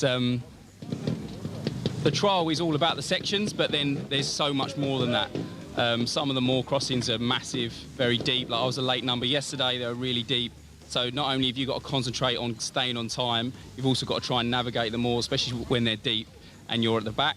That's when they tend to be a little bit more challenging, a little bit more difficult, and you've got to try and get yourself across maybe a tough moor crossing, then straight into maybe a group of 5 sections. So you've really got to be able to just keep pushing forward and also be able to recover after a moor crossing and then get on with the sections. And how's your trial going this year? Good? Yeah, not too bad. I had a tough start to the week. I should have done a little bit more bike time. I did plenty of training, but bike time is key, especially on rocks. Unfortunately, we don't get many of those down south, but I should have made a bit more effort to come a little bit further away and spend a bit more time on rocks. But I love this event. It's one of my favourites. It's very addictive, even though it's very challenging. It's an amazing event. The organisers do a great job because it must be so hard putting different routes in, trying to keep 280 odd riders cruising along, you know. So, but yeah, fantastic event. I love it. We're just wheeling up to the start now, and say wish you all the very best. Thanks. Last day. Let's give it one last push. Day 6. Day 6. Let's go. All the very best. There you go. Rider 185. Was it? My memory? Yeah, there you go. My memory is good. It does remind me. Yes, 185. Look, I don't like being on camera. I like being on radio. People can't see me. So that's your boy. You proud? Yeah, very proud. Yeah, very proud. I think this is probably about the 10th time he's done it. I think this is the 10th year, but really proud. And we do, as he said, love doing the event. Yeah. And I think which is good as well, because Ross has seen us doing it and watched Jamie doing it, and Ross was involved in Jamie before we was doing the trials. That's what's got Ross really interested in doing this event, because we have put it across as one of the best events of the year. Yeah. It is very challenging, but it is addictive, but it is so enjoyable, not just for the riders, but for the backup team. Like me following it around in the van with Sean was fantastic fun. Fantastic fun. And although people think we were doing the easy job, it's not as easy. There's a lot goes into that. Yeah. I'm not into that. A lot goes into it. We have to make sure we're at the right place at the right time, know when they're coming off the moors, and just be ready for them and make sure we've got whatever supplies they need, drinks or gloves or anything like that. But it was all part of it, and what we thought was a great part of the show, it showed that the people behind the scenes, what we had to do. With Yes, people in exactly. The vans. We talked about earlier the support and the people who have to sort of be out there and the family or friends or whoever it is supporting these riders. There's a huge amount to it. Yeah, and it's not only that, it becomes everyone in the van, sort of, we all become one big team. Yeah. Like if a rider turns up and their support vehicle isn't there, everyone will help. Yeah. And it's great. It becomes such a nice, friendly group of people that we mix with all on the way round. It's just, a fantastic event. Well, hopefully catch you up here with you again next year when you're here. Yeah. Because I'm sure you will, because I don't think you're going to get out of it. No, definitely. Or anything else. Yeah. And we'll follow what Ross is going to do when he gets here and, what's going to happen. Yeah. No, that's right. Yep. So hopefully Ross will be here and we'll be, pushing him on. Dave, always a pleasure. And what's time now? We're just got for 5 minutes to 10 o'clock. We've got any messages to catch up before the news? It's worth reminding we don't have news due to the coronation. No, news. No, we have no news today. So we're going straight through. At 11 o'clock, we'll be doing that top 3, 11-6, 3 songs back to back. What you got to do is guess what year they're in the charts on this very day at 3, 2, 1. Mr. Moffat, are you paying attention? Are you going to sort of interact? With what? Anything. I have a question for him that I was asked a wee while ago from Philip. Have they ever run sidecars? In the Scottish 6 days? Yeah. Yeah, up to 1960, from time to time, sidecars were involved with the trial, but it involved the committee laying out almost 2 routes because sidecars can't get through a burn the width that are because of the width of the vehicle compared to a solo motorcycle. So the committee decided in 1960 to knock it on the head, and there was no more sidecars after then because of the problems of land use and using different sections. It meant extra course marking, which wasn't really working very well, quite honestly. So yeah, sidecars were involved in the trial. That's cool. Yes. And we'll have another guest. Nice lady. Come in. He's got the ladies with him again. There's my. You don't want that? Common's here. You That's speak the German. language. That is German. That's not Dutch. Sorry. You can't say things like that. I can't speak Dutch, actually. But there. Good morning to Mika de Vos, former secretary of the Scottish 6 Days trial. She retired a couple of years ago, and Kirsten Pennicook took over. But you've not given up on trials completely, because your partner James Reid is actively involved with the Scottish 6 Days and has been for many years, and he still does the occasional trial. You do a lot of road biking together, and you've got the honour of being the secretary of an event coming up in about a month's time. Yes, of course you would mention that, because that's a trial you organise, help you out there to do the signing on and the results. So we promote that every year, the Alpha 2 Day Classic. Correct, the Highland Classic 2 Day. Yeah, well, it's very important, because whilst I do a bit of background work up to the trial, you've got to have a secretary of the meeting, and if I did that job, I wouldn't be able to ride it, for starters. No. But not only that, it's nice to have somebody coming in that's got the experience and the breadth of knowledge to actually carry out the duties, because if there was a problem, we know we can rely on you to sort it out at the trial HQ on Alvey Estate, and that's very, very important, because you've already had all the training and all the licensing to do it for the Scottish 6 Days. And if you can do the Scottish 6 Days, you can do any other trial, is my element on it. So very well done. Yes. So, but you've been busy this week as well. Yes, I helped out with the signing on the Sunday morning. And then I did lunch check for the first time in all these years. I did a lunch check. I was in Klenclieren, which was lovely. We have 2 Spanish people coming over. They were over to help us. Ramon Navarra. He has ridden the 6 days previously. He came here to help. But didn't bring a bike, so they were kind of restricted for him. So he's been helping. They were helping me, and his girlfriend were helping me on the Monday at lunch check. Ramon has been out laying out the trials, did some observing, and Raquel, she's helping me with the final time control all week, which has been really good. Are you doing the final time control today? Yes, I'm doing the final time control today, as always. That's right. When's the first rider due back into time control? According to the book, it would be 2:30, but I'm expecting them in much earlier. I think 1:30-ish, 1:30, 1:45. The first rider will be in, so I'll be ready there from 1 o'clock onwards. Because we've had dry weather over the last few weeks here in Lochaber, so the going's firm, as you would say, so that actually speeds up the trial a little bit. Maybe it's a bit harder on the arms of the riders, that's the way it works, but that then indicates to you that when you do have firm going, the riders are back quicker than anticipated. It was the same yesterday when they were given extra time, and then I calculated it and I took a bit time off because it was such a beautiful day. You want to come back in earlier than planned, and they were in at the time that I thought they would be coming in. So I'm always in here early just in case. But even people that retire, when they come in and if they shut down a bit for lunchtime, if I'm here, then at least there is a person to help them with their time cards and stuff like that, and then I'll sort it out later with the secretary. Yeah. Now your partner James Reid, who's been associated with the trial for many years, in fact the first year he was doing an official job was with myself. Yes. In 1976 we were both observers, officials of the trial.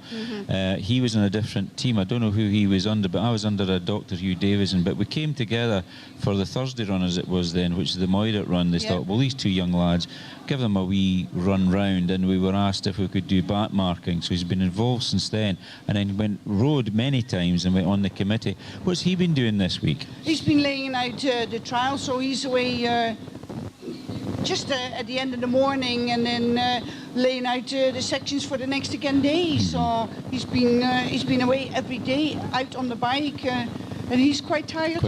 Yeah, because he's about the same age as me. Yes, both born the same year. I think he's about 2 months older. Isn't he? 2 October. months. Yeah, he's October. Yes. So it does begin to come home to you after a while that you're getting a bit older. It's a bit harder and so on. But the good thing is that James has been out that many times. He knows his way around. Yes. He doesn't get lost or anything. So that's the main thing, and he still enjoys it. Yes, he does. He's still enjoying it, and he took upon himself to take Ramon out as well, the Spanish Spanish person that we have this week, and he just loves it. It's just nice to do things. Yeah, and it's as John was saying earlier in the week. Well, before we actually started the broadcast, they were down here setting up, and he'd met you during the setting up, and you've given him a cuddle and all that sort of thing, all friendly stuff as you do. The Dutch way. That's right, the Dutch way. A Dutch cuddle. There's a thing for you. And in fact, I had the faux pas once of saying, yes, Mika divorced the secretary. She was originally Dutch. Yes, I know. Well, I'm still Dutch. You're still Dutch. Did it change? What I really meant was, used to live in Holland, born in Holland, and Netherlands. The Netherlands, yeah, that is a good thing because I get that one wrong. I'll tell you. Holland is an area of the Netherlands, and of course, but you see at school they just describe it as Holland, and I don't know why they got that wrong at school at all. But no, I'd been to the Netherlands a few times because we used to go to Rotterdam from Hull when we were going on holiday. So we'd been to Hull, we'd been touched on Amsterdam, Madurodam, which was The Hague. Yes, Madurodam, was that the place where it was like Holland in miniature? Yeah. You remember there's little... That is actually Scheveningen, but Scheveningen is kind of in the Hague now. That's right. They're just now connected, but that's there, yes. Yeah. So it was interesting, a very, very flat area, so a lot of bicycles. So you're winding me up now? I am, yes. What are we having now? We're having the top 3 11s here at 11 o'clock. We're 3 minutes past 11. Oh, yes, that's right. So anyway, we'll try and guess the year that all these 3 records were released. In the charts in this very day. In the charts, sorry, not necessarily released, but in the charts. So we'll listen to them, and maybe Mika will have it a go as well. I'm going to go for a Dutch hug. They're lovely Dutch hugs, so I'm going to go for one of those. This is your top 3 11s is for this, the Saturday, the 6th of May. Oh, sorry, was that my cue? Hang on then. Right, that may work.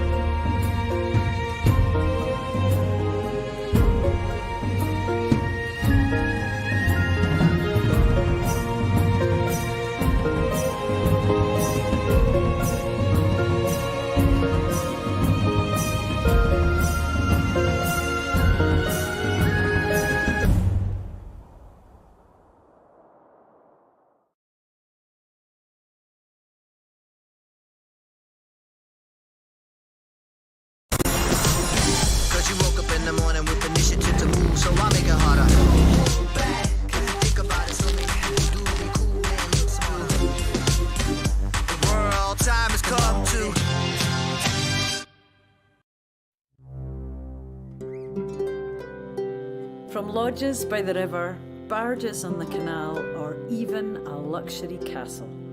They all share the common theme of being surrounded by stunning views and incredible scenery here in Lochaber. Rest assured, we are doing everything we can to keep you safe during your stay. We can't wait to welcome you.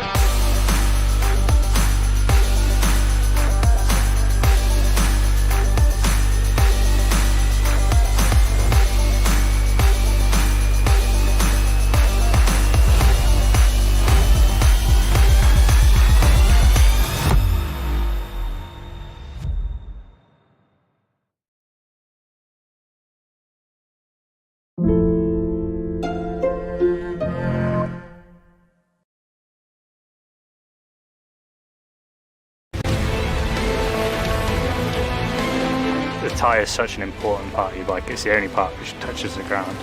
And when you get that perfect combination, it's hard to beat. The Michelin tyres have been perfect for me. I've been running the DH22 on the front and the DH34 on the back, and it's a really good combination between grip and rolling speed. It's hard to find a tyre which has both the grip and the durability and not wear out. It means less tyre changing, less putting air in your tyres, less putting tyre sealant in your tyres, and it's just easier for me as a professional. It just does what I want it to do. It's not doing anything funny, and they've been durable. I've ridden them on some really rough terrain and I haven't had any punctures yet, but to last long as well, it's ideal really.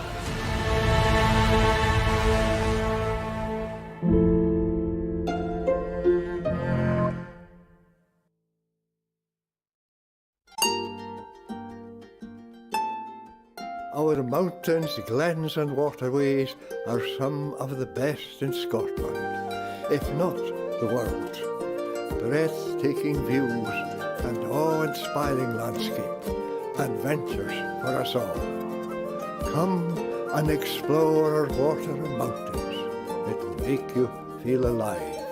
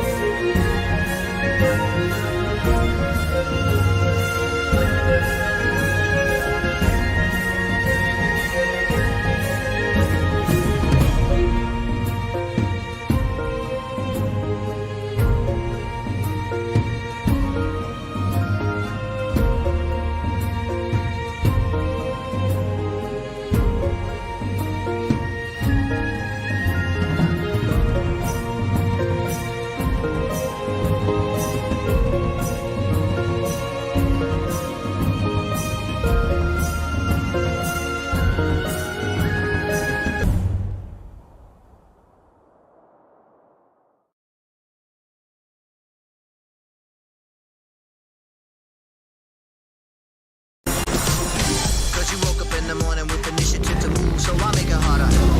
Back, think about it, so maybe you do be cool and look smarter. The world time has come to.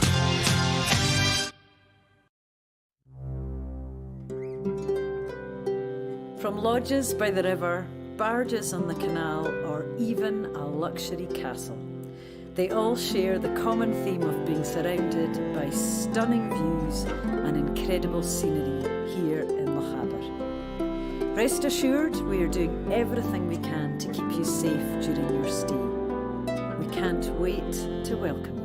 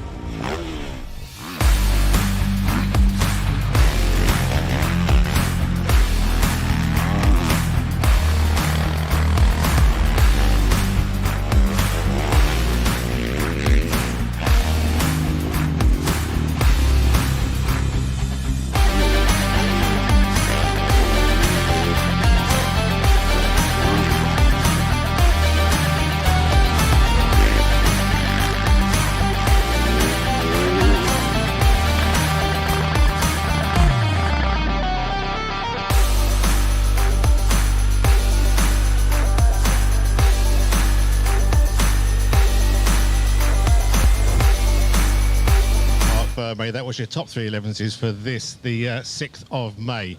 On the phone right now should be Mrs. W. Very good morning, Mrs. W. Good morning, how are you? I'm very well, thank you. It's a bit different doing it this way today. It's a nice day out there for it. It's not bad, it's not bad. The jacket's come off. The jacket is off. I'm struggling to hear you, though. Oh, yeah, I can't do nothing about that. Oh, right, OK. Well, I'll tell you what, how do you think you did today, then? You're on 0. You were 1 year out last week. I've got nothing to lose, really. No. I'm going to say 19. Yeah. 70. Yeah. 6. Ooh. OK. The years I got down here, I don't know, Sean wasn't listening, but anybody else phone in, Si? Philip's had a go at 1976 as well, actually. Right, Philip? Yeah, on YouTube. Yeah. OK.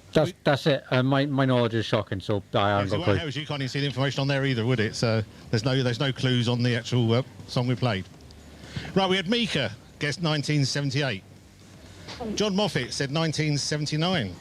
Oh. Dan said 1979. Oh, Philip dear. said 1976. Mrs. W said 1976. Well, the songs you heard were Red Light Spells Danger by Mr. Billy Ocean. And number 2 on this day was Stevie Wonder and Sir Duke. And that was Denise Williams with Free at number 1. So, who's got it right? Has anybody got it right? Hang on. Right, before you do that, I'm multitasking. Oh, God, steady on. Yeah. We need some tension. Do we? Oh. So the year we're looking for today. It was in the 70s, you're all correct. The year we're looking for, was it 1976? No, it wasn't. Was it 1978? No, it wasn't. Was it 1979? Wow. No, it wasn't. 1977. Queen's Jubilee. I'll verify my bit of paper. 1977, the 6th of May. There you go. That doesn't happen very often. We were close. I'm disappointed. Oh dear. Silver Jubilee. You see, I did it deliberately. So, Sean, look over there. Go round on the yacht. Go round past the Putlin thing, up high. Oh, there you go. What is that? This is where we need this access. Oh, right. Zoom in. There's a man up there. There's a man on a pole. A pole sitter. Yep, there he is. Oh, it can only happen to the 6 days trial. Hanging off a pole. Well, there you go. Actually, Mika made a point there. She was just explaining that a lot of the pop records in the Netherlands were in their charts about a year after the UK, yes. which is a strange thing. She's just walked out now. She's finished her stint here. And she said, I think I claim that because I said 1978, which you can't claim that. It would be no up way. in the Netherlands at that time. So there you go. But weird that, because you said the answer was 1977. Yep. And that was the year I rode the Scottish 6 days in the pouring rain. Because you said the song will come on because it's on this time of the year, which it is. You're going to find it because you know when you're riding. Yeah, and that was also our partner James Reed's first year in the Scottish. We both did the Scottish the same year, first timers. James did it a lot more times than I did, and then went on to the organising committee. I'm surprised at that because. Well, maybe my mind was too much on preparing my bull tackle and just getting round. And that was the year that we said earlier this week that's when the start and finish happened here in the car park, in West End car park in Fort William for the very first time it started and finished in Fort William. I don't normally link the songs, but because I thought it's Coronation Day today, I thought we'd go Silver Jubilee 77, you see. Well, that's ideal, There was a bit of a clue there. I remember that. I think my dad got a Silver Jubilee medal. All right. It wasn't like an MBE or anything. I think people involved in pastimes and sports were all recognised one way or another. And I remember my dad was quite proud to get this Silver Jubilee medal. I can't remember which month it would be, but to celebrate the years on the throne by the late Queen Elizabeth II. Absolutely, and I was in the Scouts at that time. Of course, the Queen was very associated with the Scouts. Oh yeah, very much right so. now. And we're doing what was a soapbox derby, which was basically wooden carts. Yeah, the old soapboxes, go-karts. And her late husband, Prince Philip, was a patron of the Autocycle Union at a TT at one time. The Duke of Edinburgh was something else. The Duke of Edinburgh. Lots of stuff going on. Yeah. Welcome back. 19 minutes past 11. Mr. W, I'm assuming you're gone now. Yeah, gone. Yeah, in disgrace, hanging a head low. That was quite a good quiz, that. I enjoyed that because it put you on the spot. And sometimes I get it right with tunes, get the year right. I was just saying to you off air that if it's a tune that coincided with some major event in your life, you know, either starting school, leaving school, going to university, getting a job, meeting your fiancé to be or wife to be or whatever it is, or husband to be, that sometimes throws up a little mem and you say, I know exactly what year that is. That was 19 whatever. Why? Because I started working or whatever, and that was at the charts, or I left school. And that's it's called the flashback show for that very reason, because you flash back to things which you were doing when songs were around. Yeah, it does work like that. Great. Which is really cool. How many minutes do you think we've got left, or half hour? Well, to an hour, let's have a quick look. We're talking about 2, 4, 6, 8, 10, 12, 14, 16, 18, 20, 22, 24, 25. About half an hour. Right, we've got about half an hour to go then. So you reckon we'll be done for 12? Possibly. Yeah, I think so. It's something that we were trying to work out, or I was trying to work out in my head, how long it would take till the last man leaves, because obviously I want to hopefully go and see fingers crossed. Our guys from Inverness and District finished the trial, and that includes my son Stephen Moffat, who's a civil engineer, and he'll be coming in fairly soon. And I thought, well, will I get finished in time to see the finish? But I think we will. Good. But as Mika was saying, she's been on the final time control, and she's always there very early because if the going's firm, and it's been dry weather in Lochaber, then obviously the bikes go round a wee bit quicker than if it's wet, and it can slow the trial down. So she has to make sure she's at the final time control some hours before the first man's expected to arrive here in Fort William, Parc Ferme or the paddock. Did you smile or pose then? No, I just acted normally. Oh, I smiled. Getting a picture taken is quite cool. Yeah, we sort of do attract a bit of attention here. People like to sort of see you and meet up with you. Obviously, you are the guru. Got a lot of interest and knowledge, and put a lot of love and interest back into the sport as well. Well, one tries. Nice. That's what trials, motorcycle enthusiasts do. It doesn't matter whether you're involved with trials, grass track, motocross, enduro, road racing, whatever. You find, I know a lot of guys from the different sports of motorcycling. I can only speak for motorcycling because it's been part of my life since an early age. And like-minded people, they do things as volunteers. They don't get paid for it. And they do it because of the love of their sport, whatever that may be. And I learned over the years to respect other people's sports. I think many years ago I made a vow that I would never ever criticise another man's motorcycle, because that's his pride and joy, and it's not every motorcycle I look at that I like the look of, but I'd never say to the owner, ugly looking bike you've got there. You wouldn't say ugly looking spouse you have there, would you? That would be disrespectful.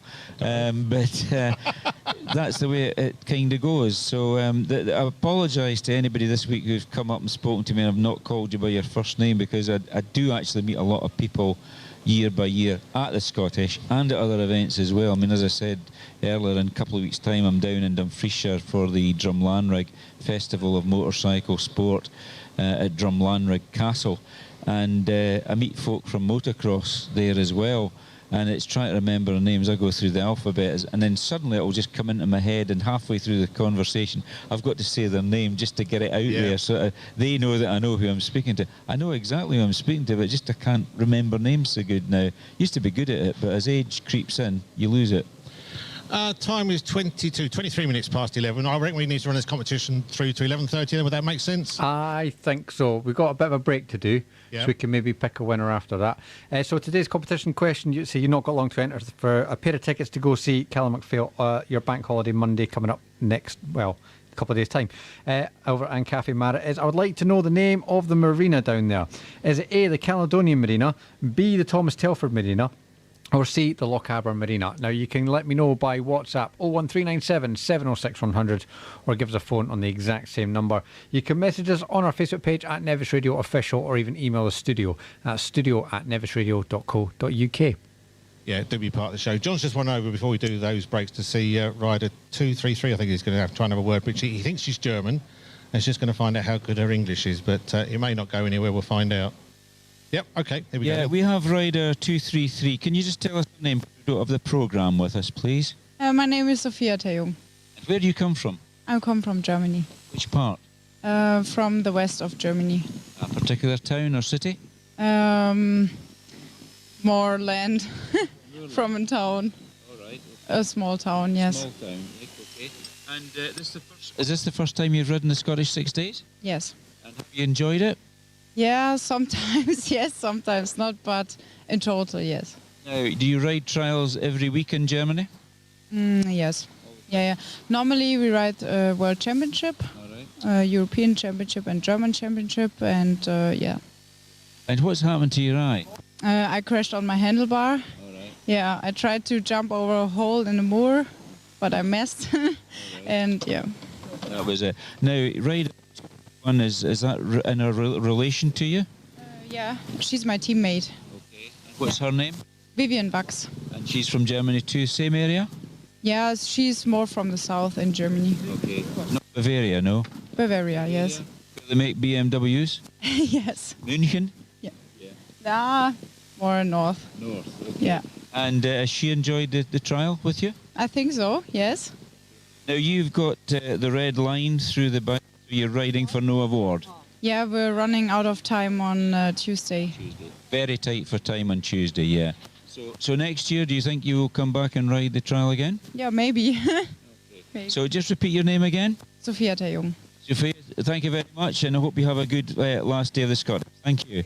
One of the lady riders there with her compadre from Germany, and enjoying the trial. She's got a nasty cut on her right eye, which was caused by colliding with her own handlebars. So a wee bit unfortunate there, but she's still smiling. That's the main thing. And we've only got, what have we got now? 2, 4, 6, 8, 10, 12, 14... It's about 20 bikes left.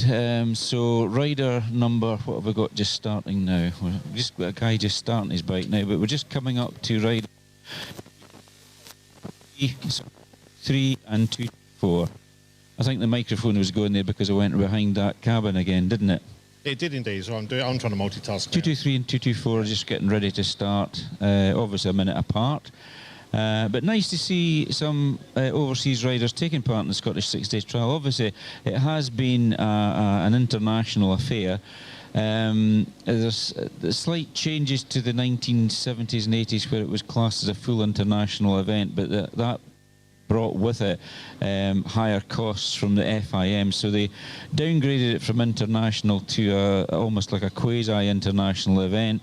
You still need an international license to compete abroad because that gives you important FIM gold cover for repatriation insurance. So if you're living outside the UK, in case you do have an accident or something happens to you. So a bit like travel insurance, but higher graded. Yeah, that's how it's all been set up. And still we have people coming from all over the globe to ride. As far afield as the USA, for example. I mean, we had Bernie Schreiber on Wednesday this week. He's a former World Trials champion, the only World Trials champion who was an American, and the only American non-European winner of the Scottish 6 Days trial. Quite a record. He won that in 1982. So it does attract riders from all over. And of course, we mentioned earlier Debbie Evans-Levitt, a female rider who came in 1978, who was inspired by the Scottish 6 Days trial. It was something she always wanted to do, and she never thought she'd ever do it. But she had there was a guy over from the UK importing American products called Bill Emerson, and he chatted to her, and Debbie happened to mention that she wanted to ride the Scottish, but she said, "Hey, it's just a girl's dream. I'll never be able to get over there." And he said, "No, let's make it happen." So they got a bike from Gordon Farley Motorcycles. Yamaha America paid for her airfare, and Bill Emerson covered the entry fee, and she got here, and she literally came across with her luggage, which was her, her clothes, and a pair of handlebars. And got the bike, put her own set of bars on it, set the bike up, rode the Scottish 6 Days, and she was due to come back and do it again with her then husband Lane Levitt, who, like Debbie, are involved with the movie industry because they're stunt performers. And just before the trial, she discovered she was pregnant with her first son, Stephen, and that was the end of that. Blimey. So she never actually got her wish to ride round with her husband, and things moved on from there, and she became a Hollywood stunt rider, very, very successful, very famous one. She was the stunt double for a lot of the Fast and Furious films. Okay. One of which was filmed in Glasgow some years ago, and we were able to go down and visit her in Glasgow, and we had a day with her in Glasgow, had lunch and everything, and then by live stream, her husband Lane took us round their garage with his computer. Yeah. So we saw all their neat cars that they drive, a drift car, and his motorcycles as well. And Lane still got his one of his factory built tackles over there in Santa Clarita, California. Oh, I like the way you said that. Yeah. Santa Clarita. That's the name of the place. It's Canyon Country, and they do a lot of road bike riding to this day, both Lane and Debbie and their children. So I hope they're listening to this. And I mentioned the fact that Bernie was going to go over to Tulsa to do some training with guys over there, and they're looking forward to that happening. Kirk Mayfield has been very active in getting Bernie across, along with other members of the Northeast Oklahoma trials team. And I still can't remember the middle guy that came over in 1973 with Mike McCabe and Kirk Mayfield, and they formed a little team to ride the Scottish 6 Days trial. The name just escapes me. It's not one that I'm au fait with, but yeah, all these guys have all got Trials Guru stickers on their tanks over there, so I'm really indebted to John Studley pushing the brand over there for me, albeit it's not a commercial brand, it's an enthusiastic brand. Exactly. We're going to run up to midday, I think is the plan. We've got probably about half a dozen to a few more bikes just to go, not that many. The competition line is now closed for this couple of tickets for Monday. Yeah. We'll close that, and what we do is work out how many winners we got, and then I'm going to get you to pick a winner, Mr. Moffat. Okay. Do you want me to speak to a rider? Yeah, we're going to speak to the reader. Okay, Reader? I'll have a quick word. Speak to that reader. Let's see who we've got. Rider number 238 looks like Jamie Bingley. Jamie, good morning. You've got a family connection with this trial. Your grandfather rode this trial and your father rode this trial. Give us a couple of names, shout-outs. Obviously, your grandfather just passed away last year, so give us a heads up on the Bingley family. Yeah, really sad to lose Grandad last year. It was my first SSDT. He was lucky enough to come and see me compete that one. Results-wise, not great. We're doing a much better job this year, despite a couple of mechanical issues. But Dad Gary's here supporting. We've had cousin Andrew up watching the pre-65 early this week. So full family support. Yeah. And your grandfather was, of course, Tony Bingley, who was he rode scrambles and he rode trials, but he was also a director of Carlisle Football Club. Yeah, right. Man of many talents, to be fair. 6 Isle of Man TTs, 11 Scottish 6 Days.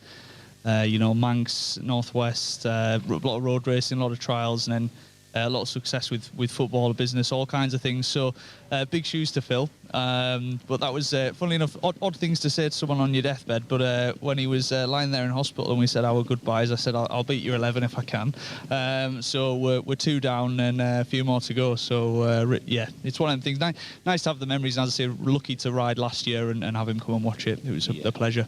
Yeah, and I think Bing would have appreciated that because he was a true motorcycle enthusiast. Oh, through and through. That's it. When they say these things are in your blood, motorbikes have been something I've been around since as long as I can remember. Immensely proud to compete in this and be a 3rd generation. So it's just an honour to be here. And as I say, incredibly proud to represent the name and hopefully doing a good job of doing so, So, really happy. Brilliant. Well, we'll let you get on with stuff because you were soon ready to start, but all the best for the last day, Jamie. Perfect. Thanks, John. Good to see you. That's Jamie Bingley from the Carlisle area, and his grandfather, Tony Bingley, great rider. He never won the Scottish 6 Days trial, but he was here and rearabouts. Used to get some supply from Shell oils at that time, and he used to get some ex-Lampkin parts on his Bull Taco through Comerfords. And Tony, as I say, I didn't know until he passed away that he was a director of Carlisle Football Club, so he had an interest in soccer as well. But Tony rode up here, as you heard, 11 times. He rode in the Manx Grand Prix, and he was a fairly good road racer in his day. And he knew my father very well because he worked for Leyland Motors on the truck side in Lancashire. And yeah, Tony, a great character, never passed anybody, well known. And all the top works riders knew Bing, and then his son Gary took up trials at an early age and became a youth rider, and then into adults. So yeah, and Gary's up here this week supporting Jamie. Oh, there you go. Sorry, we're just doing a bit of camera manoeuvring around here. We're trying to be a bit creative as we sort of get towards the end of the show. Yeah, and you were talking about the family connections there. I mean, Jamie's a 3rd generation Scottish 6 Days trials rider, and so has both been my sons David and Stephen. And Stephen's riding this year, riding 268. His grandfather, T. Arnott Moffat, secretary of the SSU for 32 consecutive years, rode in 1953-54. He was to ride in 1958, but I spoiled it by being born at the end of 57, and it was a bit tight for cash, so he went round as an SSU steward that year. Yes, there you go. Right, competition. How many entries did we have? 21 right ones. 21 correct ones. Now, you asked the question. I did. The question I asked to win a pair of tickets to go see Callum McPhail and Cafe Mara on Bank Holiday Monday coming up was, what is the name of the marina? Is it the Caledonian Marina, the Thomas Telford Marina, or the Lochaber Marina? And the answer was B. The Thomas Telford Marina, named after the man who, I say invented the Caledonian Canal, built the Caledonian Canal. He did indeed. He's up there with Brunel. Yeah. And what he did achieved. Brunel did railways, this other guy did canals and waterways. Well, that's just digging a big ditch, really, isn't it? Yeah, I know Brunel did water as well to a certain extent, but yeah. A big hole in the ground, put a wall up each side and fill it with water. Simple. Simple, just like that. So, between 1 and 21, Mr. Moffat. Okay. I'm going to pick a specific number between 1 and 21, and there's a reason why I pick it. I'm going to pick number 10, and the reason I'm picking it is because when I was a small boy going to scrambles in Scotland, my hero was George Hodge from Abington. He was a client of my father's business, and at that time he'd lost his number 1 plate. He wasn't then the Scottish champion. He lost it to someone else, probably Jimmy Aird or somebody. I can't remember exactly who, but he then rode under number 10 because my father used to issue his comp licence, and he said it was easy just to paint a 0 after the 1. And George rode number 10 till the time he stopped racing. So I'm picking number 10. All right. Well, that works out to be Jan McClugish, who phoned in. There you go. There we go. Jan, if you're still listening. But I know what you're doing it that way. What's that? Can't get out and walk around now. What do you mean? I know, so I'm talking to camera operators. All right. Yeah, no, I'll give Jan a phone, get that sorted out. We'll get a pair of tickets to go see Callum McPhail on Bank Holiday Monday. Right, we've got any messages to catch up with? No, just people sort of enjoying what we've been doing. Any I say, name checks? hang on, let me just double check before I say the wrong name. Susan got in touch to enter today's competition, but also enjoying the coverage that we've done this week. And yeah, it's been good. Very good indeed. And thank you for everybody for taking part and commenting, taking part in the competition. We had yesterday's winner pick up his prize. I can't remember his name. He came in though. He's picked that up. Very happy indeed. No, lost that. I can't think what his name was. Gary Sinclair. That's the one. That's Gary. him. Gaza, he come and said hello.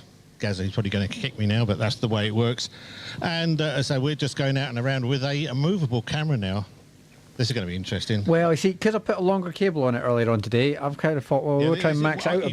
You can't really call this Steadicam, but it's a camera which is sort of working. We can work on that. He's there, look, he's out there. We're off the stand now. Yeah, it's a close-up. Oh, of we're walking into... now. No, it's Scorpa, sorry, Scorpa. Don't know if that's the fuel-injected version of the carburetor one, because Scorpa's just launched this year the first of their fuel-injected motorcycles, and it's been tried at the Scottish 60s. I think that's a carburetor one, but the Scorpas they tend to put a little shield in front of them. If you go down lower a little bit, we'd be able to see. No, he's covered it up, whoever the rider is. Normally you can see the float bowl of the carburetor sticking out, and that gives me the heads up as to which model of Scorpa we're looking at. So that's imported by Nigel Burkett in Broughton and Furness, who's riding his 50th Scottish 6 days trial this week, and hope he gets round today, because that's a bit of a record and a half. Absolutely. Indeed. Now, also, if you are watching, you'll see this is all a bit more fluid than what we've been using on the tripods. This is maybe something we will look at for next year, with a couple of modifications and changes. Yeah. I know we have other ways of doing stuff, and I think it's not just the equipment, it's people we need as well. So if you're interested in getting involved with this sort of outside broadcast, bit of filming, do get in contact with us. Absolutely. I mean, I know now the difference between a Steadicam and one that's being ported around. Steadicams work on some sort of gyroscopic gimbal thing. Yeah, a gimbal, and it keeps it as if the camera's on a plinth or something. So it's like a ship's compass sort of thing. Well, I priced one up, John. We're looking at £400 for our camera to give it a basic Steadicam. All right. Okay. Yeah, it's not undoable though. No, it's not. I can hear members of my board choking already because I'm looking at stuff. Yeah. Right, that's rider 240, who's a former Scottish Trials champion, Andrew Anderson from Killin, just pushing his bike forward to the start gate. The starter there on the left, just over his right shoulder, you see him now, is Neil McKechnie from Oban. He's been observing at this trial for more years than I'd care to remember, and he's around about 6'6" in height. Big Neil, as we call him. He still rides a bit of trials, but he told me this morning he's getting a bit long in the tooth. He's finding it a bit hard. He's even finding it a bit more challenging getting up out of bed in the mornings to go and observe as well. And he's got Ian Fletcher and Davy Fletcher, two brothers from Oban. Ian is a fisherman. I don't know if he's a share fisherman, but he's definitely a fisherman. And they've also got Angus McIntyre from Malig. We did hope to have a word with him, because his father Ian McIntyre, used to ride the Scottish 6 Days trial back in the late 40s, early 50s. And these are the final riders of today's competition leaving, I believe. They are. These will be the last men coming up now, because we started at 2:41. So Andy Anderson looks as though he's last man today, which is a bit of a thing, because the last man to leave the Parc Ferme of the Scottish 6 Days Trial 2023, and it's not all over because they've still got to do the route, but it's the finale for Nevis radio coverage once the last rider leaves the Parc Ferme. I don't know what time we're closing Well, it's down not probably work up to 12, so that makes sense to us, but we're going to just come back, we'll probably play a tune. Yeah. Do we do the route? Have we done the route today? We need to do the route again. So we'll do the route when we come back. Then what we're going to do is Sean's going to have a wander around, and I'll do a bit of commentary as we're walking around with what we're looking at. I know Si did a video earlier on in the week, but we thought it'd be quite nice for people to see that live on this particular feed before we finish today. So that's the idea, I think. Sounds good. That's another reason he's taking it off. So there you go. This is the second last man to go out, which will be 2:39, I would imagine, all being well. Darren Bryce on the beta from Bathurst and District MC. And that white container, you can see that grey container, we're behind that. That's where we are. We're based right behind that. You just see the corner of the gazebo. Yeah, that's the Secretary's office this week. It's the first time it's happened to be down in the Parc Ferme. And he's just getting his gloves on. So he gets a route card. Do they get handed a route card? Route card, yeah. Folds it up, puts it in a zippered pocket so he doesn't lose it, because it's important you don't lose your route card. And there's big Neil McKechnie just coming across to give him all his best. Yeah, don't do Tell that. him what height to jump the bike up the sections. And Andy's saying no chance. So, yeah, very competent rider is Andy Andy... Forgotten his name now. McKechnie, you say? No, Neil McKechnie's Neil the McKechnie, observer. right, sorry. That's Ian. No, that's one of the other observers. Sorry. Just taking the reading from Here you go, Andy then. Alexander's bike. That's the last man to leave the Parc Ferme this morning, rider 240. And that's where they go, right down the middle of the Parc Right down the Ferme. middle of the car That's park. the paddock, isn't it? So he's down the middle of the paddock now. Yep, that's right.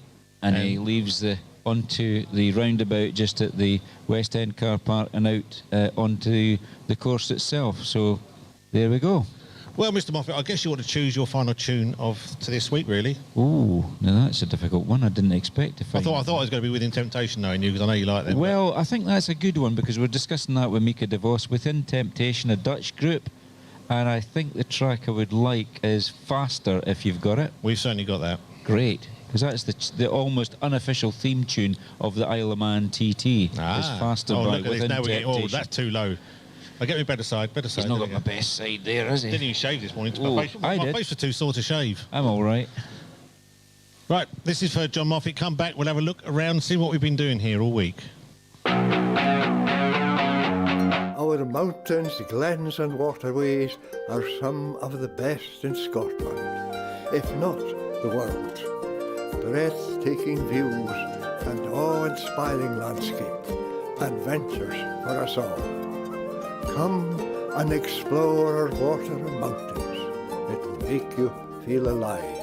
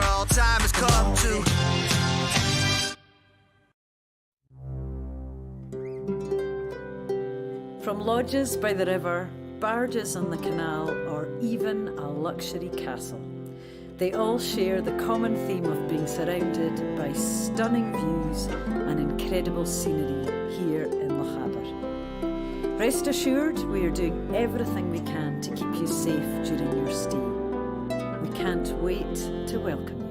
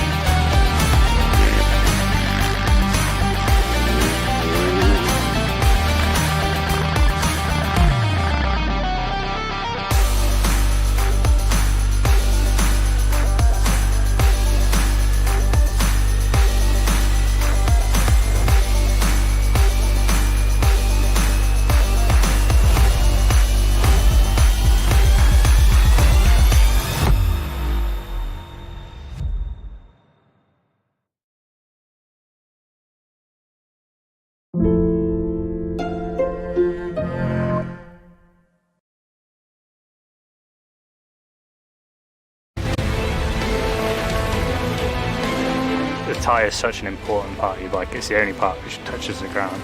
And when you get that perfect combination, it's hard to beat. The Michelin tyres have been perfect for me. I've been running the DH22 on the front and the DH34 on the back, and it's a really good combination between grip and rolling speed. It's hard to find a tyre which has both the grip and the durability and not wear out. It means less tyre changing, less putting air in your tyres, less putting tyre sealant in your tyres, and it's just easier for me as a professional. It just does what I want it to do. It's not doing anything funny, and they've been durable. I've ridden them on some really rough terrain and I haven't had any punctures yet, but to last long as well, it's ideal really.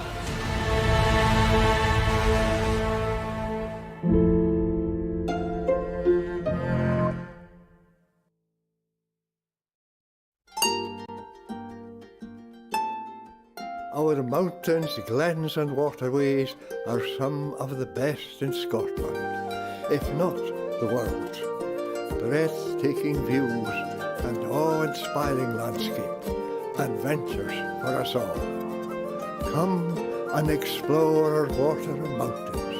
It will make you feel alive.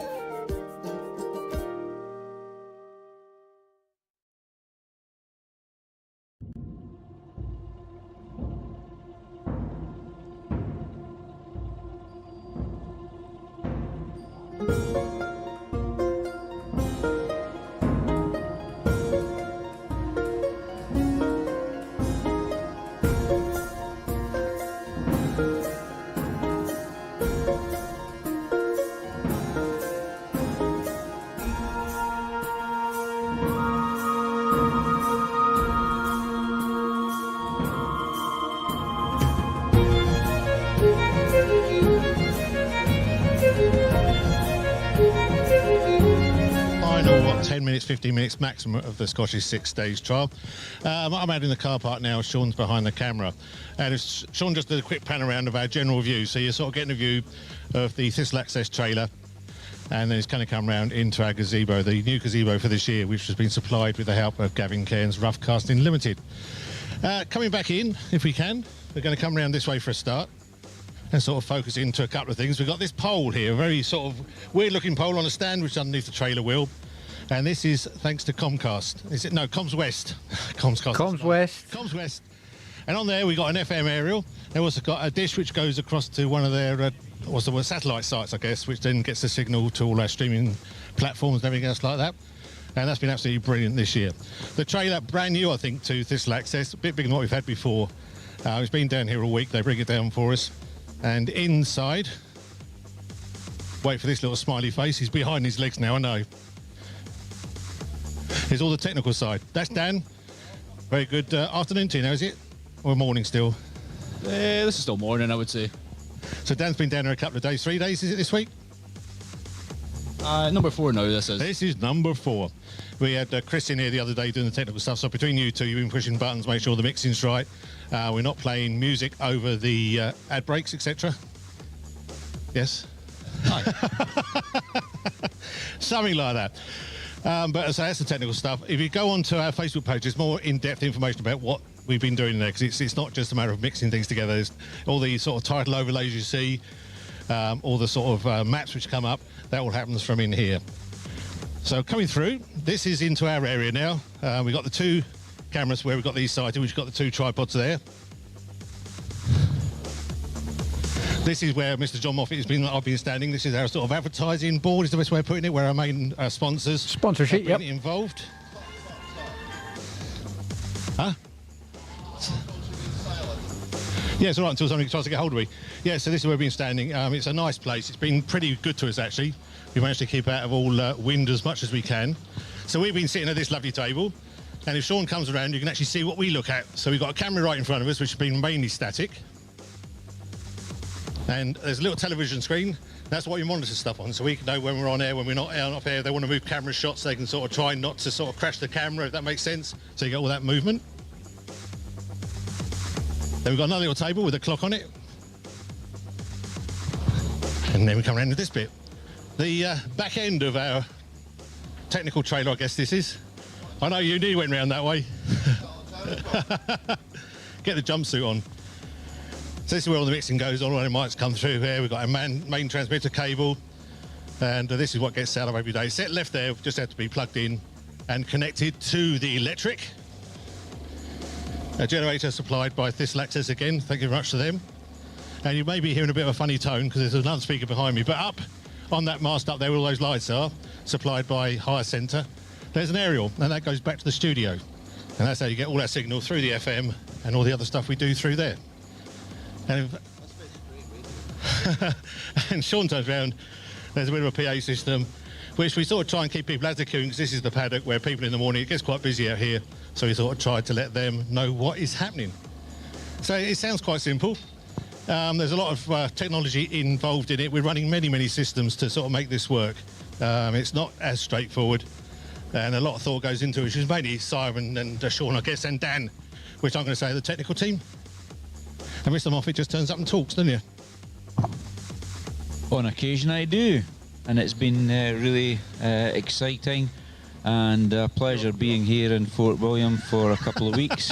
Work this one out then. Working on a little bit of presentation with the colleagues here at Nevis Radio. So thank you very much to everybody involved in Nevis Radio for putting on the outside broadcasting all week to cover the most famous of all motorcycle trials. Not necessarily the first one invented, because that lies with the Scott trial in Yorkshire, but certainly this is one of the longest running motorsport events in the world. It is indeed. Now you've got your little blue box in front of you. Have we got the music queued up, Si? No, I'm just looking for it, but I've forgotten what it's called. Oh no, hang on a minute. I've found it. No, I haven't found it. Cuckoo. Right, okay. Yeah, so obviously on top of all the things you've just seen, we do have another studio which is the other side of town, which is where I'm sat.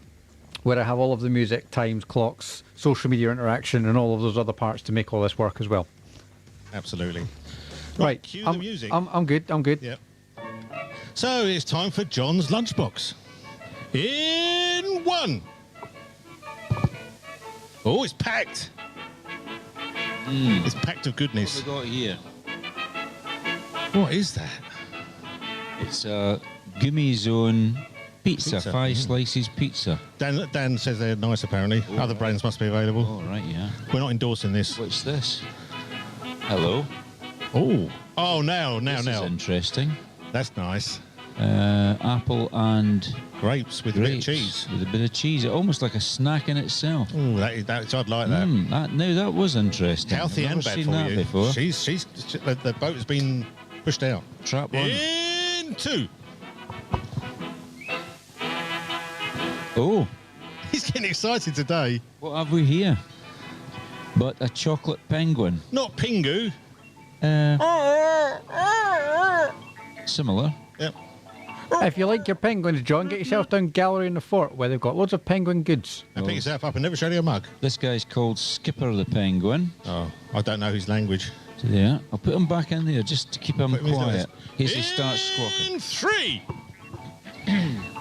3. We have. Oh, what is that? The excitement here. It's exotic coconut mix. Blimey. Gone very exotic today. Well, yeah. And finally, in box number 4, it is a love note. Yeah, that was to remind me the name of the song. Oh, I like those ones. I'm not allowed to say that, but I do like those ones. A packet of crisps, haggis and cracked black pepper flavour. Oh, you won't get me putting them in a sandwich. Oh, look, he's got little fingers. I've got, and a thing. Is that a yoghurt drink? Yeah, It's it's a a yoghurt drink. strawberry yoghurt drink and finger sliced ham sarnies, which will go down very well. 4 fingers. Yum, Look at that. yum. They look quite moist. I don't Hands use that off. word. Hands With off. what, like a ham substitute, would that be? Or chicken? Something like that. Yeah. I tell you what, finger sandwiches, actually, they do look very indulgent. I'll give you that much. I'd want to dunk it in something. Can't remember which way they came out. It must have been trap in 1. In 1. In 1 it was, and that was the light cheese, apple and grapes combo. Very nice. That looks really nice. Quite You'll take it by I'll that, enjoy won't you? that. Can't wait. That'll be a nice lunch today, folks. And I had a little bottle of juice here, which you've been drinking, which I drunk out of earlier, forest fruit flavoured. So 1 of your 5 a day, apparently. So it's healthy eating day today. We can have a very quick look at that route. That's about all we got there's the time route, for. We've got of course, literally a couple of minutes. Yeah, Look so at here that. we go. First group of sections, Callart, 3 sections this morning. First rider was there at 8 a.m, sorry, not 8 p.m. Sections, Group B, 3 sections at Cameron Hill, out just beyond the south side of the loch of Kinlochleven. Rider there, 8:40. Group C, Garbeen, an old favourite, 2 sections there. 9 o'clock was the first rider, then up to Blackwater 1 sub there. First rider was there at 9:30. Blackwater 2 inaccessible. Lochield Moor again inaccessible to spectators. Lochield itself 3 sections there, and then followed by Carnderg and Bradeleg. So we have covered quite a bit of the route already, and then down to Achentee, just up by the Clagan estate here in downtown Fort William, not far away up the road. 12:10. So the first rider will be coming into view pretty shortly, and at 12:30 the first rider will be on Ben Nevis, 5 sections up the Ben on the foothills of Ben Nevis, and Group L, 2 sections at Glen Nevis, further up the Glen. 1 o'clock when the first rider arrives in about an hour's time, and then followed by that old favourite in the town centre, 1 section at Town Hall Bray. First rider there at 1:30 or thereabouts. Very nice route. A nice way to finish. And then also the prize presentations down at the Nevis Centre later this evening. Correct. And you're going to go down and spectate and see what's happening. I'm going to go down and have a look, and hopefully all our riders from Inverness finish happily their Scottish 6 days trial. We've changed hats from the Michelin. Provided podium caps.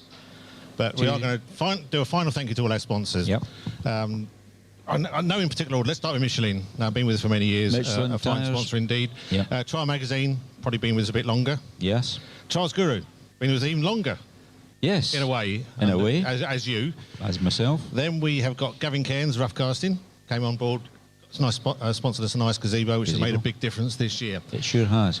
We have got Comms West. We spoke about them and the signal getting the internet out to you. Thank you very much to them. Thistle Access.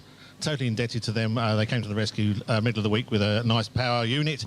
And, of course, the Thistle Access trailer, which we've been keeping all the equipment safe, dry and warm. And, of course, that's the operator as well. Hire Centre for the use of the telescopic tower. And a Pico. Pico Factory Racing. Factory Racing for the competition and being one of our main sponsors as well. Have I missed anybody outside? Not from that point, but I would also like to say a big thanks to Lochaber's Chamber of Commerce and to Scarvelines, the boat, which if you've been watching on YouTube, you would have seen their in-video adverts, which have obviously invested in a little bit of what we're doing as well, and in that kind of venture there too. So that covers those off. And indeed, anyone else involved in what we've done, big thanks to them, and especially to the team. So we've got obviously yourself, John Moffat, Sean, Dan, Chris, David and Tom, who have all taken part in this week's broadcast to make this all work and bring it to everyone who's either listened or watched it some part throughout the week. Absolutely. And of course, you, the listener, the viewer, whatever you're doing, thanks for being there. Thanks for sort of supporting and staying by us. And hopefully we've kept you entertained and informed and maybe educated in some bits of motorbiking which you might not have known about. It's what we try and do. We sort of try and take the basic level as well as sort of taking it up to the higher level. Yeah, absolutely. And keep listening to Nevis Radio, based here in Fort William. It is a community radio station.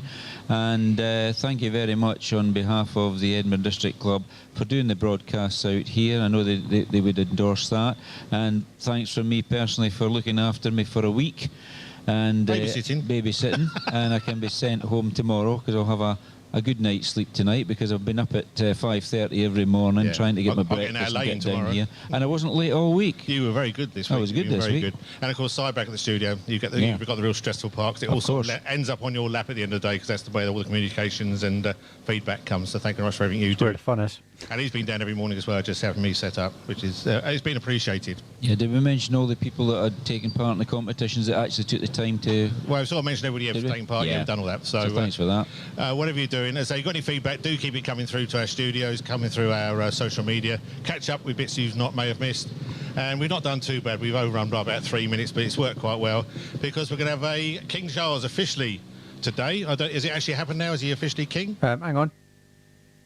I don't know. The news feed's still playing music, so I don't know. Okay, but we'll keep patriotic and say thank you very much from all of us here at the Scottish Six. Finally, before you finish off, if you are watching and you want to go watch anything back, it's all on our YouTube channel, Nevis Radio Official.